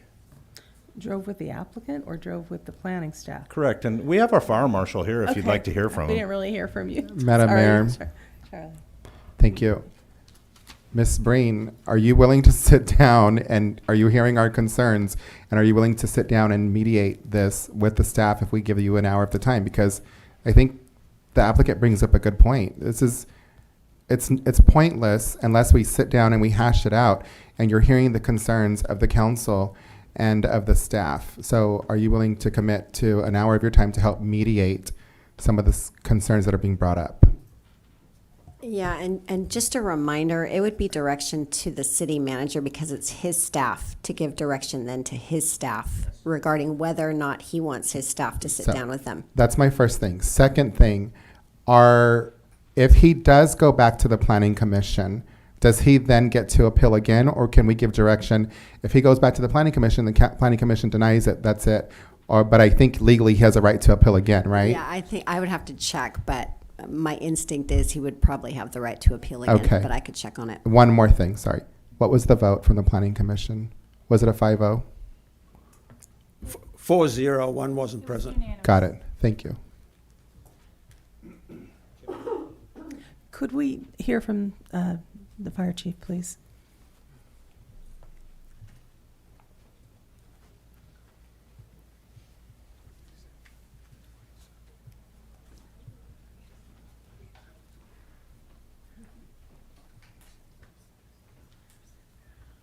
Good evening, Madam Mayor and members of the council. I am Charlie Bedolla. I am your fire marshal. So, yeah, when this project came up, we did talk about it. There is fire hose reach, then there is turnaround reach. You can see it throughout the presentation that you did receive from myself. I did personally take them out there. I did show them exactly what it is that we need to do to satisfy the fire code. I took him to Allendale, showed him exactly what needs to be done right there. He agreed. Nothing was accomplished or nothing came out from that conversation. Went up to KB Homes. I personally went out and measured them, and we do meet all the fire codes well within it. Goes up to 140 feet, we could back straight out of that. 151 feet, we need a turnaround. I did go out to Saddlebrook, we measured out those, and you can see those measurements that I did throughout those also. So I did work with him, I did spend a whole afternoon with him, advise him about it, and said he understood and was gonna move forward with it, and just submitted the same thing. So nothing, sorry, it seemed like I wasted my afternoon. I appreciate your Yeah. input. Do we have questions for the chief? Yes. Thank you, Chief. I appreciate your time then and now.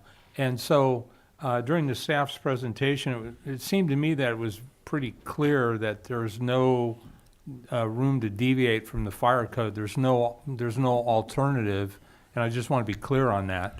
You can't necessarily allow somebody to push their traffic or their garbage can 16 feet or further.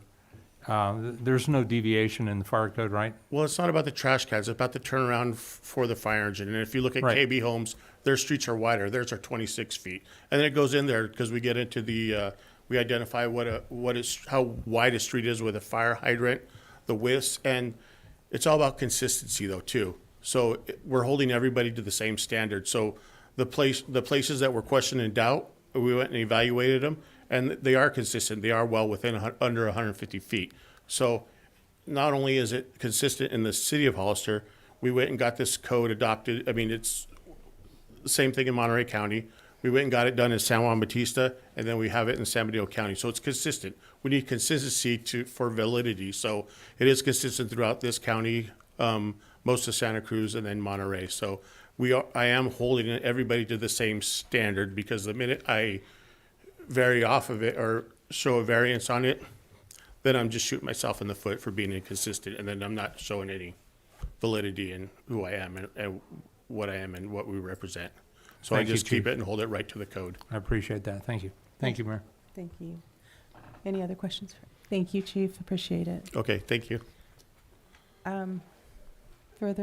Anything further on this? City manager, as far as, I mean, I understand that, time is precious, and what's your sense as far as having, I know that when you can't sit down across from somebody and have a discussion, it's harder. Email doesn't work, especially if you're not an email savvy person, and so I'd like to see some communication, but I want to, If I could address that. Sure. At the applicant's insistence, and this is something we do not do, we invited him to our DRC. So we get all the city Your departments. DRC, sorry. Our Development Review Committee. That's Okay, our thank committee you. that's the city's committee that reviews all the projects. And once a month, we meet and discuss current projects that have been submitted. And it's typically just the city where we get together so we can work out the project on our own, because sometimes I might have a question for the fire department, or an engineer might have a question for me, or I might have a question for an engineer. It's not appropriate to work that out in front of a developer since there's a little uncertainty involved. But at his insistence, he was invited to that meeting, and he came. And comments were presented and discussed with him. The statement about the letters, planning is required by law. It's not an exception. Within 30 days, you have to get a letter from planning. It is a requirement. It's not something that we're trying to do to be onerous, but within 30 days, I have to tell you what is missing from your application and what you need to give us for you to be complete. And as I mentioned before, although not required, we try to give design comments along the way. So for example, I just had a recent project. They wanted to do the same thing with the trash can in the street, and we're gonna have to enforce a 24-hour parking. And I said, that is not something we're supportive of. They redesigned their whole project to avoid that scenario. He's been offered, any meeting he's requested, we are always more than willing to meet. Because this was so difficult, we did offer to work over email because he kept sending pieces of information and was getting confusing. One of the ways in which we were trying to help him was, why don't you submit some things over email? We'll give you a quick review. That way you're not wasting your time. That's where the emails came from. We were trying to be helpful. I appreciate that. So you did sit down with them on more than one occasion? He's with the DRC. Any meeting he requested, I can't remember how many meetings he's had off the top of my head, but for sure the one Thank DRC, you. for sure the fire marshal. I appreciate that. And then that's- Recology is a separate entity, so. Okay. What is the will of the council? Any other further discussion? Madam Mayor, I'm prepared to make a motion. Okay, what's your motion? I move that we go with the Planning Commission's recommendation, deny the appeal. That's my motion. Second. All right, all in favor? Yes. Yes. That's motion carries 5-0. All right, we're going to move on then to item 2, resolution number 2023-236, a resolution of City Council of the City of Hollister approving a conditional cannabis use permit development agreement 2023-01 for L+L LLC to operate a cannabis cultivation facility at 1785 San Felipe Road. Staff report, please. Yeah, thank you. We have Maria Mendez, our Cannabis Affairs Manager, who will be providing status on this, or the staff report for this item. Thank you. Good evening. Thank you. The applicant tonight is requesting approval of a cannabis use permit and development agreement, and it will be to operate a cannabis cultivation facility that is located at 1785 San Felipe Road, which is in the light industrial zoning district. The proposed project entails an establishment of an existing commercial facility to include approximately 7,000 square feet of indoor cultivation that will include processing and drying areas. The applicant is proposing to have approximately 6 to 12 employees. The hours of operation will be between 9 a.m. and 9 p.m. The City of Hollister requires a cannabis facility to be located at least 600 feet from any school and a minimum of 150-foot required distance from a conforming residential facility, religious institution, or a licensed rehabilitation facility. The proposed business site tonight is not located within 600 feet of any school, residential facility, religious institution, or rehabilitation facility. If approved tonight, the approval will allow the applicant to commence operations contingent upon all conditions of approval being met, and they're all listed in the resolution. With that, tonight, the staff is recommending that the City Council hold a public hearing and adopt the resolution approving the cannabis use permit and development agreement for L+L. I'm available to answer any questions. Do we have any questions from council? Any questions? Yeah, when is it, when are you planning to take this to ALUC? To where, I'm sorry? ALUC? Oh, after, if it gets approved tonight, the applicant will get the application to submit to ALUC. Is it usual that we have facilities like this, that have to be reviewed by the airport? Yes. That seems a little. Due to the proximity, it's very close to Because the it's airport. close. Okay. Mostly facilities that are not developed, but still they require that all of them go through them anyway. Do we ever deny applications? Yeah, there's been applications denied. How long is this a continuation of another, or addition to another cannabis operation going on here? Or is this? At this location? Yeah. So they hold a manufacturing license already. Okay. It's not operating yet, Okay. but it will be in addition to that at the same building, yes. Okay, that's it. Any questions, Councilmember Resendez? No? Then I'm going to open the public hearing on this item. City Clerk, do we have public comment? Mayor Casey, there are no public comments for this item. I will now close the public hearing for this item.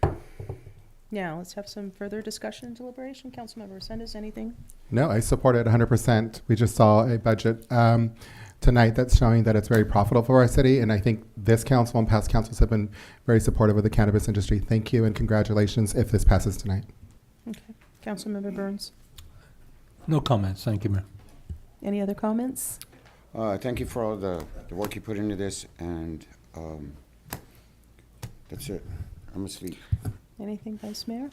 Yeah, I'm not in support of just, I think there needs to be a little bit further analysis in terms of how does this impacts our community, if they already have a license, how much revenue, which I know it looks favorable right now, but also what other ripple effects it has in the community. So I'm not in support.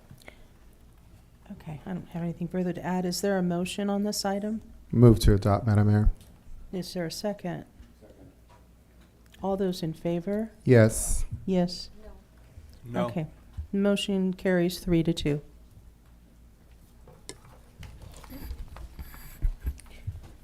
All right, moving on to item 3. Ordinance number 1242, an ordinance of the City Council of the City of Hollister amending the City of Hollister Municipal Code Section 2.04.180, manner of addressing City Council time limit of Chapter 2.04, City Council, and Section 2.08.090, removal of office of Chapter 2.08, City Manager of Title II, Administration and Personnel. Whew. May we have the staff report, please? Mayor, the city manager's office is recommending that we pull this item. What I would like to do is bring this back as 2 separate items. Both of these are cleanup items that are reflecting the current practice, but I'd like to bring them back separately as 2 separate items so they could be voted on separately. Okay. Thank you. Then we're going to pull this item. Do we have to take public comment or anything? We're just, if we're going to bring it back, there'll be public Because comment it's at coming that back, time. you can do public comment at that Okay, time. thank you. But we can ask for public comment. Is that not correct? I think we're not going There's to. nothing stopping you from doing it? Well, 11:05 is stopping us, I think, so I think we're going to move on. We still have a number of items, so I would like to move on to item F2. And We need a motion to withdraw it, or you're going to just pull it? I'm pulling at the staff level. Sorry. He brought Okay, it, my so he's pulling apologies. it. So this is ordinance 1241, an ordinance of the City of Hollister amending Article 2, purchasing Chapter 3.06, procedures for supplies of Title 3, revenue and finance of the Hollister Municipal Code. And the staff report, please. Yes, good evening again. You saw this update to the purchasing ordinance at the last council meeting on November 6th. And since that time, the city attorney has re-reviewed and reanalyzed the ordinance and made some adjustments. So it's returning to you for another first reading or a reintroduction. I did want to just specifically point out those things that were changed. And it's all in the best value procurement section, which is at the end of the ordinance in your packet. So state law requires that best value procurement be used only for particular types of projects. And those are design build projects, and only for projects that will cost in excess of $1 million. So those are the changes that were made to the best value procurement section.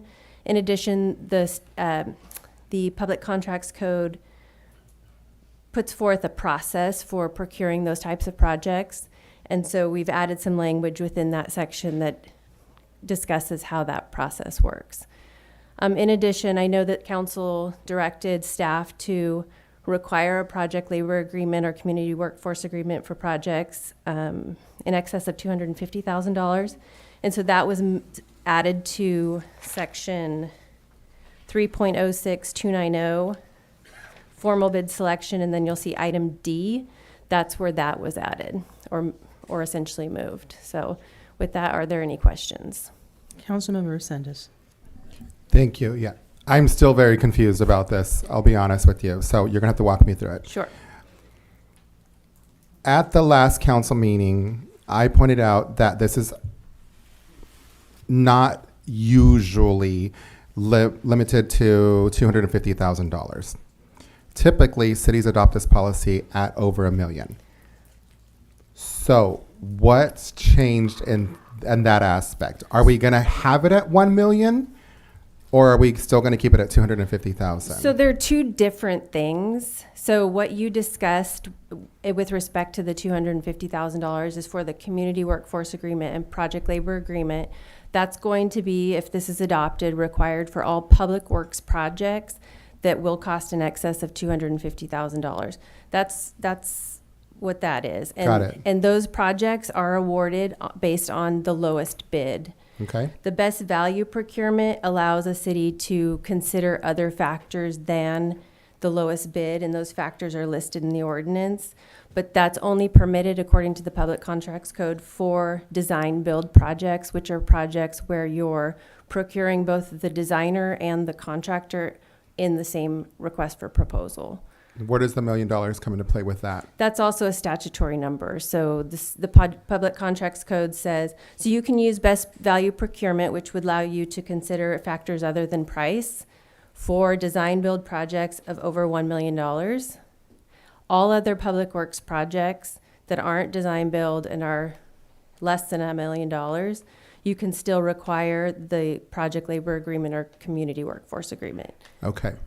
What are some, just briefly speaking out there, what are some pros and what are some cons of adopting this policy? I know, I hate to put you on the spot, but let's say, what are some positives and what are some not so positives as far as adopting this policy as presented tonight?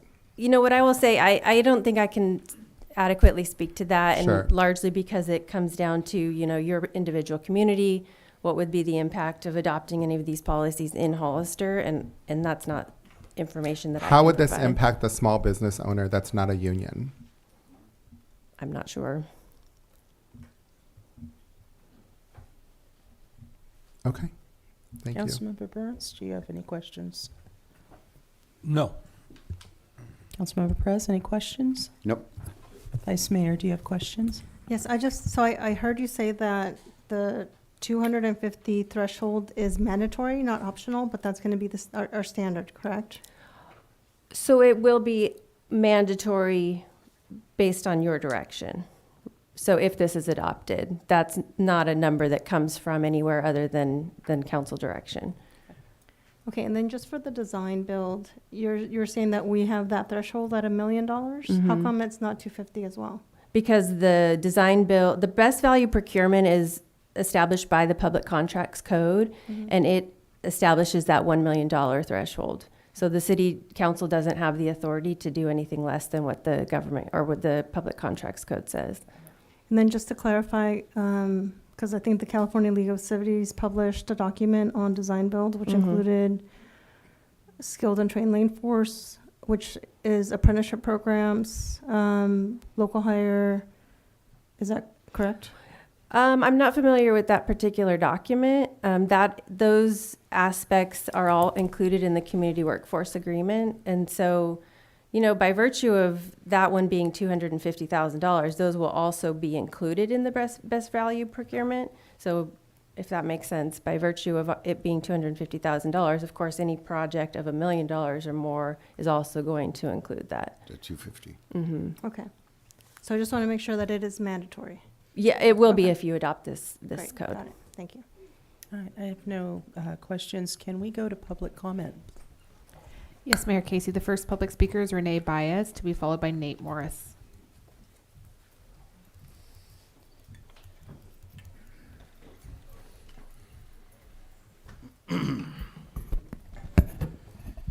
Good evening, Honorable Mayor, Mayor Casey, City Council members and staff. I want to first thank you for giving me the opportunity to speak today. My name is Renee Baez, and I'm a field representative for the NorCal Carpenters Union, but I'm also a resident of Hollister. And I'd like to ask my carpenters to please rise. I'd like to speak on behalf of approximately 37,000 members, in which hundreds live right here in San Benito County.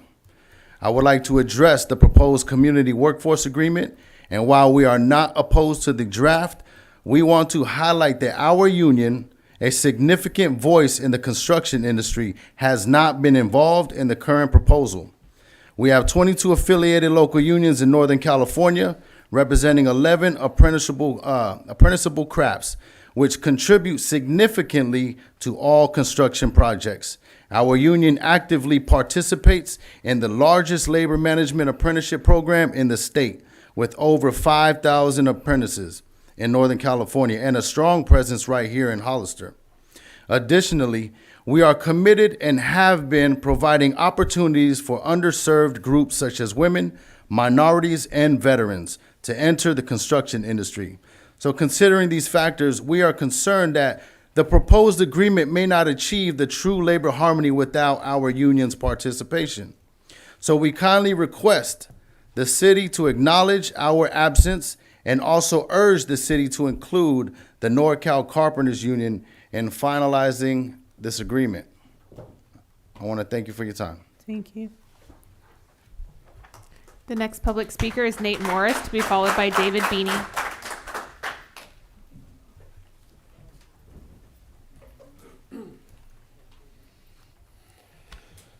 Good evening, Council, Mayor.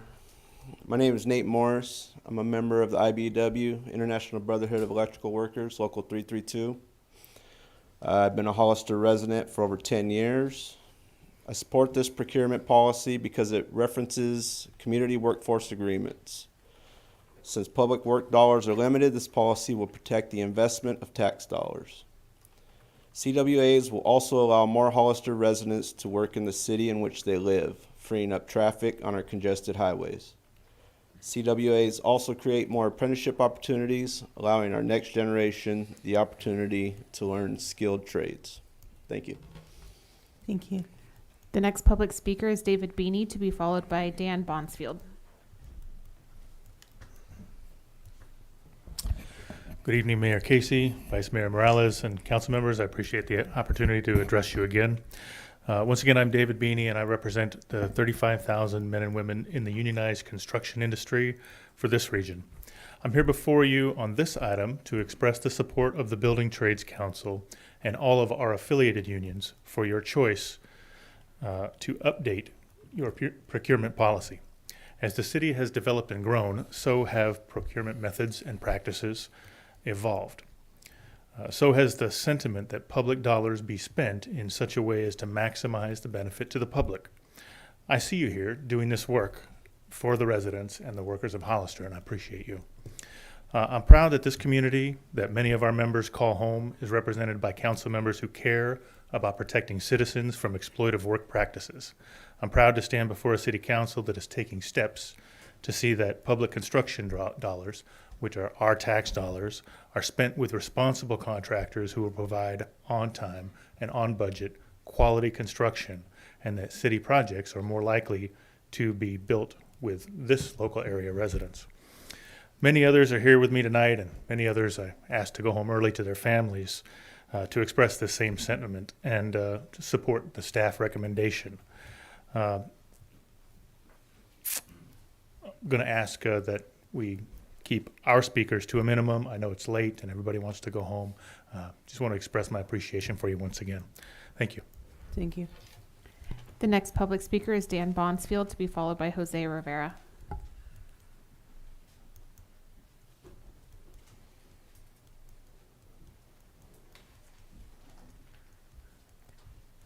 Okay, the next public speaker is Jose Rivera, to be followed by Steve Belong.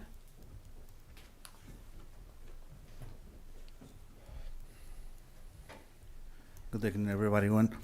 So, speaking of your question saying for small businesses, it's an opportunity for everybody because you're not secluding anybody. The only thing is you obligate these companies to employ a skilled trade labor, to employ local hire, so they can train the next generation. I represent over 92 members that live in this city, and not even one can work in this area. Why? Because all the public works goes out to low road contractors, non-union shops, and it's very sad to see them. They will try to attend this meeting, they were late, they were stuck in traffic, going to work 4 a.m., coming back home 7 p.m. It's outrageous. So what we're looking is for your help in this matter to support PLA and an agreement that will benefit the local people that live here and can have a decent wages. Thank you. Thank you. The next public speaker is Steve Belong, to be followed by Daniel Gutierrez.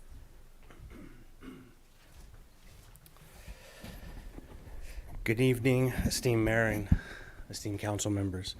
My name is Steve Belong, and I'm one of a few thousand people that call Hollister their homes, and that is a construction tradesperson. I'm grateful to see this item brought before you tonight because you have the opportunity to make a change to benefit the residents. Most of us have to commute to the greater Bay Area or the greater Monterey area, and that just adds more traffic and congestion to 25 and 156. I ask of you tonight to allow us to work where we live and to allow us to utilize our skills to build Hollister by supporting staff's recommendation and improve this procurement policy. Thank you. Thank you. The next public speaker is Daniel Gutierrez, followed by Nolan Castro. Both are not present. Thank you. The next public speaker is Casey Vandehuvel.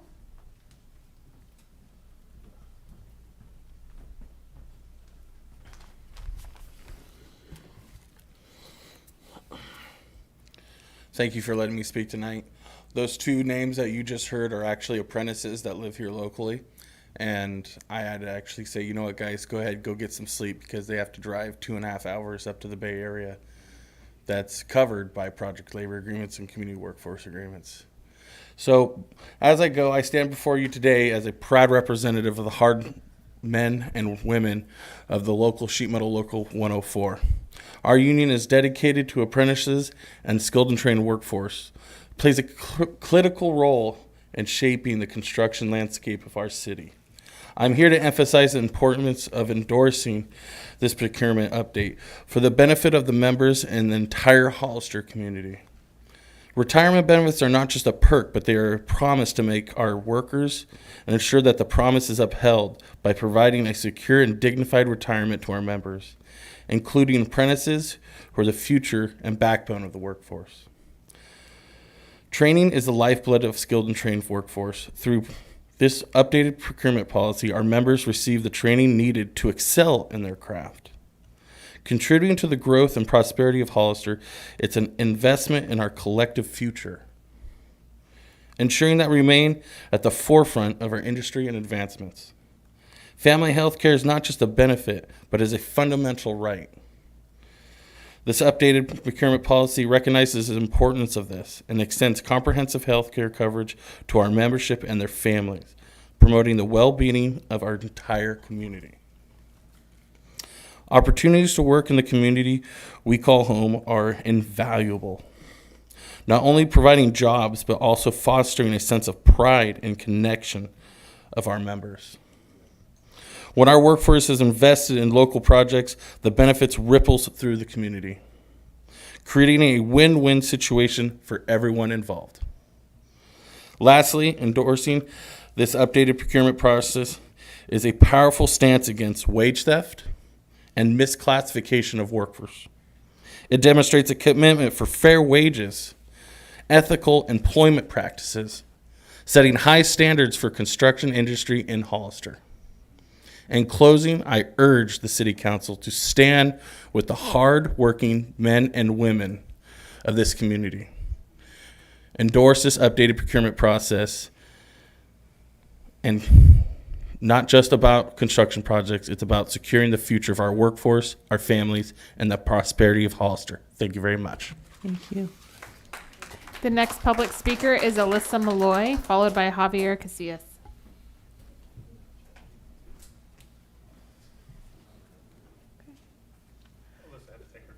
Okay, thank you. Next speaker is Javier Casillas.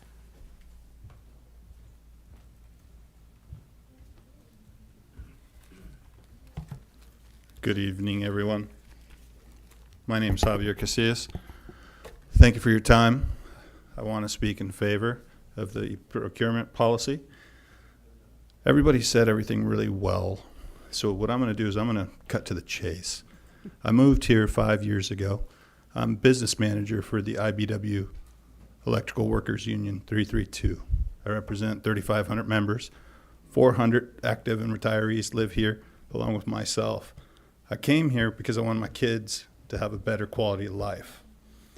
They both go, well, one is college bound, the other one's a freshman. And the reason why I bring it up, what Hollister High School does is it has two paths, as most of you know.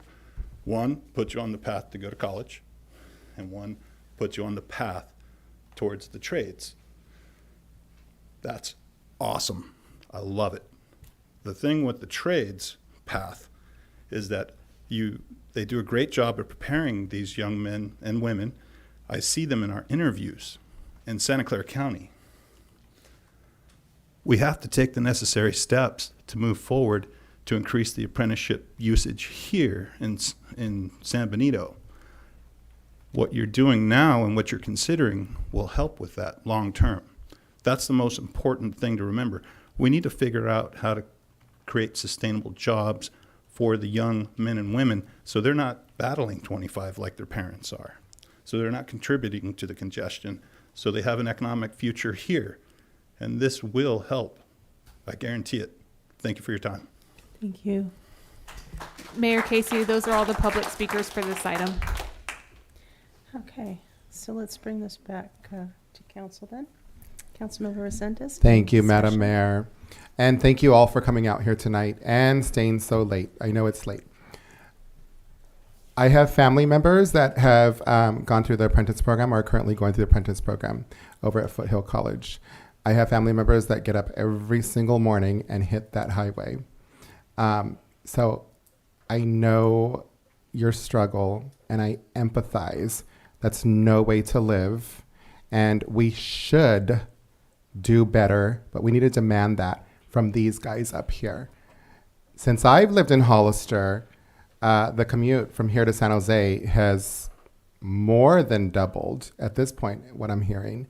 I'm very fortunate to work here. I don't make a ton of money. I am a union member, but I do have some concerns about this procurement policy. Number one, anytime, I'll make this very clear, anybody gives money to any of us or creates a political action committee to fund our campaign, I highly question with a critical eye, what are our intentions behind that money? And that's been the case with a couple of the council members up here tonight. I'm concerned about what those obligations are as far as the non-union small contractor that lives and works here in Hollister.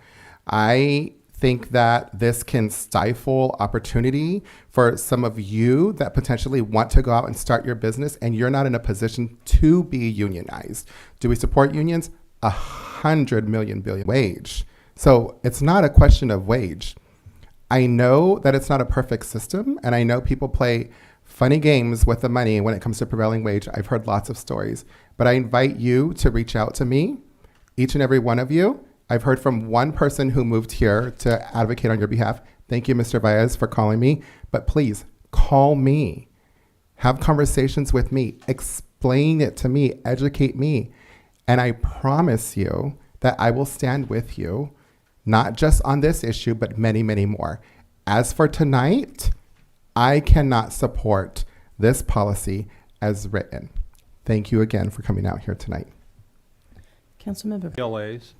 And my second question is a question, I'm not sure whether I need to recuse myself or not. My son belongs to one of the unions that somebody's spoken about. And so if I need to recuse myself, please tell me, and I'm more than prepared to do so. Right, so I'll answer the second question first. That's going to be personal to you. My motto is when in doubt, sit it out. So again, that's personal to you. You can only rely on a written opinion from the FPPC as to conflicts. Thank you. And to the 250,000, when you say locked in, do you mean once the ordinance is adopted, or is that locked in as to the draft? Locked in as to the draft, and with concern about whether or not maybe there'd be a benefit to lowering that 250 to a lower number. I see. So, well, the council has the discretion to change that number. Thank you. Okay. That's it from me, Mayor. Councilmember Perez. As a small business person that works in kind of that field, and talking to other construction workers, no one's even worried about any of this. This union is for big projects. They don't do small. We're not worried about any work, losing any work or nothing here. That's why I support you guys. Vice Mayor. Yes, thank you. I would be in support of lowering if that's your wish, Councilmember Burns. I do want to say that having this ordinance and having the language also allows us to have other funding opportunities. I just forwarded a grant opportunity to our city manager, which allows $1.5 million to work with schools, and that is from high schools to colleges, just to look at apprenticeship programs. So not only are we, I think as a community member stated, we need to look at it from from an economic development, and the state and the federal government have a lot of money to allow communities such as ours to be able to explore and expand and create an infrastructure to support our workforce. Thank you. Well, first I want to say thank you so much to all of you for coming in and for staying. I know it's late, and sometimes we get a little long in our meetings, so I appreciate that. I just want to say two things. One is that I worked at Foothill College for a number of years, and they have probably some of the most fabulous apprenticeship programs out there. And I have met many students whose lives have been changed by apprenticeship. So I really strongly approve and support that. And also listening to some of the folks who've had to go out of the county to work, I really want to find ways to keep you all here so you don't have to do that. And so that's, for me, that's a big reason to support this. So thank you. So if we don't have further discussion, can we get a motion? Motion and support, is that, you're moving to support? Okay, and is there a second? And did you, there's no public hearing for this item, but just to sorry. have a clear record, is it a motion to reintroduce ordinance number 1241?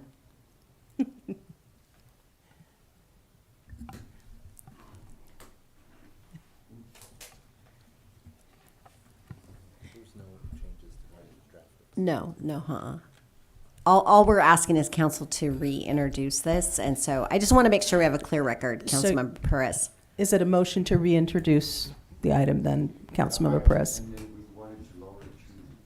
We didn't really decide on that. Do we have a consensus to lower it, or is there an amendment to the motion? You're amending it to what? So if you're talking about lowering from the 250 that it was lowered to from the presentation before, I would ask the city attorney, does that require reintroduction? So we do this again? Most likely.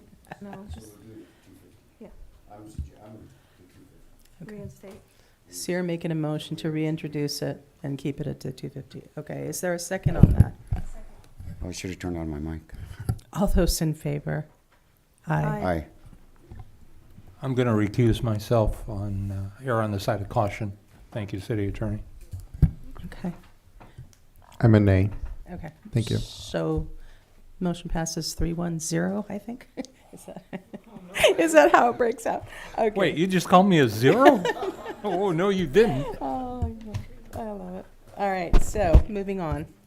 I think as item 4, municipalities legislative update. I'm going to get the staff report on that.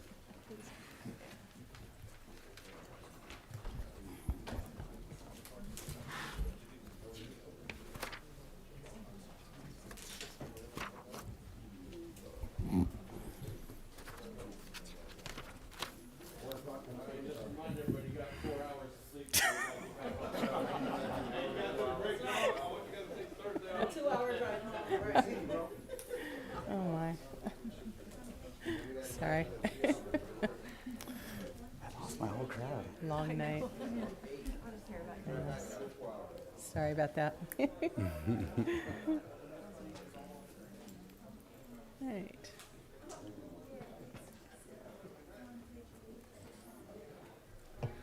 Huh.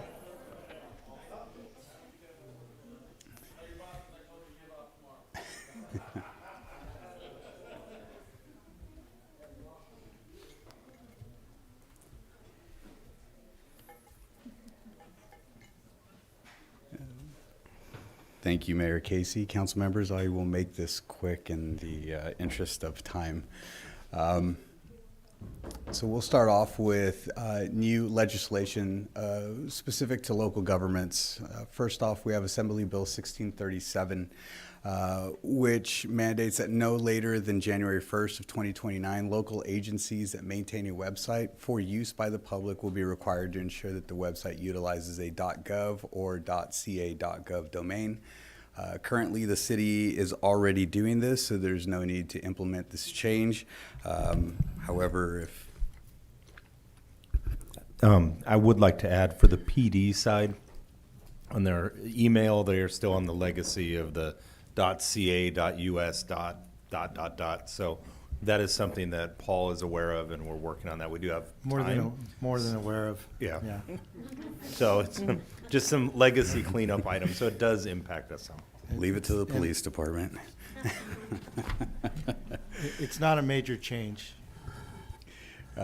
Right, and so that change as well will affect all of the emails for staff members as well.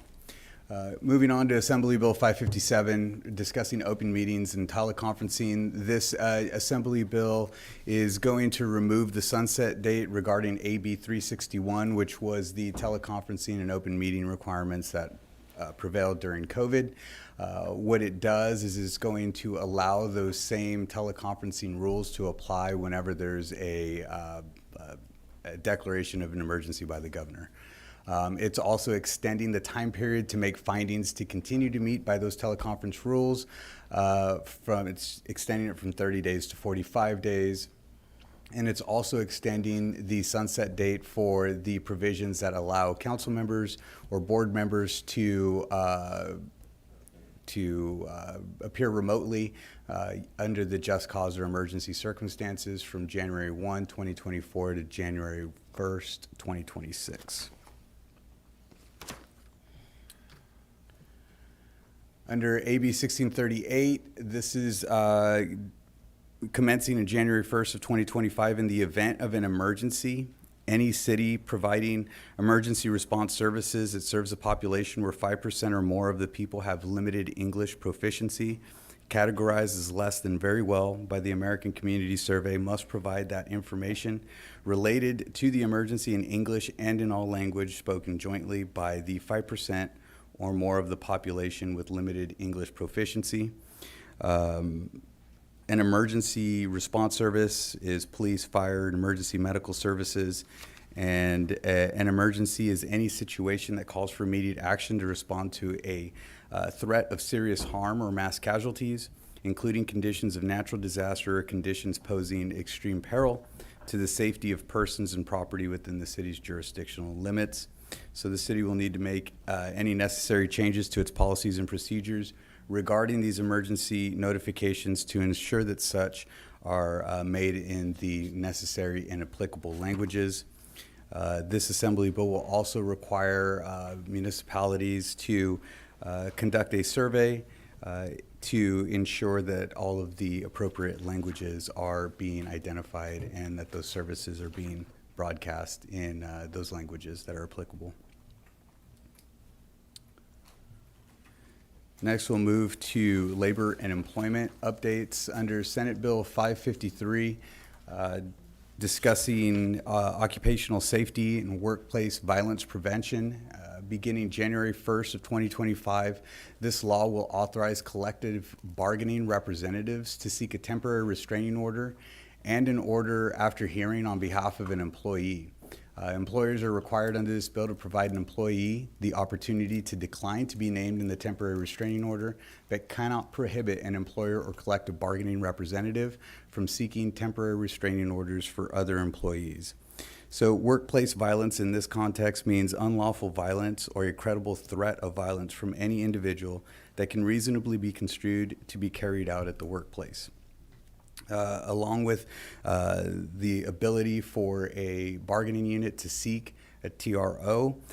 Training is also required for municipalities after implementation of a workplace violence prevention plan, and training is thereafter required annually. There are also records that will need to be kept as a part of the workplace violence prevention plan. These are records that relate to workplace violence, identification, evaluation, and corrections. There's also a need for municipalities to maintain violent incident logs, and records of investigations will need to be maintained for 5 years. So in order to ensure that all of these records are being retained for the appropriate amount of time, the city should likely or will need to ensure that these are being addressed within the records retention policy.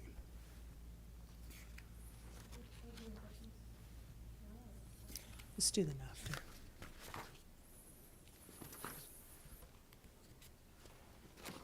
So under Senate Bill 616, it's adjusting the amount of paid sick days that are allowed to those employees who are not represented by a bargaining unit. Even if represented by a bargaining unit, if they don't meet these minimums, then then the city will have to provide an increase in the minimum amount of paid sick leave. So it's increasing the amount of paid sick leave from 3 days or 24 hours to 40 hours or 5 days of paid sick leave. Alternatively, cities can use alternative accrual methods, and in any case, they will need to provide employees with no less than 24 hours of accrued sick leave by their 120th calendar day of employment, or 40 hours of accrued sick leave by their 200th calendar day of employment. So if employers do use this accrual method, then they can allow for up to 40 hours to be carried over from each calendar year. Typically, this will apply to your part-time employees, and again, those employees who are not represented by a bargaining unit. So essentially, the city would need to ensure that their current policies and procedures are in place to ensure that any unrepresented or part-time employees are able to receive these benefits. Under Senate Bill 700, the law will make it unlawful for employers to request information from an applicant for employment relating to the applicant's prior use of cannabis. Information about a person's prior cannabis use obtained from a person's criminal history would also be exempt under this law. Employees that are exempt from these changes are employees in the building and construction trades. Applicants are employees hired for positions that require a federal government background or security clearance under the United States Department of Defense, and employees working in positions where federal funding or federal grants require an employer to maintain a drug-free workplace. Senate Bill 848 introduces employment leave for reproductive loss under FEHA.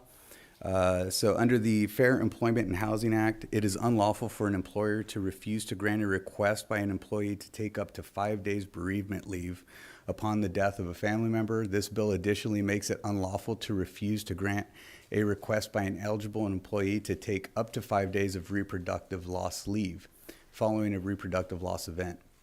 The new law also prohibits retaliation against an individual for exercising the right to that leave.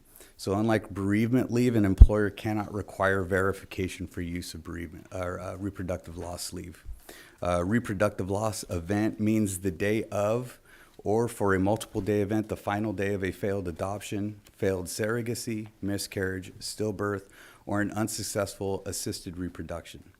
So again, the city will need to ensure that staff and supervisors are aware of the provisions and the limitations placed, particularly upon the employer verification, the fact that employer verification cannot be required for use of the leave. Under surplus land, Senate Bill 747 and Senate Bill 229 operate together. So what Senate Bill 747 does is it's going to change some of the definitions regarding surplus land. It's going to change the definition of agency use, and it's also going to look at the disposal of surplus property to include leases of surplus property entered after January 1, 2024 for a term longer than 15 years. Under Senate Bill 229, the law applies, essentially it's going to require that any time there's a notification that's received by a city of a violation from HCD, that the local agency would have to hold an open and public meeting to review and consider the substance of the violation. So the law prohibits ratification or approvals of the proposed disposal of surplus land until a public meeting is held. And it will not apply if agencies cease to dispose of the surplus land after they receive notice from HCD.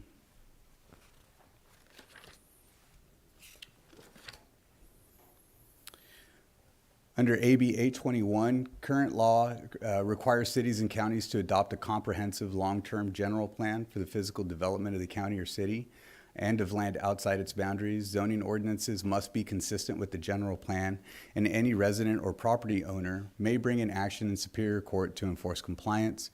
Current law also requires the zoning ordinance to be amended so that it is consistent with the general plan.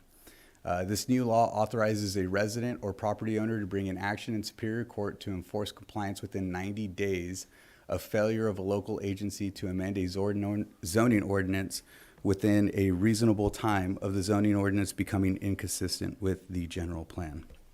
So AB 829 is intended to address inconsistencies between the general plan and the zoning ordinances, and it'll allow development projects to proceed without being deemed inconsistent with the zoning ordinance if, despite the zoning inconsistencies, there's substantial evidence that the project will meet the objective general plan standards.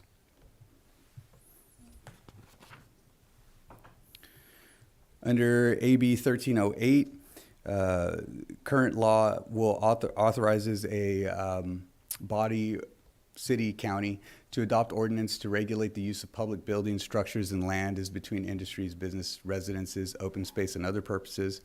This law will prohibit a public agency from increasing the minimum parking requirements that apply to a single-family residence as to conditions of approval of a project to remodel, renovate, or add a single-family residence. Assembly Bill 1218, applying to development projects, demolition of residential dwelling units. So under the Housing Crisis Act of 2019, cities and municipalities, government entities were prohibited from approving any housing development projects that would require the demolition of occupied or vacant protected units unless the following conditions were met: that the project replaced all protected units, included a minimum amount of residential units, allowed existing occupants to occupy their units until 6 months before the start of construction, and provided relocation benefits to the existing occupants of any protected units that are of lower income households.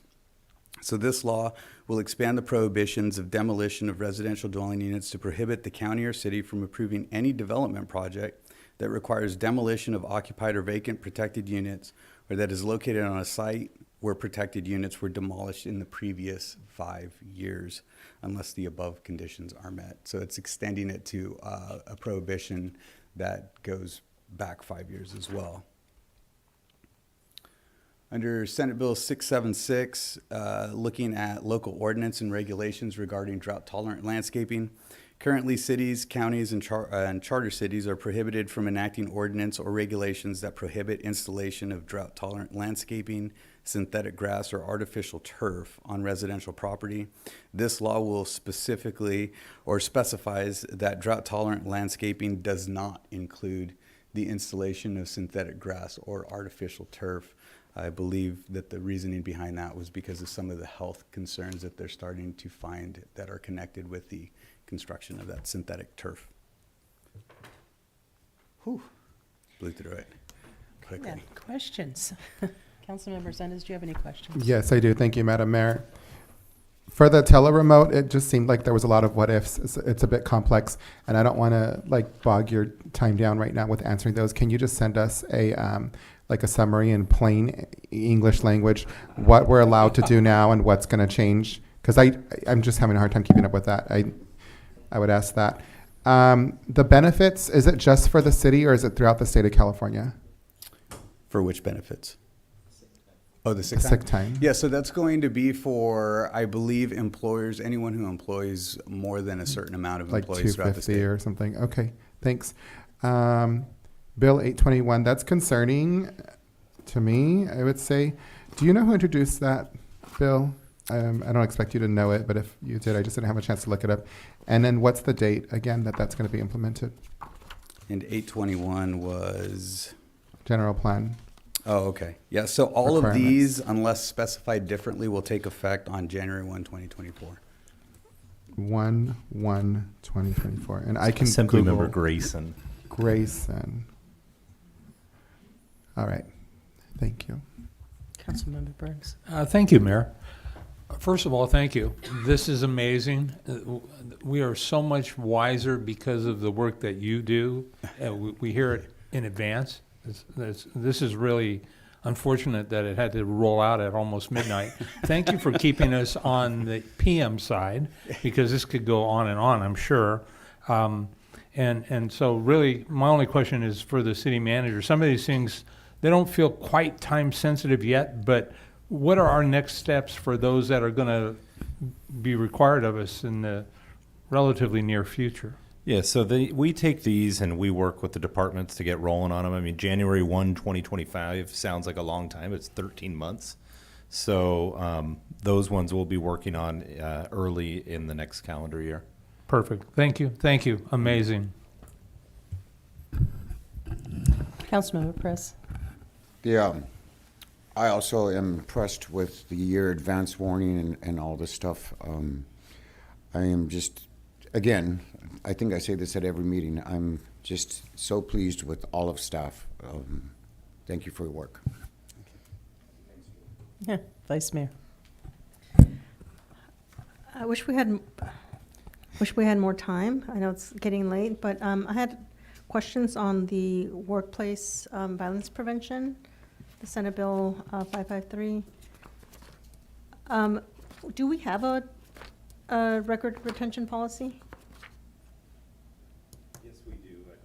For HR matters, or Like- just overall? Overall, normally, like, agencies have a 2-year.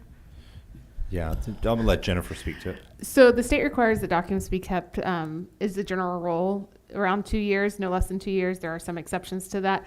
The city does not have a citywide retention schedule. That's something that I've actually been working on with Rob. Agenda management system got in the way a little bit, but it's something that we're working on and also working with the other departments on because we are in dire need of one. Okay, so I'm assuming that will come back soon. And so one of the things that's always kind of like in question is whether city council, whether they're considered employees and whether like chambers and it's considered workplace and what's considered workplace. I know that every jurisdiction is very different in how they interpret, depending on who's initiating what. What is our definition? We'd have to look at that and bring it back. I do know that 99% of the time, council members are not considered employees, so we'll look specifically at this one. But in general, your code of conduct there shouldn't be any violence anywhere. But I get what you're saying, as far as employees, Because this talks about a restraining order. So let's say if somebody here conducts themselves in a way that warrants a restraining order, then I want to know how the Senate bill would play into that, because it happens with HR, it happens with a lot of, restraining orders, especially with social media. There's employees that threaten violence, like I'm going to come to work and shoot everybody, and that's on social media. There's always been this gray area with restraining orders. And so those are kind of the things that when we're talking about workplace violence, there's a lot of examples of how a lot of these situations are kind of a little fuzzy. And who was the senator that proposed the bill?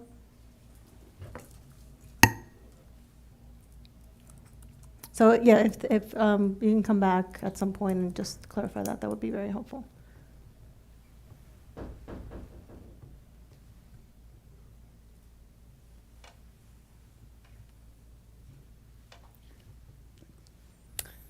Okay, great report. I have nothing to add. They've kind of covered everything, so thank you. Thank you. Yeah, Senate Bill 553 was Senator Cortese out of San Jose. Okay. I do need to ask if there's any public comment. There are no public comments for this item. Okay, moving on. Oh, boy. A report on 2 items related to the 2040 general plan update following the September 11th study session, North Gateway Commercial General Plan Land Use Designation and Agricultural Preservation Program. Staff report.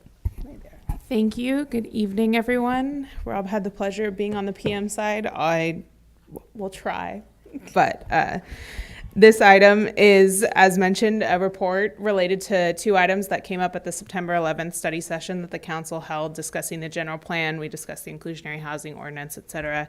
And these were 2 follow-up items that we did not receive direction on from the council. So the first item is related to the North Gateway Industrial Zone, and I don't have a presentation, but I did send Jennifer a map of our land use designation just so we can all orient ourselves. There were maps as well in your staff report. Tonight, the council's being asked to consider 3 potential directions for North Gateway uses, the land uses in that designation. The first was a request by staff at the September 11th study session. As the council is aware, we are in the process of revising and updating our housing element for the 6th cycle.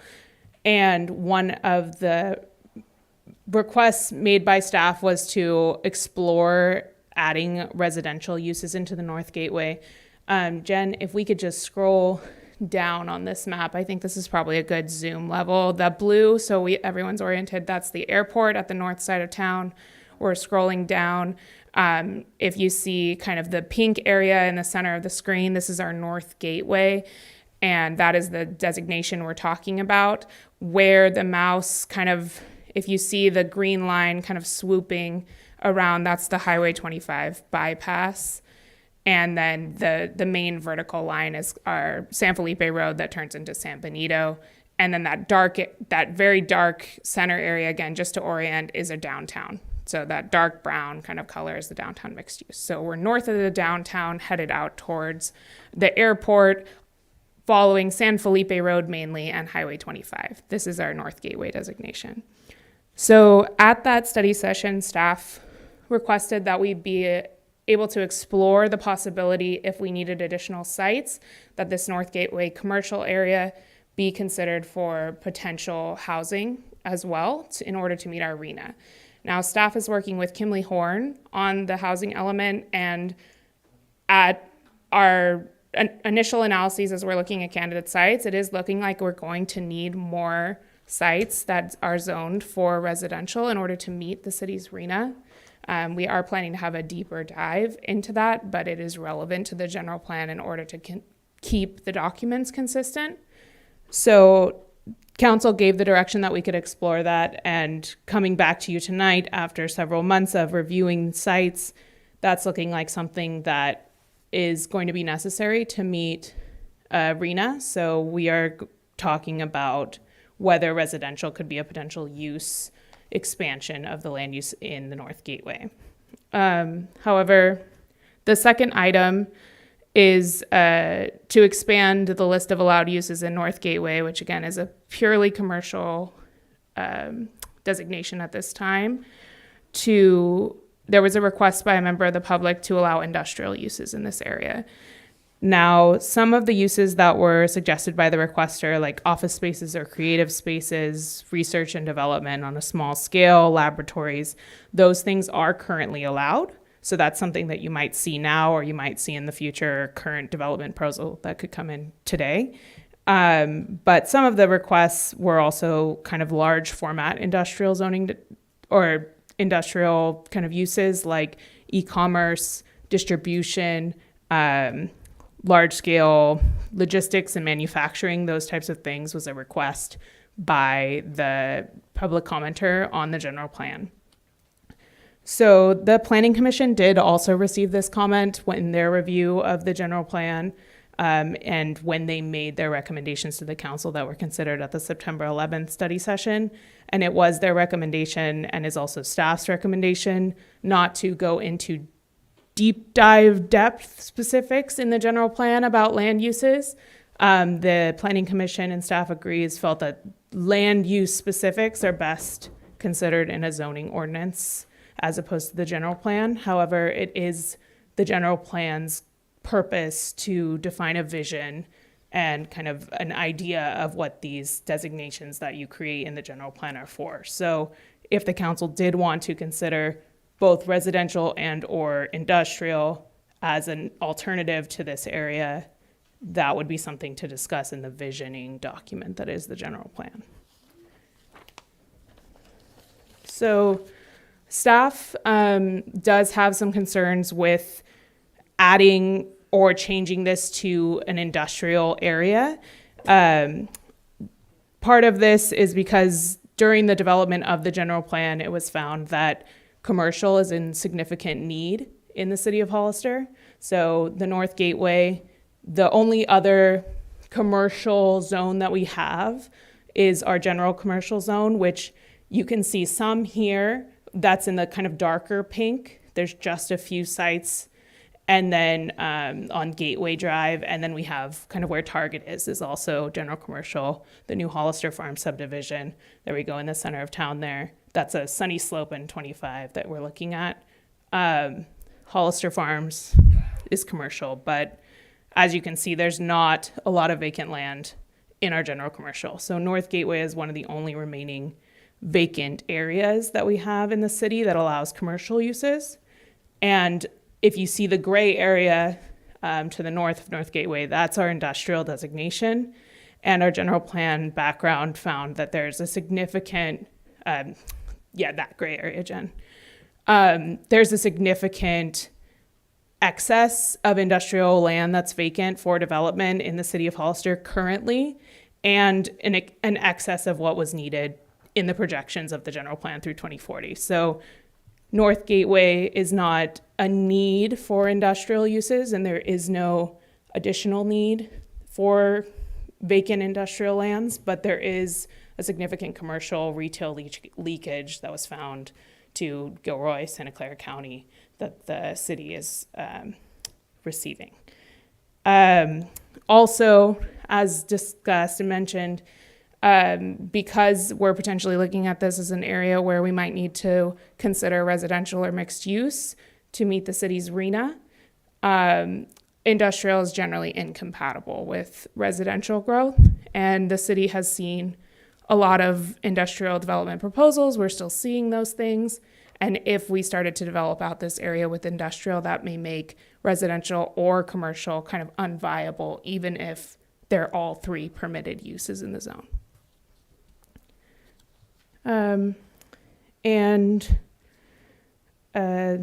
I think that kind of is the gist. It's really, we are thinking that there's not, as you know, the general plan's upzoning mixed use areas, upzoning even our low density to kind of increase the minimums.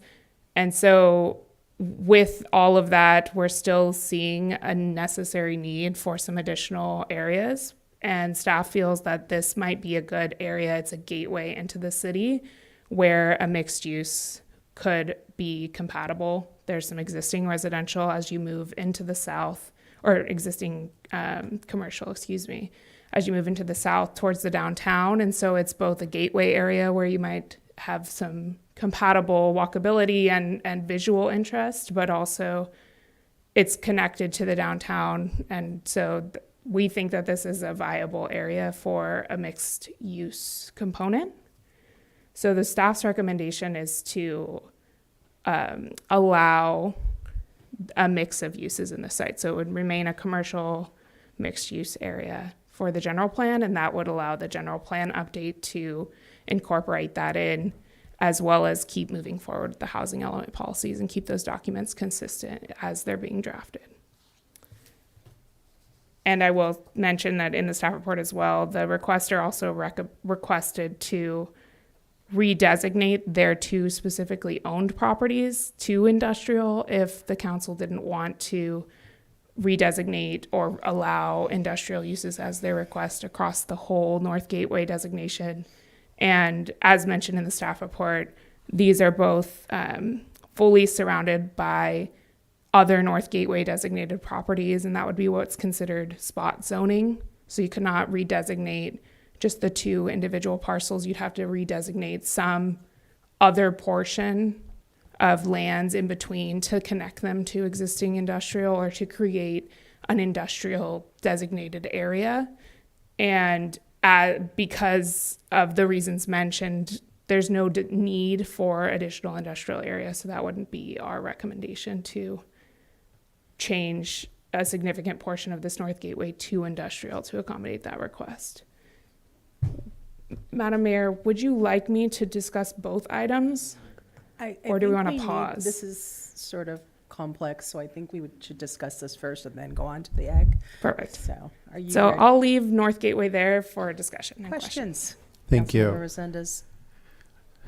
So we reorient myself. The red and green line where they dead end, that's 25. Yes, so 25 is there, yes, and then it comes down, and that's kind of where it's being realigned. And there's a vertical road running north-south, that's San Felipe. So let me... Where's do I the have a- jail? The jail is, see that blue? Yeah. That's the jail. Okay. What is all the gray currently zoned as? So all of the gray is currently designated as industrial, and I'll just make a clarification that this is the general plan, so it does exceed beyond the city limits, which aren't on our current general plan map. We've talked about that before. But so the green line you're looking at is our sphere, the internal line. The color is your general plan. So while all of this land is designated industrial, if it were to come into the city with no general plan amendment, it would be industrial. It's not all in the city limits. So It's the not all county zoned. controls what they zone it as. Yes, but a significant portion of it is in the city limits. But I just want to clarify that that whole gray area is So not it's industrial, necessarily in which the means city limits. warehouses. Warehousing, Yeah. distribution. We also allow research. Your technology parkway uses are in industrial. And then so North Gateway, just so we're clear, is commercial. it is a commercial zone. And what's allowed in the commercial zone? So in the North Gateway, the kind of goals of the general plan and zoning for that was kind of large format retail Mhm. shopping centers. Mhm. Also the auto sales that we currently have where Greenwood is, that's all North Gateway. So that's something that's currently If allowed we were as to well.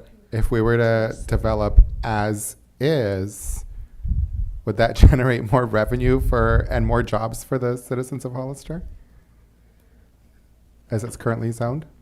I mean, I would say yes, objectively commercial that gives revenue, but I will say that the city hasn't seen much development. Like I've mentioned in my staff report, the only developments that have occurred in recent times that I'm aware of are the Starbucks on San Felipe and then the Taco Bell remodel. So stores, jobs, tax revenue. But now we're looking at scrapping that to potentially put more homes there? I would not recommend removing commercial as an allowed option. You're looking for more of a mixed use. That is staff's recommendation, is to modify this designation to be a mixed use zone. To both keep commercial on an area where we have a significant portion of vacant land or currently county land that could be annexed into the city, but also to allow a mix of uses. Do we have any current projects in the pipeline that are proposing anything in that area that you know of? The North Gateway? Let me just, Jen, can I have you I'm- scroll? I'm a very map oriented person. I remember there was some stores there that were being proposed over by. No, we don't have anything currently proposed. We did have a pre-application for, if the council is familiar, Jose Villa's Yes. site, which is in the Chapel Road Master Plan bypass area. If you see the little blue circle just to the south, it's the pink parcel to the north of that. However, all we've had is a pre-app for a portion, and other than that, no proposal. Okay. All right. Thank you. And thank you for your presentation. I keep forgetting to thank you guys. You guys do a great job No worries. on that. Thank you, Ms. Eva. Councilmember Burns, questions? I do not, Mayor. Thank you. Councilmember Perez? Vice Mayor? No. Just a quick question. So the commercial area, and you're proposing mixed use, which involves residential? Correct, yes. would that then be a requirement that you have to have residential, or you can still propose a commercial project without the mixed use? So what I would recommend, and what is similar in our other mixed use areas in the draft general plan, is a stronger requirement for a commercial component. So we're looking at a requirement for commercial, but 100% commercial would be allowed. Okay, so you'd allow, okay. So I think that's all the questions. So do we need to do public comment for this piece, or? Was there another half to your presentation before we took There is another half to my presentation, and I forgot to mention, but David Early is online if we have questions for him as well. Yes, so that's the North Gateway. So we're looking for direction on if we want to allow another use type or change the use in North Gateway. Okay. The second item was related to the agricultural preservation program. So this, just as a very brief reminder for the council and anyone who is still awake at this hour and listening, is a program that came about from policy recommendations in the general plan, but it is a separate policy that would be adopted into the zoning ordinance ultimately. And it would require that any lands that are proposed for development within the city limits of Hollister that are currently used for agriculture would purchase by either a fee or a direct dedication a conservation easement on some other lands. As currently drafted, it's a 2-to-1 ratio, but we've been directed to change that to 1-to-1. So for every, let's say there was a 10-acre parcel that wanted to develop, they would then make available for purchase in some sort of a way 10 acres of agricultural land that is of the same quality somewhere within the planning area of the general plan. And what was brought up by a member of the public at the September 11th meeting was a request for changing the boundary of where those lands could be purchased, or the easements could be purchased, as it relates to the policy. So as currently drafted, the policy proposes the boundary of the 2040 draft general plan planning area. So when you're looking at those maps, it's the biggest line on the maps, but it does keep those conservation easements relatively close to Hollister, because part of what we heard through the drafting of the general plan was a strong desire to keep the agricultural character of the community despite the urban development in the city's core. So the requester suggested that the council consider expanding that boundary to take in the whole of San Benito County. So the change would be that someone could propose development within City of Hollister city limits, and then they could have that easement purchased somewhere, anywhere in the county. Staff would not recommend expanding the boundary to the whole county. But the city council could consider another boundary line if they wanted to expand beyond the planning area. But our recommendation is to keep it at the planning area or relatively close to, so that that agricultural benefit, the preservation of the character, remains. Now, the land that's developed would have to be in the city limits, so it's in the sphere, it's close by. The program doesn't take away designation of lands that are agricultural currently and have a different designation in our general plan. It's just a boundary for where easements would come from a property owner who's willing to preserve the agriculture on their property. So I'll pause there and just answer any questions. But the boundary of the program is what's at question tonight. Councilmember Resendez, any questions? Thank you. It sounds like you answered them, but it's getting late, so I'm going to ask again. Currently, what's our current policy? Do we have one? We do not. Okay. What is it proposed in the old general plan that was done? So the draft general plan? Yeah, there you go. Okay, so the draft general plan proposes a 2-to-1 ratio. So again, going back, let's say we had a 10-acre proposal for development. They would find an easement for 20 acres. The direction from September 11th was to change that to a 1-to-1 ratio. So staff is working on that change. Got it. So it'll be 10 acres of development, 10 acres of preservation would be proposed. Okay. So we're lowering the requirement to preserve our agricultural land. That was the direction from this council. And then third, you're recommending that we keep it within the planning area, the preservation, not expand the scope all the way out through the entire county. Yes. Okay, got it. Thank you so much. Councilmember Burns, questions? No, thanks, though. Very helpful.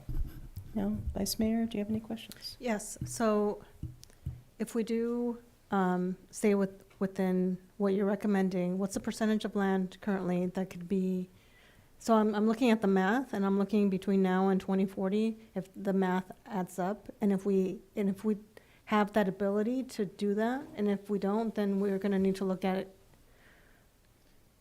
looking at expanding the boundaries. So it's math. What's the math on this?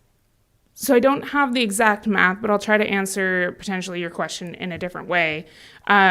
The city limits currently, I could probably count on maybe one hand, maybe two hands, the number of active agricultural parcels in the city limits that this would be immediately applicable to. So you'd likely be looking at parcels that you were looking to annex into the city. So that's a relatively long process, and we'd be looking at, environmental and all those types of things. So it's really going to be a one-on-one kind of application of this policy as the city grows and expands. And the general plan planning area, which isn't on this map because this is our current general plan planning area, is a significant area, but it kind of goes down to, let's say, about Tres Pinos on the southeast side. And then I want to say Dunville is included. So it's a pretty significant expansion of our current general plan area. And you'd be looking at, kind of one parcel equivalent at a time. So you'd be looking at the whole acreage of ag that's in that area. Dividing it in half is technically the max potential. So I would like to see the numbers. And I'm concerned that you don't have the math already done. I Because in order don't think to I'd be able evaluate- to provide you those numbers, Councilmember Morales, because And it's then not. secondly is active. So you talk about active in the policy. Is that what it says in the policy, active? Or just it's an ag preservation program? So whether it's active or dormant, does that matter in the policy? And is that clear in the policy? Because I haven't seen the policy.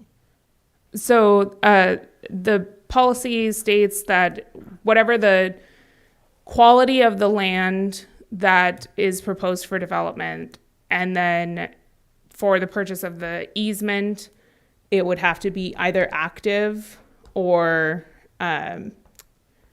able to become active in, I think it's like a year, something like that, a year or two.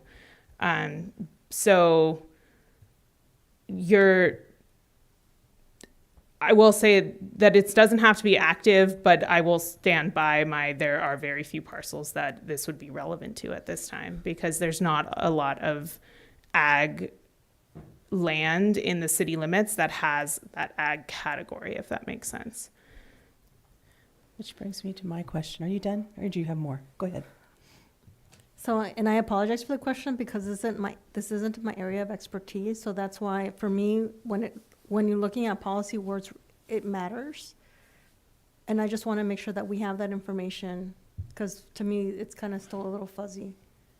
Yeah, so I can provide you with the map of the significant ag lands, but to go back to the question of math, it's really, if 10 acres of relatively low quality designated ag is proposed to be developed, then you could potentially preserve 10 acres of the same quality, but a person who owns that land might not want to give up the easement, so you may preserve higher quality land in the county for a lower quality developed land. So it's really kind of an estimated suggestion of 50% of the total ag land in the planning area could potentially be developed, because that would be a 1-to-1 acreage of the other 50% being preserved, if that makes sense.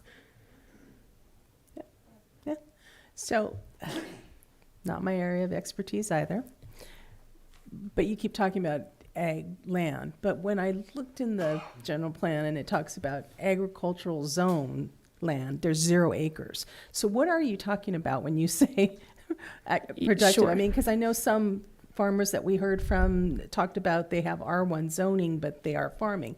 So is that, like, if they were selling their land, is it, then they have to, explain, Yes, please. yes, I understand your question. Okay. So, to the point of ag designation, it is not the city's designation in our general plan of it being ag land. It is the actual statewide farmland of importance designation. It's a statewide importance, local importance. They're defined in our policy, but they come straight from those definitions that go beyond a city of Hollister. I didn't make them up. Okay. And so they have to do with soil quality and active versus not active and water access. They're defined by the state. So there is a map in our general plan that kind of has a purple underlay where it kind of highlights what is ag land of importance. Okay. So that is what triggers this policy, is that definition. And then to your question of the general plan says 0 lands of ag, that is because the city limits currently have 0 lands designated for agriculture within the city. Okay. And that will likely never change. You don't Right? annex ag land. So my follow-up question is, because you triggered a discussion, I can't remember when or where this happened, but the lands of importance and all of that, that was done, I think, like 20 years ago or something. I mean, is there ever a time when that gets revisited because lands that were maybe prime before maybe aren't anymore for whatever reason? When and where do they do that? I will say probably yes. But that's designated at like the federal and state level. I think it's like the National Department of Agriculture, those types So of. they'd have to come in and do Yeah, that. and Okay. just going from another map that is very old that the city of Hollister uses, the FEMA flood map is currently 2009, and I think they're kind of actively changing it now. So it's not a map that updates often. Madam Mayor, if I may jump in, we do have David Early, our consultant. I think he has his hand up. And so I want to give him the opportunity. I don't know if he's wanting to jump in now, but I want to at least give him the opportunity as our consultant. Yeah. Yeah, David knows more than I do about ag lands of importance. Yeah, I can try and answer a couple of those questions. I'm not sure I've kept up on all of them, but the two that I'm remembering that were asked most recently are when are these maps updated? We're relying primarily on the state maps, and they were last updated in 2018, and the state does update them roughly every 5 to 10 years. So they are kept up to date. Okay. And a question before that was just asking, what do we mean by agricultural lands? And again, that is defined in the draft ordinance. That's not a part of the ordinance that you all asked to have brought back to you, but it's lands that are defined by the state with the technical terms prime farmland, farmland of statewide importance, and unique farmland. And those are all terms of art that are defined by the state, and they're all actually spelled out in the ordinance. I can tell you more about them if you want, but they are terms of art. The state looks at all the land that is in agricultural regions and is is undeveloped, and it determines which lands are prime of statewide importance and unique, and then it maps all of those. And if there were other questions that you all wanted other answers to already, please go ahead and ask, and I'll be happy to try and answer them as well. Now that I've been recognized, I can jump in if I have an answer. Okay. Thank you, David.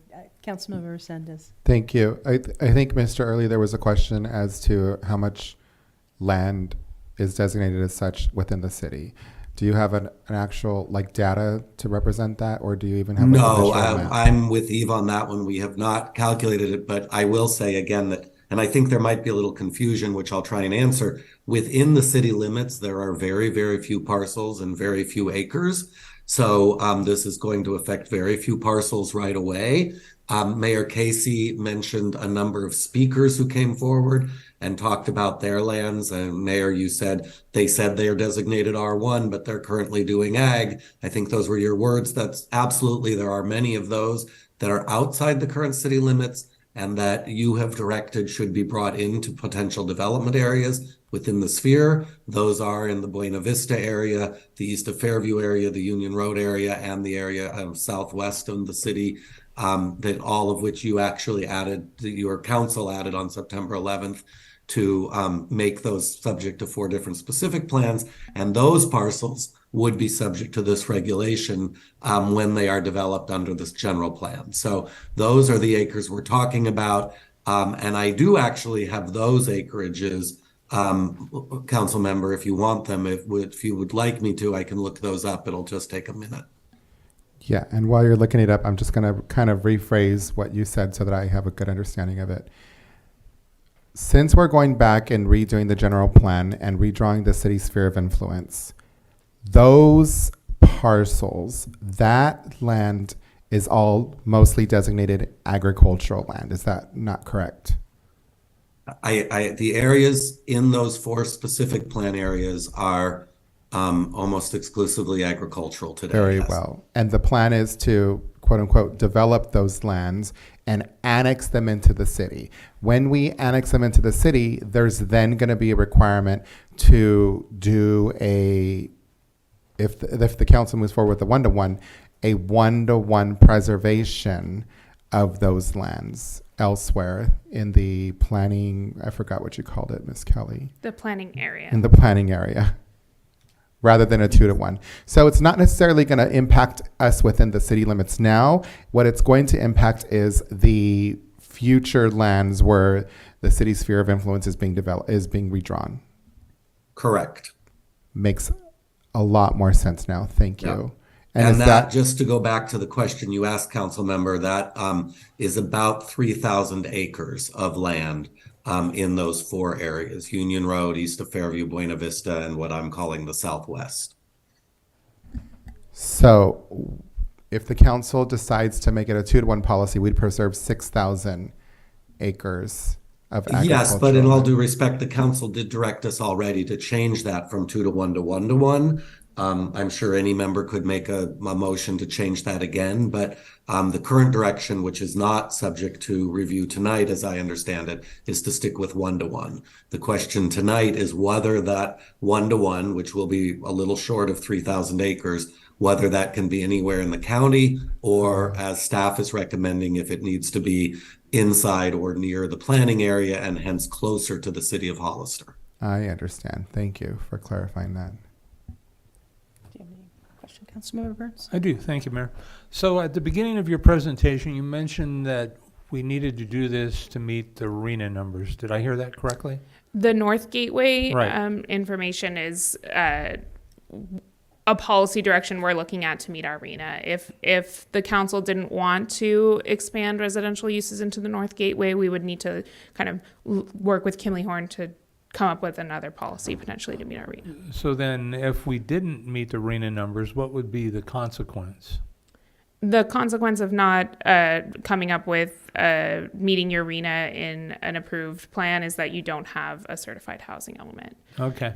And so knowing that the council has directed us to increase our sphere of influence, could we use those spheres to meet the RENA number? No, you cannot. So to meet RENA, you need to find land within your jurisdiction to have sites. So all of the policies and sites within the 6-cycle housing element need to be within the city limits. Okay. Within the current city limits. Yes. Okay, thanks. And I do entertain some interest in maybe revisiting the 1-to-1 ratio. I would support a 2-to-1, frankly. So thank you, Mayor. Thank you. If we're done with questions, let's do public comment, if there is any. Right. So let me know if you're still here. Julio Rodriguez? No. Okay. Andy Shaw-Corin? No. Okay. We have Mary Shaw-Corin online.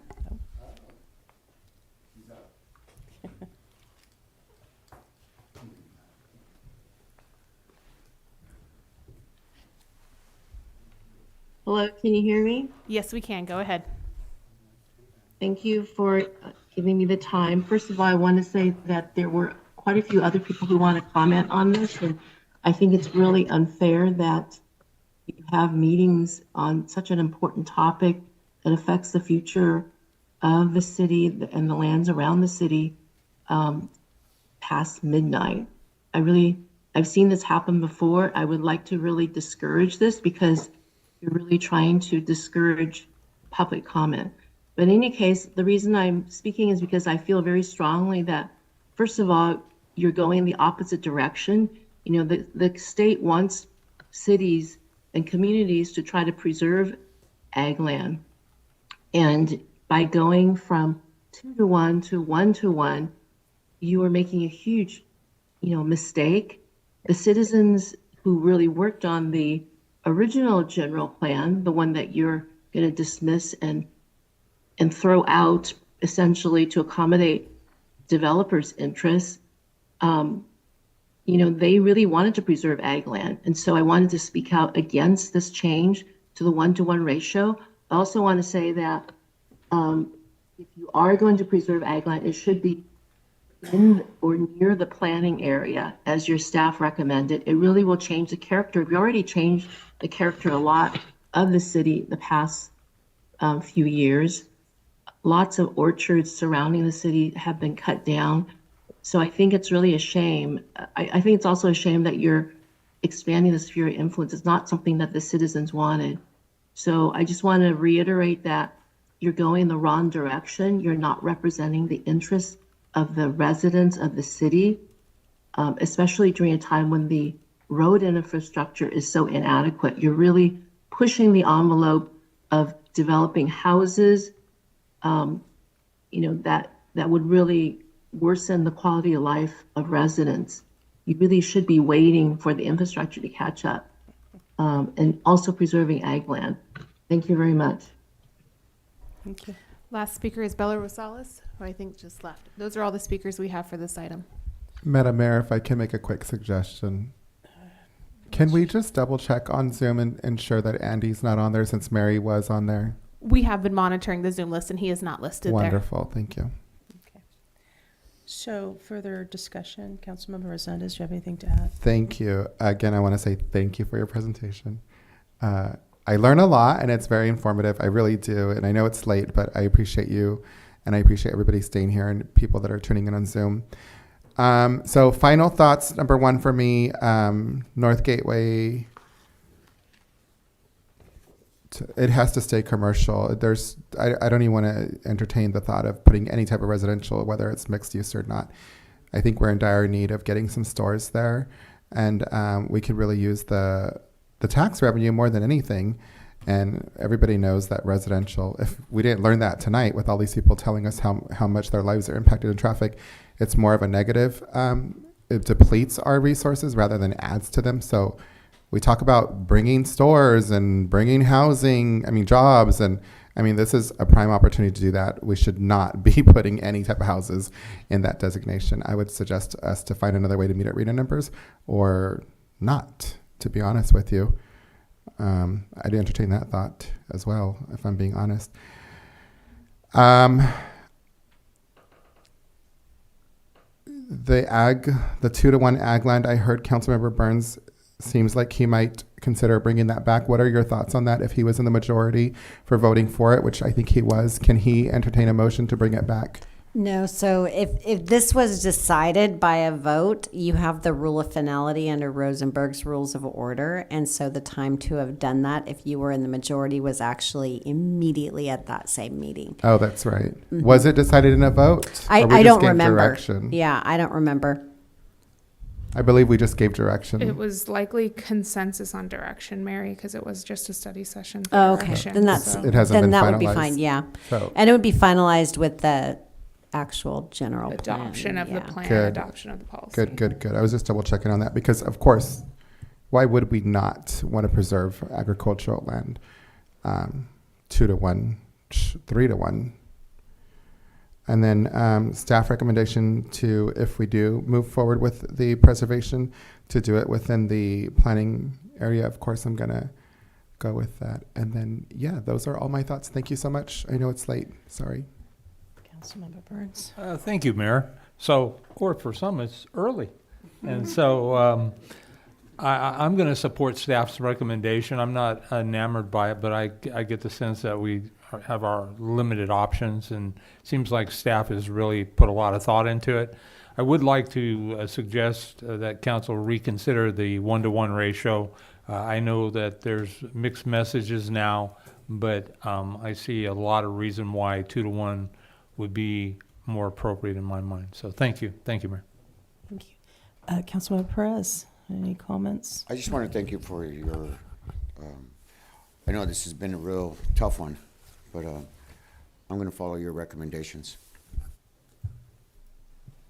I'm going to follow your recommendations on the north, and then on the numbers, I'd say it's already, I know it's already challenging because we keep changing our minds and giving you different direction every single time we have a meeting. So I like to stay at 1-to-1 so that you can do your job and keep us on track. And, you know, when we had the speakers come in, that's when we made the decision. So I don't want to lose their voice in this process.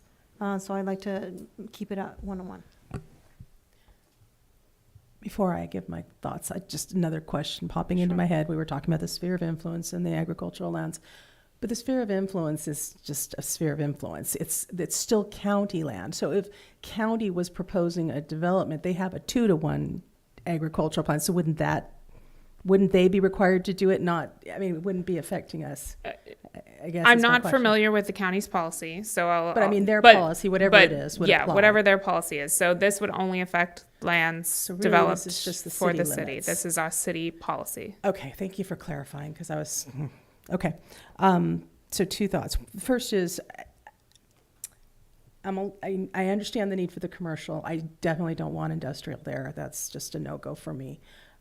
I would entertain the mixed use because I do know we sounds like the arena numbers may be an issue, and so I just wanted to clarify. So if we submit the housing element, we don't make these changes, we don't meet the arena numbers, what happens?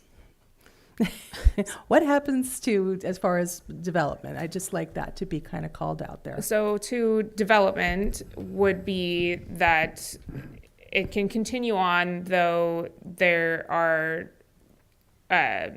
the builder's remedy, which I will clarify before I make my statements that I'm not 100% super the best expert on it. But at a minimum, I know that builder's remedy projects require 20% affordability.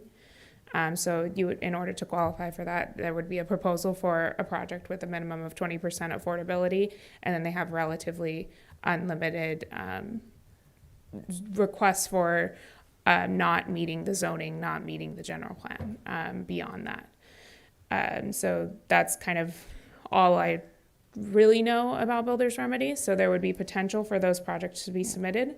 Otherwise, I believe projects would just continue to be submitted under current general plan and zoning. I think some of the larger repercussions at the city scale are that some grants require a compliant housing element in order to be eligible. So you might lose the ability to apply for some of those funding opportunities for other things, such as our SB2 planning grant that is funding the inclusionary housing ordinance. That's something that we would not have been eligible without a compliant housing element. So a lot of your planning grants, grant funding coming from HCD are having that requirement to have a compliant housing element as an eligibility requirement in order to ensure and encourage their jurisdictions to have a compliant housing. Appreciate that. I'm not. Is it useful for me to add a little more there? Please, that would Go be for great, it, David. Yeah, I want to amplify what Eva said, and almost everything Eva said, as always, was very spot on and accurate. But just to say a few things in a little more clarity, it simply stated, it is state law that you must ultimately have a legally adequate housing element. So if you do not have one by your deadline, which in your case is December 31st, the first thing that will happen is that the builder's remedy that Eve already mentioned would come into play. And what the builder's remedy does is it allows developers to propose housing projects of any sort, either more dense, less dense, different types than are foreseen in your current general plan and zoning. And I think that Eva's already spoken about that. But in addition to that, courts can also prohibit you from approving any housing project or actually any project whatsoever, including non-residential projects, for the time that you have a non-compliant general plan, which includes the housing element. So you do have the potential that all development would be stopped.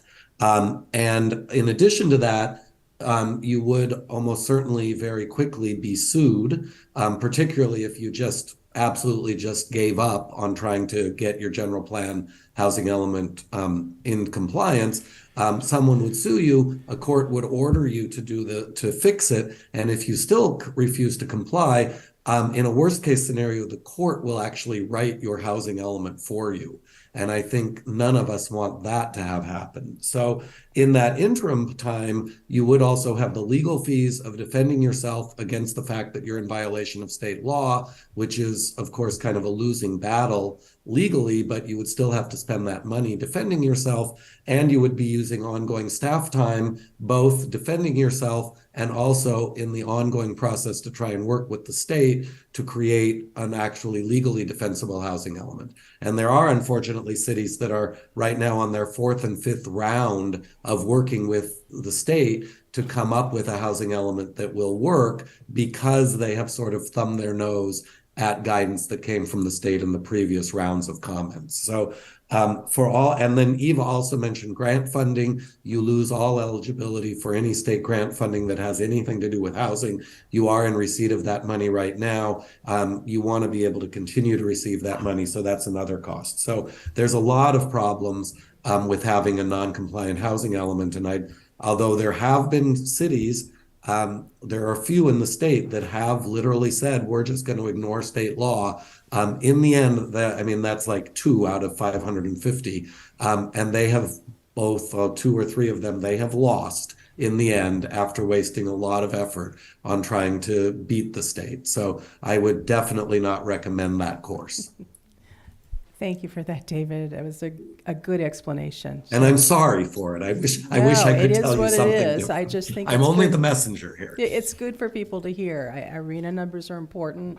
We need to get our housing element done and accepted. Otherwise, we stand to lose a lot. So for that reason, I would definitely support the mixed use if that's what's going to allow us to try to meet our numbers. I would rather see that than some big giant density housing project somewhere else in the city. I think mixed use has its values, and we're seeing more and more of that in other cities. It can be really pretty cool for people who want to have the restaurants and the shops right around them and have little apartments or whatever. So I definitely support the mixed use.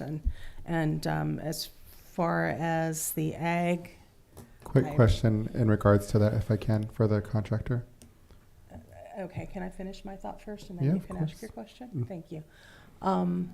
As far as the ag, I think I don't want to keep going back and forth either, especially given that what they said about the county land, and they would be taking care of the ag preservation for that, anything in that sphere. So I would want to stick with the 1-to-1. Go ahead, Councilmember Resendez. Thank you. Mr. Early, do you know of any instances where we can find a work around that as far as, like, let's say becoming a charter city in regards, as opposed to a general law city? No, every city and county in the state is subject to this law. It doesn't matter if you're a city, a general law city, a charter city, or a county. All jurisdictions have to follow the same housing element law. Wonderful. Thank you for answering that question.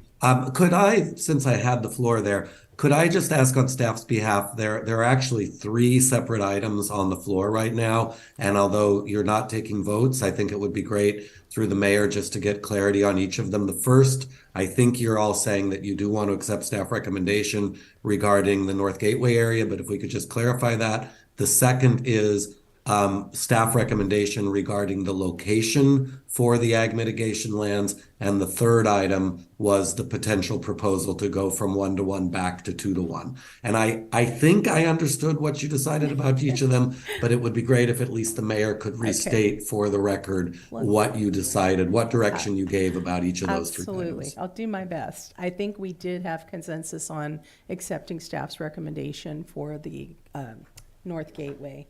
I think we had 1 no vote, but right, I think it was 4-to-1 so direction. the mixed use was the consensus to in follow favor your of the staff recommendation on that. Great.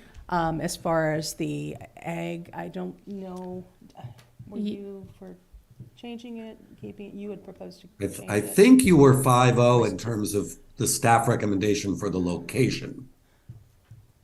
So there's 2 for 2 So I to think 1. we had 3 1-1. We're still Well, talking hang about on. the- There's actually, again, there's 3 items. Yes, The we're 1-to-1 talking about versus the- 2-to-1 is item 3. Item 2, which was the one that we location, right? originally presented about, is the location for the mitigation. And that I don't I think we- I think on the location, I think all 5 of you What- said you wanted to accept staff I don't think recommendation, so. but I'm We not sure. haven't of all that. really talked about that one. We Yeah. kind of glossed over it. I would be fine if we wanted to do consensus on the ratio and then talk location again. So I think the ratio, I think it was 3 to 2 to keep it 1-to-1. Keep So that 1-to-1. one, you put that aside. Okay. So as far as the location, I was considering, expanding it out further, but really if we're just talking about the city limits, I'm okay with, just what the recommendation is of the staff. What's your, yeah. So I think we are good. Okay. Okay. So, are we good? I believe that's my direction. Thank you so Yeah, much. thank you for that Thank you so clarification. much. Way to keep it before the 1 a.m. hour. Hey, I do what I can. I appreciate it. I still win. Mine was the latest. Okay, so now, oh man, consider a request by Bright Future Recovery to waive the required application fee for a specific plan amendment. Do we have a brief staff report? I'm going to try and make this really quick. Thank you. At a prior meeting, Bright Future Recovery spoke and requested a fee waiver, and the city council is the only person that can authorize the fee waiver. They have applied already for a site and architectural review, a conditional use permit. They paid for a focused traffic study, and they're paying for work on CEQA. So in total, they have spent $39,966.71 to the city. To continue or to complete their process, they do need a specific plan amendment. They're in the west of Fairview, and Bright Future Horizon I'm is. sorry to interrupt you. Yeah. I think I'm going to recuse myself, and if I'm going to recuse myself, I probably just should leave the room. Because I'm going to disclose why my partner has a contract with the applicant. Sorry, it's late. I should have did that at the beginning of the item. Okay. Yeah, thank you.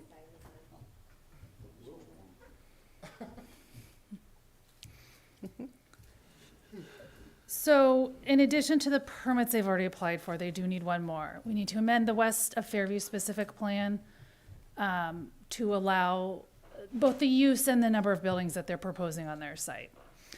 They are requesting the waiver of the specific plan amendment fee, which is $9,532. So that'd be in addition to the almost $40,000 they paid if they had to pay that.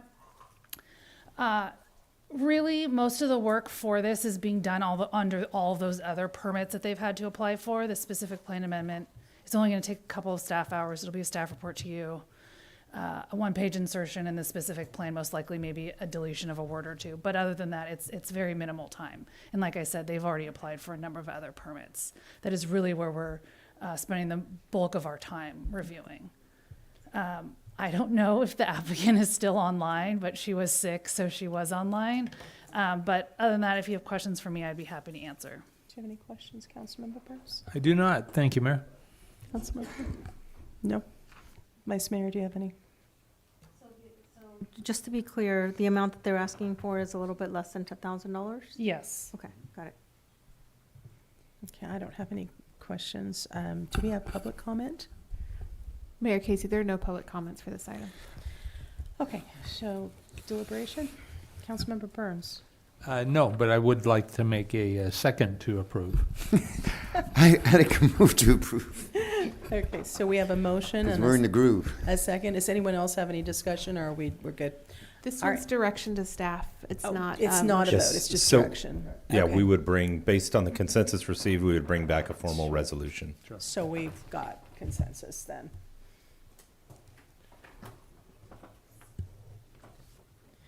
So we're gonna- Yeah. It's a question, it's not I knew you were going to say something, Tim. He doesn't want to come back. Okay, so let's move on to the next item. Provide direction to staff regarding potential ballot measure to increase mayoral term of office to 4 years. May we have the staff report? I will be extremely brief. Jennifer Woodworth, City Clerk. At the October 2nd, 2023 council meeting, council directed staff to return with information regarding placement of a ballot measure to increase the term for the mayoral seat from 2 to 4 years. This would amend section 2.04 of the Hollister Municipal Code. So we can bring that ballot measure back for council to place it on the ballot for November 5th, 2024. However, what we do need direction from the council is how to address the term of the mayor elected in the November 5th, 2024 election. The mayor elected in that election could serve either a 2-year term, or if the ballot measure is approved by the voters, it could be a 4-year term. And this would not affect any current terms of office for those who are sitting on council now. So if we have that direction, then I can bring it back at a future council meeting. I'm open to any questions. Any questions? Councilmember Resendez? Yeah, I'm definitely in support of this. I thought that I was of the understanding that doesn't take impact or doesn't take effect until the next election. So it looks like I'm wrong. That's up to the council and how you want to form the ballot measure. So if you say you don't want it to go into effect till 2026, so it's just then it would be drafted in that way. Oh, okay. I mean, yeah, it doesn't matter to me. Whatever the council's will is, I think it's a good thing. Councilman Burns? Any idea what the cost to put this on the ballot will run? We don't currently have an estimate from the Registrar of Voters. We've asked for one, and so we're waiting to hear from them on it. I believe last time it was around 20,000, but I'd have to confirm. Yeah. Thank you. Nothing further, Mayor. Questions, Vice Mayor? So I'd like to have it before the 2024, have the 4-year term start at that election. Okay. That is all. Okay, if we have no more questions, and let's public comment. Our first speaker was Maureen Nelson, and then our other speaker was Donnie B. I think Maureen's gone.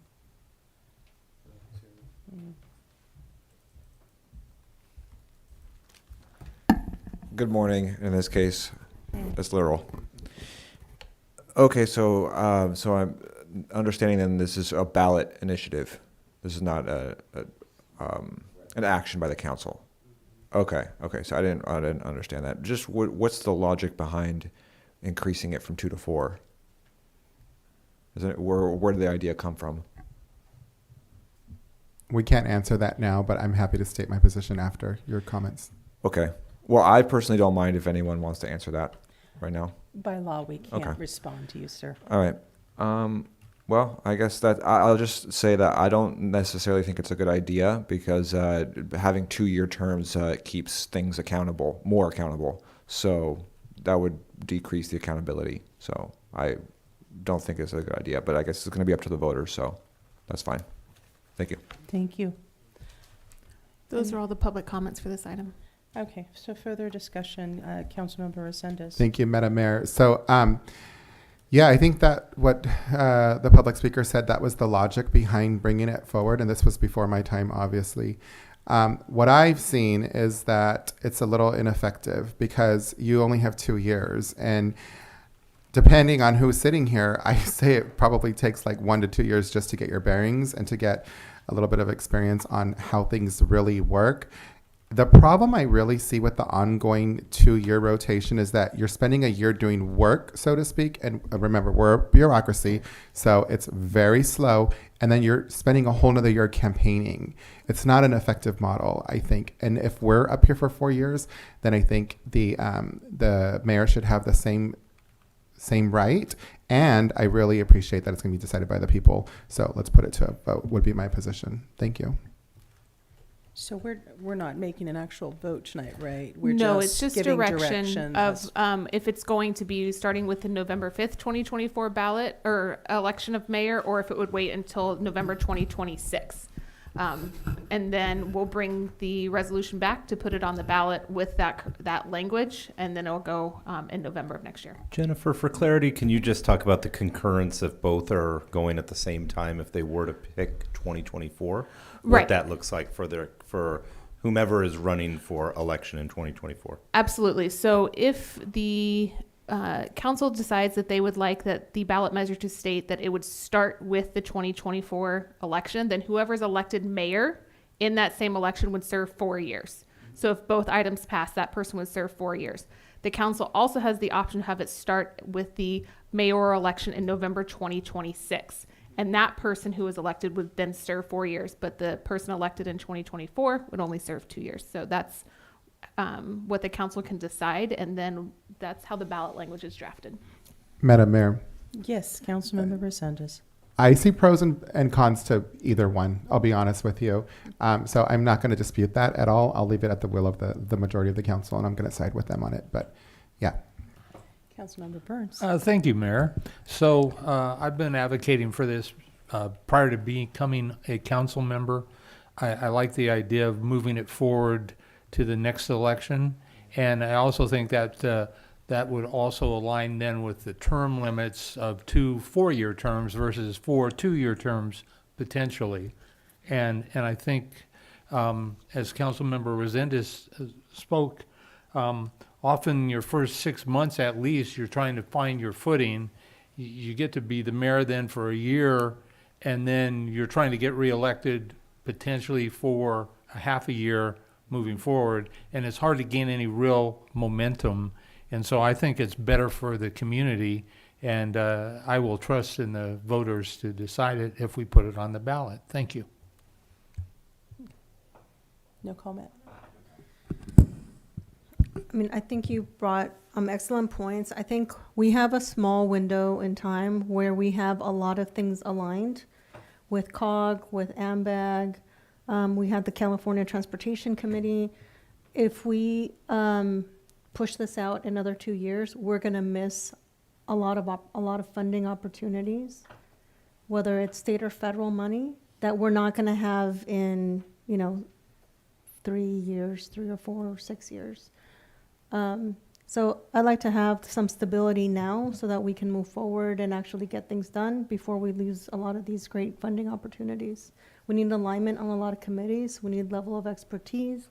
We need some level of consistency just to work forward. Otherwise, we're going to spend, one project took 30 years, and we need to do a lot of work on 25. And in order for us to do that, we need that consistency, and we're not going to have that if we push it out another 2 years.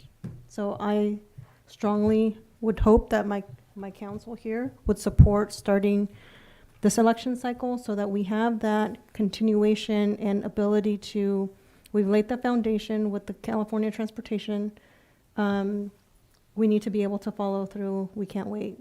So it all depends. If you want certain things done, you have to move on it now, and if you don't, then it will be another 30 to 40 years before we get anything done. I'm not sure I have any comment here, other than I do think moving it to 4 years to align with the council makes sense, and it is true. I feel like I just barely got here, and it's already even, I don't want to think about running again, and yet here it's coming. So it does take away from your ability to actually do the work of the city, and I would rather focus on that personally.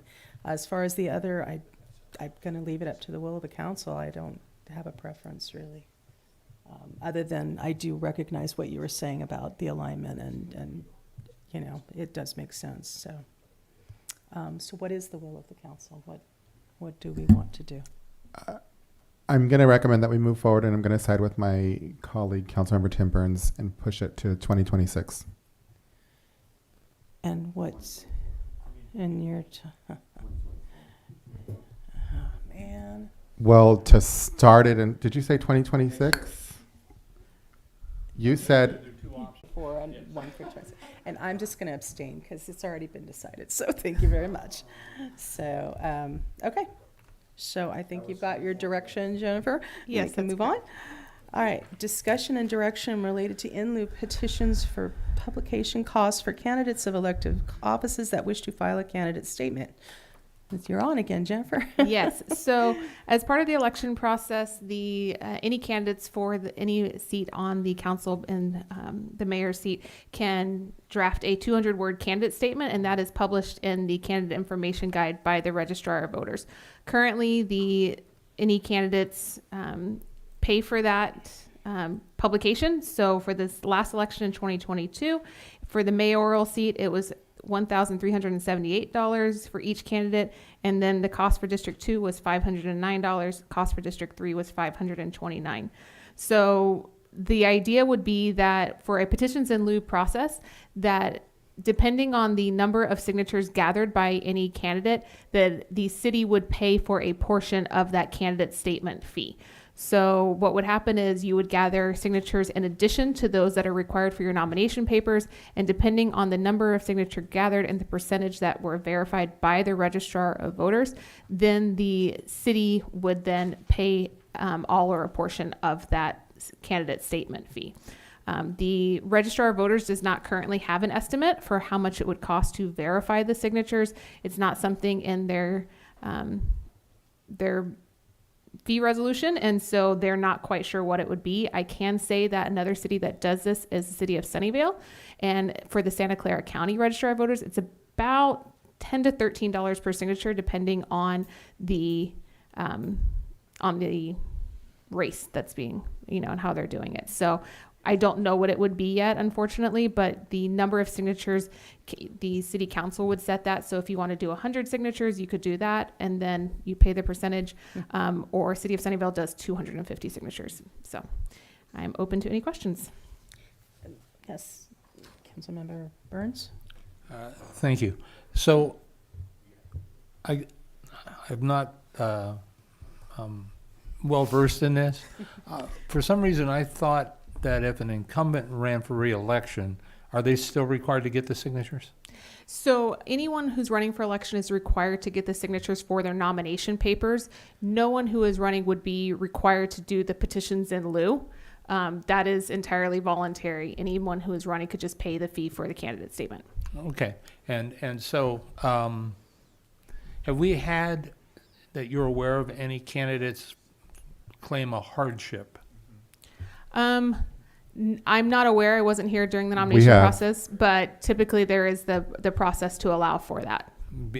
So there already is a process. If I wanted to run and I claimed I didn't have the money to pay for the candidate statement, I could file a hardship waiver with the city?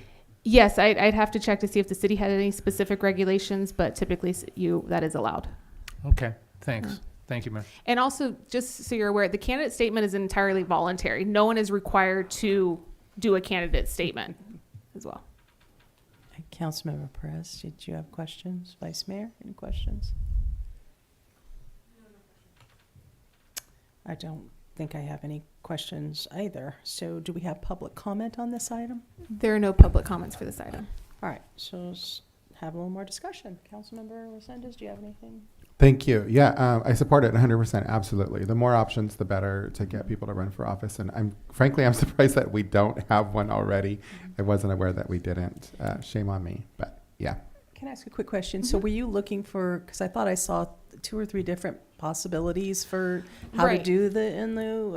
Absolutely. So there's a couple different options. The first being that you need to decide, 1, if you want to do it or not, and then 2, the threshold for the signatures. So if you say we're going to require an additional 100 signatures, and then if you get 100 verified signatures, then the city will pay your entire candidate statement fee.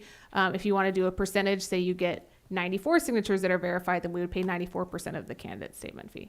So, but the number of signatures needs to be determined before we bring it back. And then, if we want to say that it's full payment of it, or if we just want to split the cost with the candidates, it's, there's a few different options for you. And the other question really quick, and then we'll carry on. But you were talking about, per signature verification. So yes. In theory, if you required 100 and then it was $10 per, you're still paying $1,000. So how is that anything? Right. And how is that helpful? I guess is my question. And it's the city who would actually pay that for that verification cost typically. So if the city said 100 signatures that were verified, then the city would pay to have those signatures verified. see. And that is in addition to the signatures that are verified on your nomination papers. It is that cost that is actually one of the reasons why Sunnyvale is considered reducing the amount of signatures required, because it is rather expensive for the Santa Clara County Registrar. Okay, Councilmember, oh, I'm sorry, did you still have? I do, now that you brought that up. Mhm.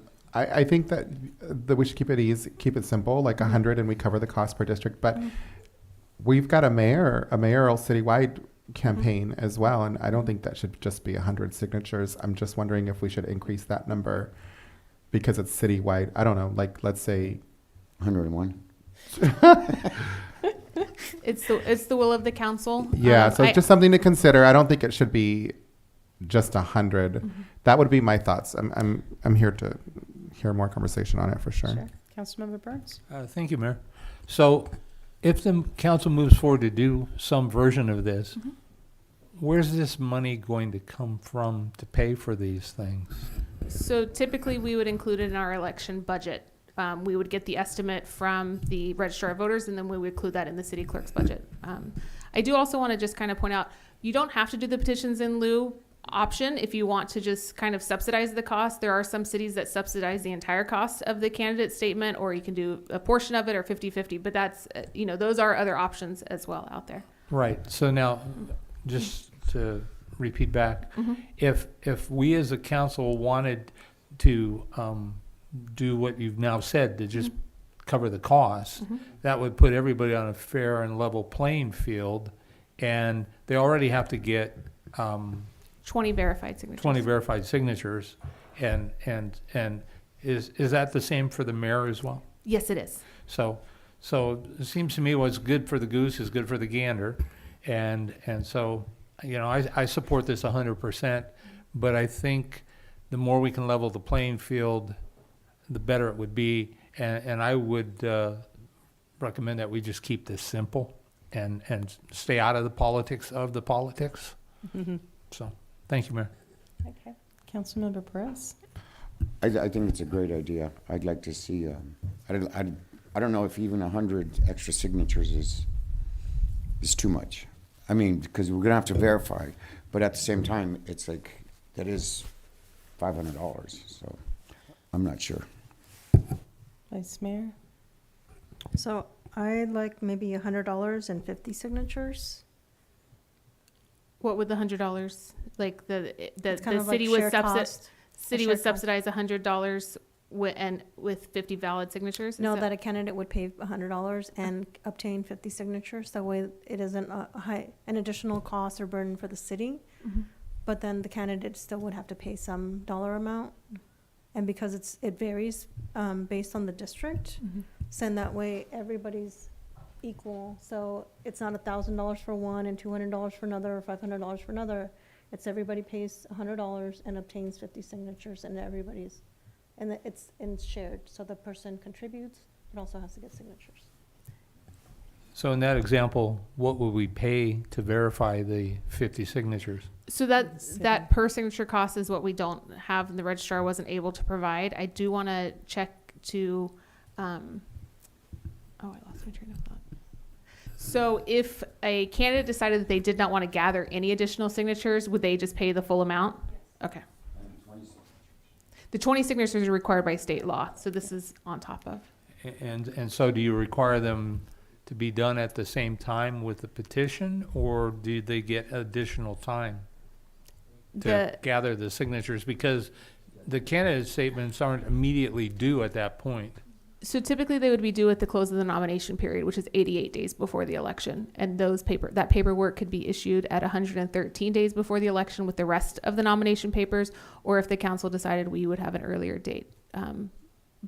So the other thing is typically you have someone sign your signatures, your petitions in lieu, as well as your nomination papers. So they would, like if I was signing someone that was running for office, then I would sign both. So there's 20 signatures built in typically. Thank you. Wow, a lot to think about. I like Councilmember Burns is keeping it as simple as possible. I don't know what that looks like, but I can say that when I first ran, I kind of went into sticker shock when I saw that for a little paragraph. It's like $1,300. Are you kidding me? So I like the idea of leveling the playing field. I think that's good, you know. I don't know, and I would let the council deliberate on whether doing $100 and 50 signatures or whatever, or doing it just, let's cover the cost. Do we want to take public comment and then talk about it, or do we already do public comment? We already did. Okay. Oh, wait. Sorry, I Yeah, we can't already did remember. public It's comment, too I late. think. Mayor, if I may chime in from Yes, please. if you asked about just the simplest way, I think from a staff processing and forms and a process standpoint, covering it is probably the simplest. It may be a bit more expensive, but with the amount of staff time and then working and paying the fee and going back and forth and getting billed and all of that, covering the fee, Well, you don't have to get the that's the signatures simplest verified. way. It's just so much simpler. I see your point. Yeah. So what's the will of the council then? I'm curious. So you're suggesting not even getting the signatures? That was one of the suggestions that was made, and from a simplicity Yeah. standpoint, Okay. I mean, there's the cost of doing the work too on the staff side that Yeah. would probably, it's that hidden cost that, Jennifer and her team will have to go through and track all of that, and billing with the ROV and all of that back and forth. So if you're looking for pure simplicity Yeah, and an I- even playing field, it would be covering it. I get that 100%. I do, but I think it just kind of undermines the whole idea of getting signatures in lieu. So I don't. Yeah. So I would definitely say at a minimum 100, and then for the mayor race, I think 250. 200, 250, and then I guess we can discuss the details later. We're just looking for direction, so that's where I'm at. Thanks. Councilmember Perez? I vote to keep it simple, and if they can get the petition to run for office, I think the city manager makes an excellent point.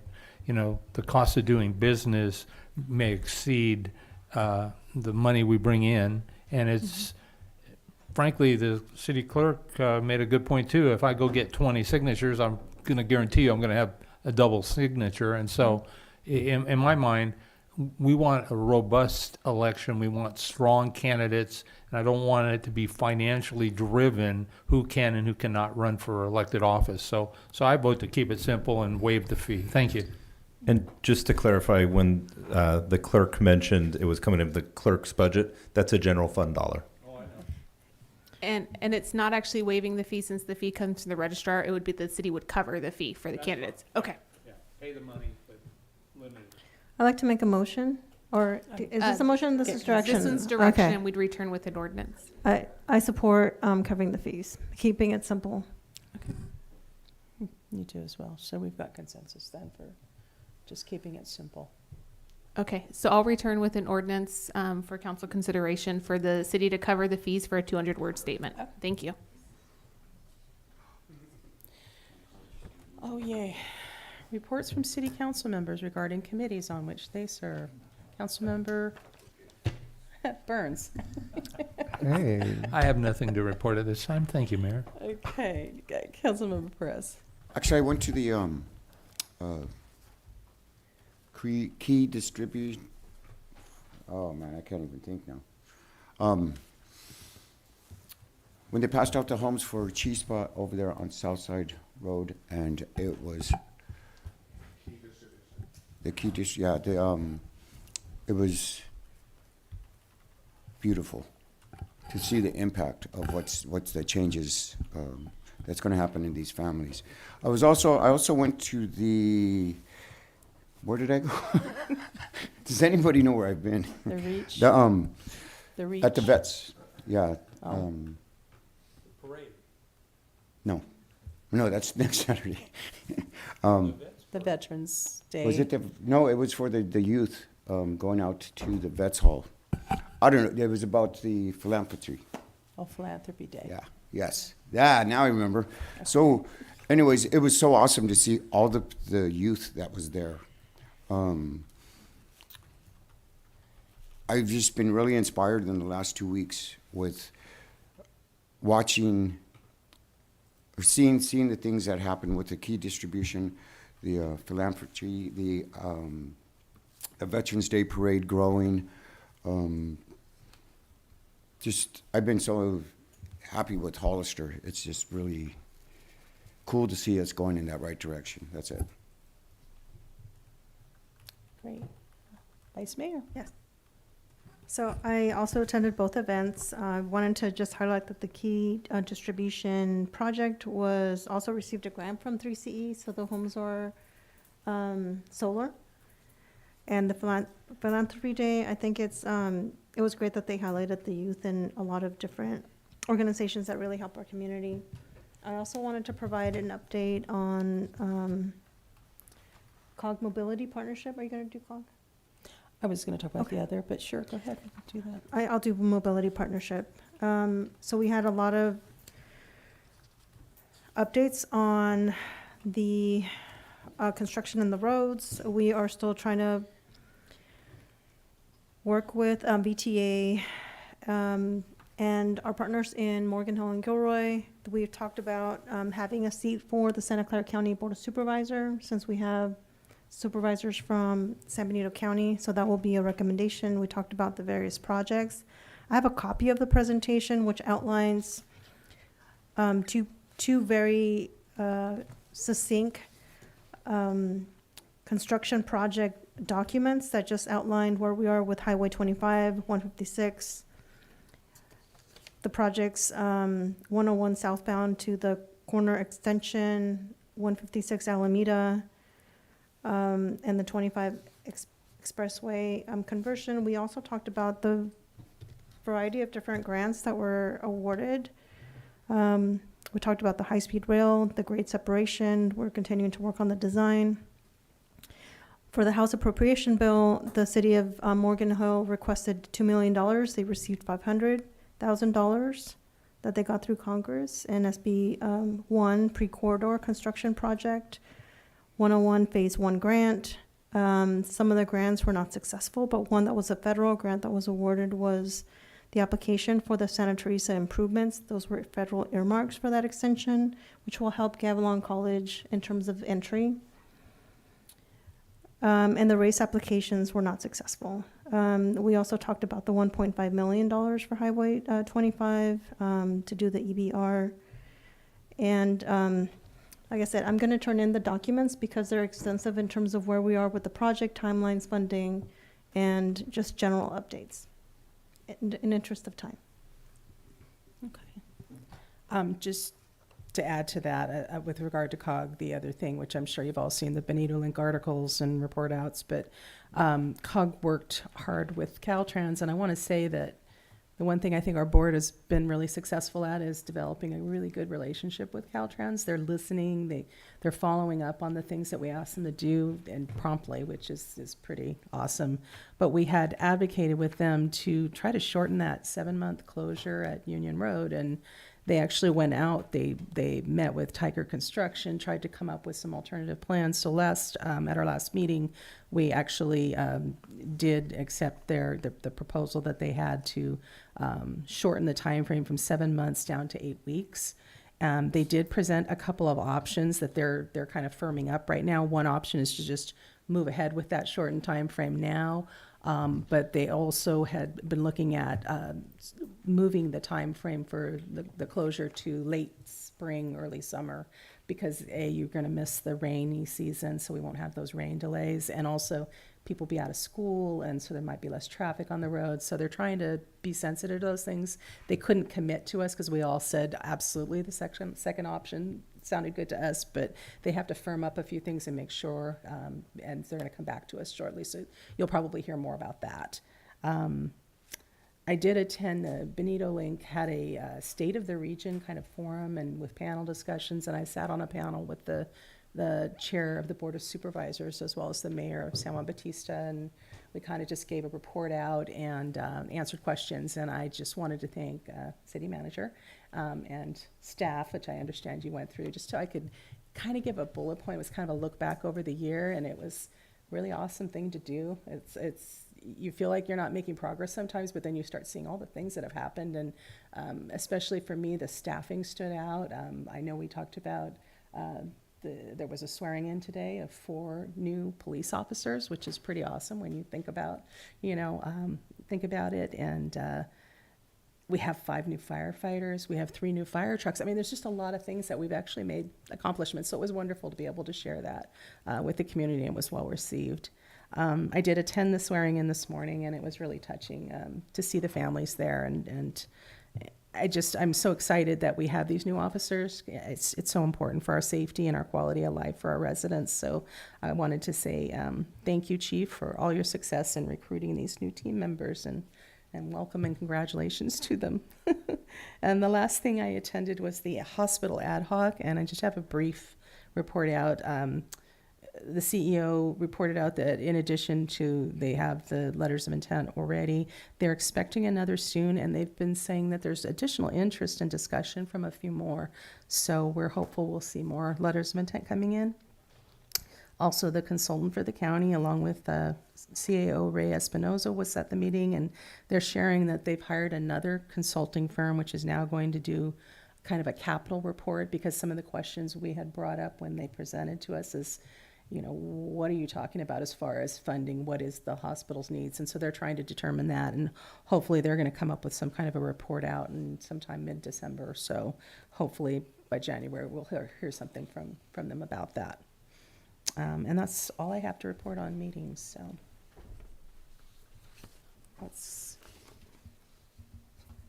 So are we going to go on then to informational reports? Okay. City manager, did you want to start? I have nothing to You report have this nothing? evening. City attorney, do you have anything? Yes, our firm is still working on the landfill risk analysis. There are a number of in-depth documents that are being reviewed, and we're being thorough before we give that analysis. Okay, thank you. City clerk, anything? Nothing to report. Okay. Paul, anything?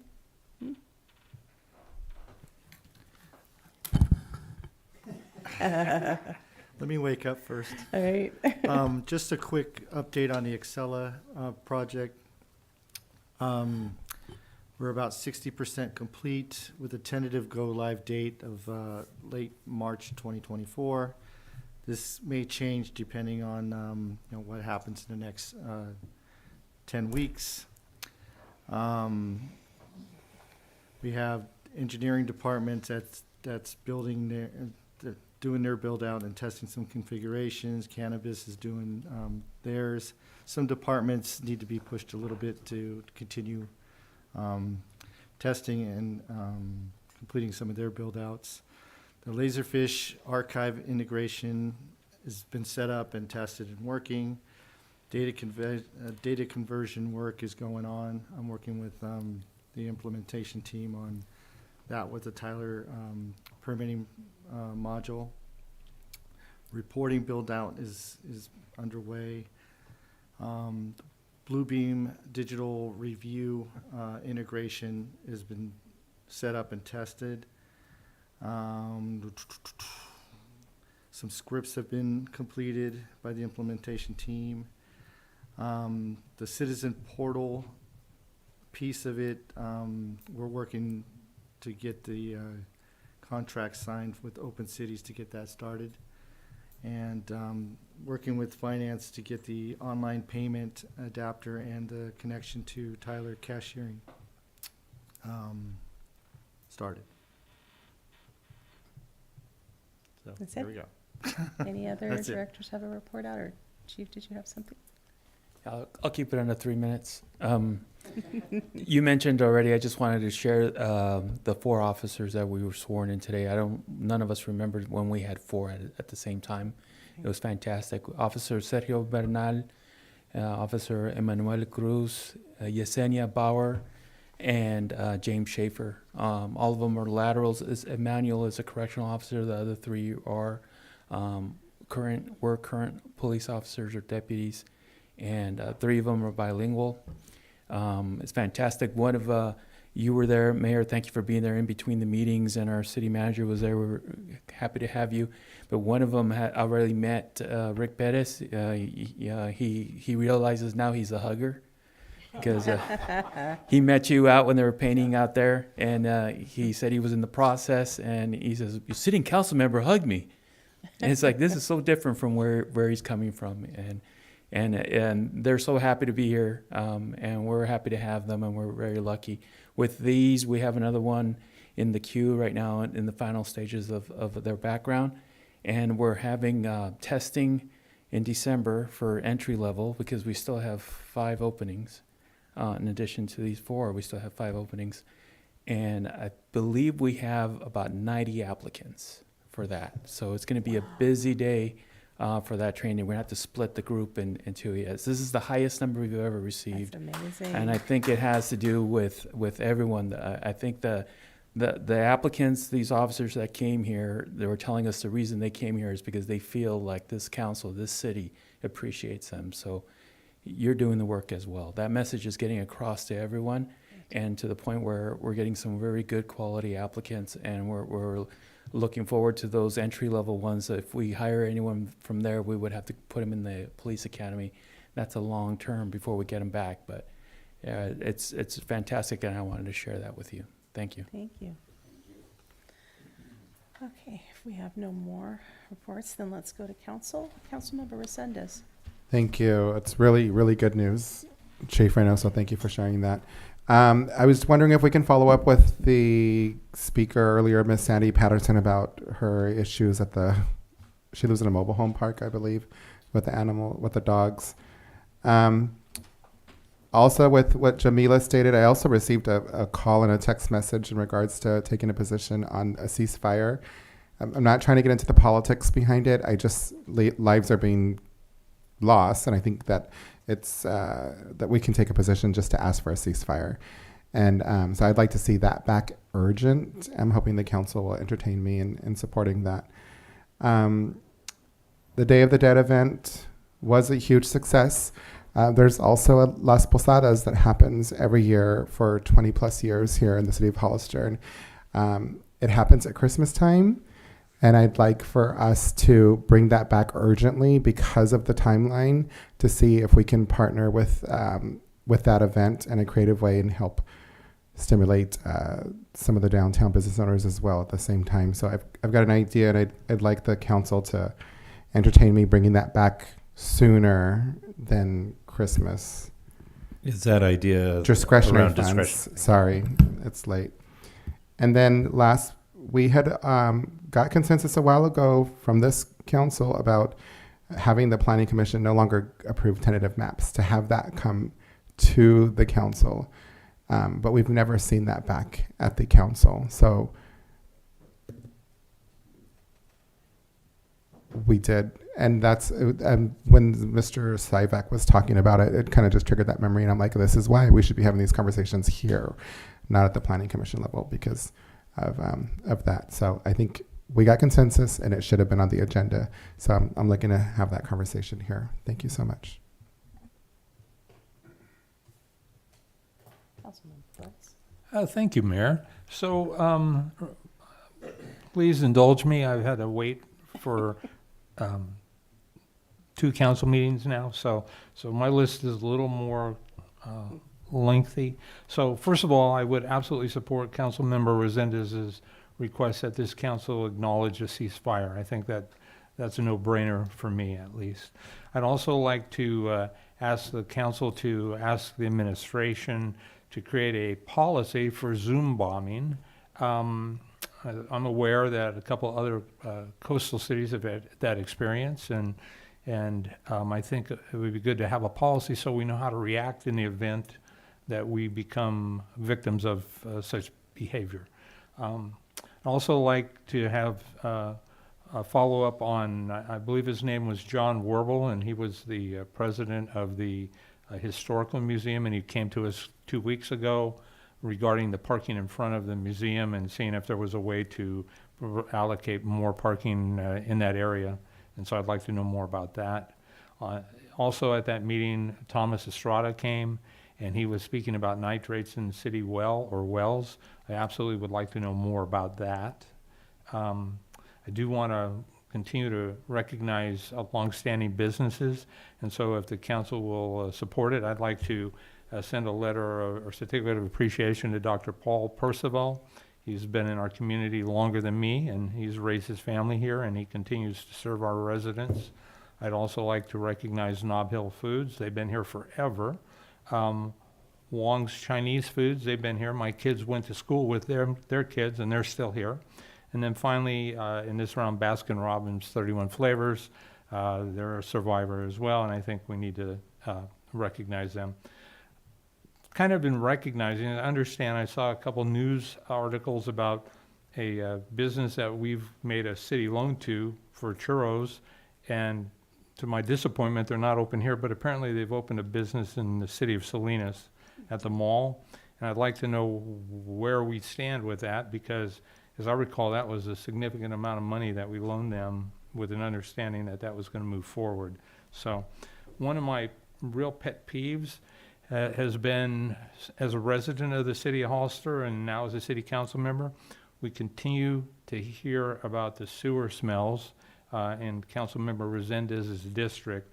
And for me, I'm going to go on a little personal crusade here, and I would ask that the council indulge me, and I would like to receive a week or every council meeting updates on where we stand with that, because it's been unacceptable for 25 years. And it's unacceptable today, and I think we absolutely need to make this a priority. For me, it's probably my highest priority, even though it's not my council district, it's still our city. So some of the people in the audience asked for a clarification about a resolution regarding the landfill expansion. I'm not prepared to put this council on a requirement to do that, but I will say, well, I personally don't support the landfill expansion. I think it's a terrible idea. It's going to be awful for certainly the constituents in my district, and I believe in the city. I'm somewhat encouraged because I did hear some conversation about possibly bringing it to a vote of the people, and I would certainly support that, and I would certainly ask that this council consider possibly pushing that forward, because even though it's a county responsibility, we're significantly going to be impacted by their outcome. And so, you know, if they're going to come and ask us about our general plan, and I think we certainly have the right to ask them about how they're going to move with the landfill expansion, and ask them to bring it to the people, since we are 2/3 of the county. So I'm concerned. We did hear staff talk this evening about risk that has been defined on Memorial near the elementary school. And so, again, I would like to bring this back at a future time for more clarification. I do not see why we need to wait 8 months to put a doggone crosswalk out there, and I certainly don't want to own somebody being hurt where it could have been prevented. And so with that, that will conclude my comments for this evening. Thank you, Mayor. Thank you. Councilmember Perez. So we're going to continue on with these crosswalk street lights. I brought it up to staff before. I'm not sure if you were assistant. I think it was when Brett was here. We've had numerous concerns about getting a crosswalk over there between Monterey and West Side, not West Side. Somebody help me. It's right there next to West Side. Camacho's. Is that line? Yeah, line. I wanted to know if we ever did a traffic study out there to see if there was a cause to put another crosswalk over there. And before we talked about the Ken Lindsay letter, I would like to make sure that that's given to him here in the council room, not just sent to him, for his contribution to the city of Hollister. That's it. Vice Mayor? Yes, thank you. So I did ask for with my discretionary funds to be able to make a magnet or a card that people can scan to identify the resources that we have in the city of Hollister, and another one for our employment. The resource directory would either link up with the community foundations, community-based organizations, or 211, but it would be scannable and we can update it so we don't necessarily have to reissue those. Those have been very effective, especially when residents really don't understand, and it would, I think it would positively impact staff in order just to be able to provide a QR code for resources. And same thing with the employment, since we can drop those off at colleges or high schools and pass out to our residents. I think for the sewer smell, I want to say we already provided direction, and that was at the request of City Council after several meetings, so that's... It's in our council project list is coming on December 18th. I think if we are going to get involved with the landfill, then we need to have a very thorough presentation with subject matter experts on both sides. There is a lot of science behind it, and there's permitting. There's a lot of things that are not just on a local or county level, but things that that I don't think a lot of people on the council really know or understand in terms of being grandfathered in and other financial implications that it will have for our residents. So if we're going to do anything, which I don't recommend us even taking this on, I voted no on it, but if we are going to move forward in this council, that's the wish of this council, then it almost needs to be a study session, like a day, a full day, because there is a lot of information and people have degrees on this area. It isn't like a 3-minute conversation. And most of our residents really are not informed. That is all. Okay, let's see. There were so many requests here. So I agree with Councilmember Burns. I do, and I think we do have it on to bring back the sewer, and we just want to stay on that. I know that, William, you're working on it, and I was happy with what you reported out, but I'd like to keep hearing that it's, that we're making progress in that regard. And I'd support Councilmember Resenda's request for a letter or a proclamation or something for a ceasefire. And the only other thing that I have is, it's my understanding that in the past, the mayor, as chair of the council meetings, would have a chance to review the agenda with the city manager prior to it being finalized. And I know that my colleagues in other cities do this process. So I just, I would like to be able to do that and sit down with the city manager just to make sure, because we've had a few things that got pushed out or that we were expecting back on a date certain. And I'd like to be able to just have eyes on that, not to tell you what you should be bringing forward, but just from a chair and the council's point of view to be able to cover that. So I'm asking for consensus of council for that. And that's all I got.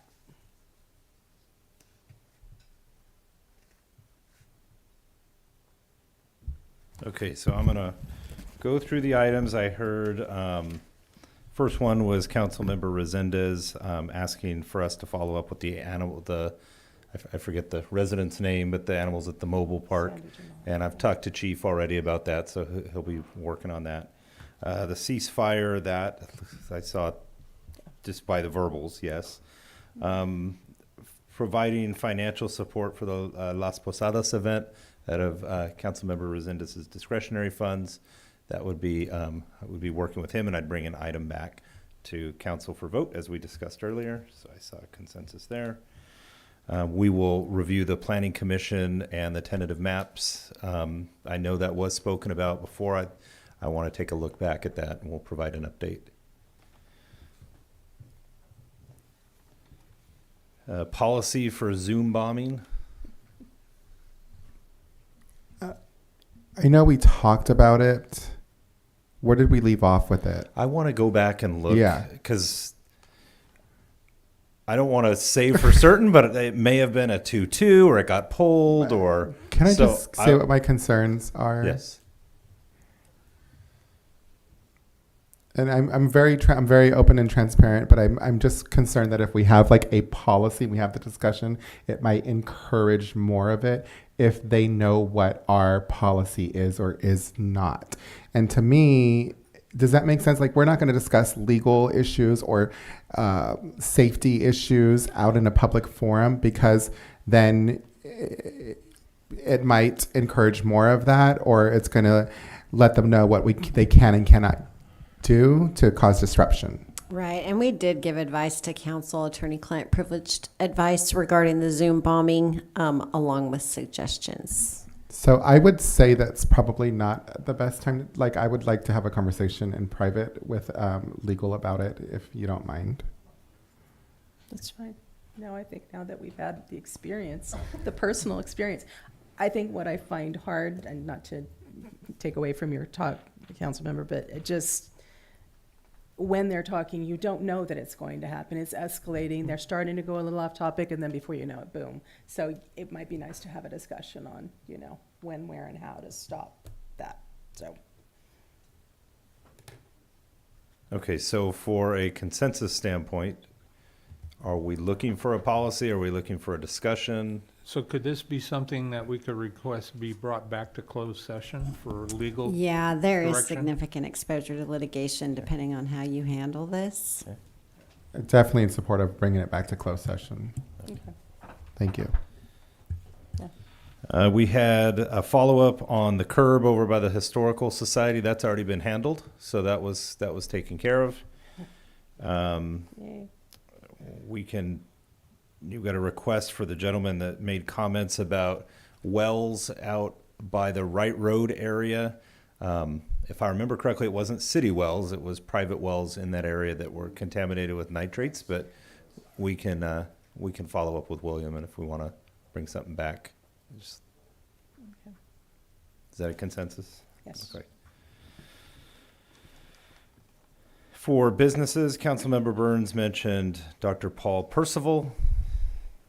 Let's go one at a time. If you Nob Hill, Wong's Garden, Sure. Baskin Robbins. An update on the business loan status for Churros. Yes, please. Okay. We will bring the item back for the sewer smells on 12/18. I know you wanted it at every meeting. We had published 12/18 in the council priority list, so I think we can give an update and go from there if that works for everybody. Landfill resolution. So just heard a few things tonight, so I want to be real clear. The original direction was we had a public commenter that came out and said if the county does this, the city has significant risk and exposure, and city attorney's office was directed to do a risk analysis. That has not come back yet because that's documents that are going back from, the 60s till, yesterday. And so we have been working on that together. We have been bringing that forward. I did then hear about looking at it versus a vote of the people. So from a consensus standpoint, we are still moving ahead with the direction we received before. And so I would just like to seek clarity of if we're changing course, if we're like, what are we looking for? Because my concern is whatever we bring, because I heard many different opinions, whatever we bring is not going to align, and we're still on that same course. So if we need to change course or we need more clarity, I'd like to ask for it now. I don't think we need to change course at all, other than I do agree with Councilmember Morales that we should have a study session, a separate meeting to invite the public on a weekend and have a study session. No, I said we should not be involved first, but if we are going to do anything, then it needs to be a thorough discussion. So what I said was we should not be involved. That was what I said first. My apologies. I thought you said that we should have a study session. I said if we are going to bring anything forward, then we should bring in subject matter experts. But we provided direction. So again, we can't keep changing direction. Right. Because then, we're just going back to the drawing board. I think part of the confusion is one of the speakers saying that we had agreed to do a resolution, which is not really what we talked about, which is we gave the city attorney direction, and I think we ought to let her do her due diligence and then tell us the liabilities and the issues before we do anything else. I don't want to move ahead and get involved when there's things that we need to talk about first. So that's my 2 cents anyway. I'd be in favor of a study session, just putting it out there. It doesn't prohibit any council members to seek out those subject matter experts and do their own research. So for clarity, Mayor, are we staying the course? And then That's see where that takes us? my druthers. Okay.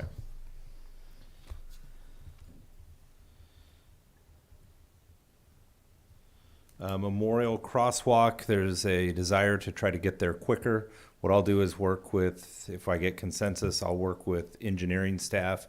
There are some improvements that it's not just paint. And so I'll look and see if there's a way that we could do something simultaneously in case a bid is not successful. We don't miss the boat on the larger package. So I'll work with them to try to get creative and see what we can do there. So, just to be clear though, we had city staff here this evening tell us it's dangerous. So what kind of a timeline are we talking about? Because the minute, candidly, I appreciate the candor of the staff member that said that, because it helped to make it a priority for me. But what kind of exposure do we now have acknowledging city staff in a public meeting that it's been determined that it's a dangerous location? And how do we mitigate that risk until we get this crosswalk put in place? Well, that's where, as part of the contract, they were looking at the design that they proposed, looking at the traffic counts, looking at the feasibility, because it's a mid-block crosswalk. I'm well and aware. so, we wanted to look at that, and then there was the flashing crosswalk sign. So there's an electrical component to it. So we will try to expedite it as quick as possible in the most safe and expeditious fashion. Okay.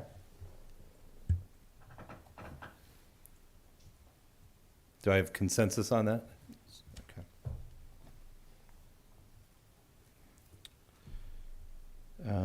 Councilmember Perez had asked for us to verify if a traffic study was done on 4th near Camacho's. Yeah, I think it's, So it's 4th in line. it's fine. Okay, so we'll verify that, and I can report back to council. I don't know off the top of my head if we've done anything there. Yeah. There has to be a traffic study if we're putting yeah. But I think you mean like a lit, flashing crosswalk. Is there one there? Okay. Right there? I don't know if it's not functioning or anything like that, but there's a solar panel and lights on the roadway. Okay. At a prior meeting, there was a consensus to provide one of the certificates to Ken Lindsay. Councilmember Perez has asked that we provide that certificate here in council, similar to, I would assume, like at the beginning of the meetings where we pass out certificates. Okay. Ken Lindsay is a developer of properties out by the airport and has worked in the past. He's brought a lot of the industrial park and a lot of that development, the airport, a lot of the surrounding properties, helped develop the business park out by the airport. Yeah. And Councilmember Morales, on the magnet with QR codes, was that a request of the discretionary funds, or was that what you were trying to use some of the last funding? Okay, so it was in that one. Right, but I think what's gonna require staff time is the programming of the QR code is just gonna either do a 211 or the Community Foundation list of community-based organizations, just that mapping is what's gonna require staff time. Okay, so it was already within the $3,000. Okay, yeah, that's the QR code's a simple process. We can Very get that simple. Like 2 minutes to generate it. Yeah, it's pretty easy. Yeah, the landfill we had covered. And then, Mayor Casey, your items were already covered with the exception of mayoral review of the agenda ahead of it being published. I already know what you're going to say. What does our current policy say? Yeah, I was checking the Muni code while Dave was verifying the list, and I didn't see anything in there. And I don't think your current policy addresses. But of course, we review. can adopt a policy to allow that to happen. Correct. You can. Currently, the mayor gets the agenda the same time everybody else does. Yes. Yeah. The problem with that is if it's published, we don't have time to change it if there's something missing or. Right, and something really, we had we're asked getting for into the area of a discussion right now Yep. over the validity of this. So, I mean, perhaps we could bring it back with options. No, I would not support that. Thank you. That's all that I have on my list. So do we have consensus to bring back a discussion on that item? Yes. Yeah, that was the last item. Okay. Then can we have a motion to adjourn? Moved. Is there a second? All in favor? Yes. We made it before Thanksgiving.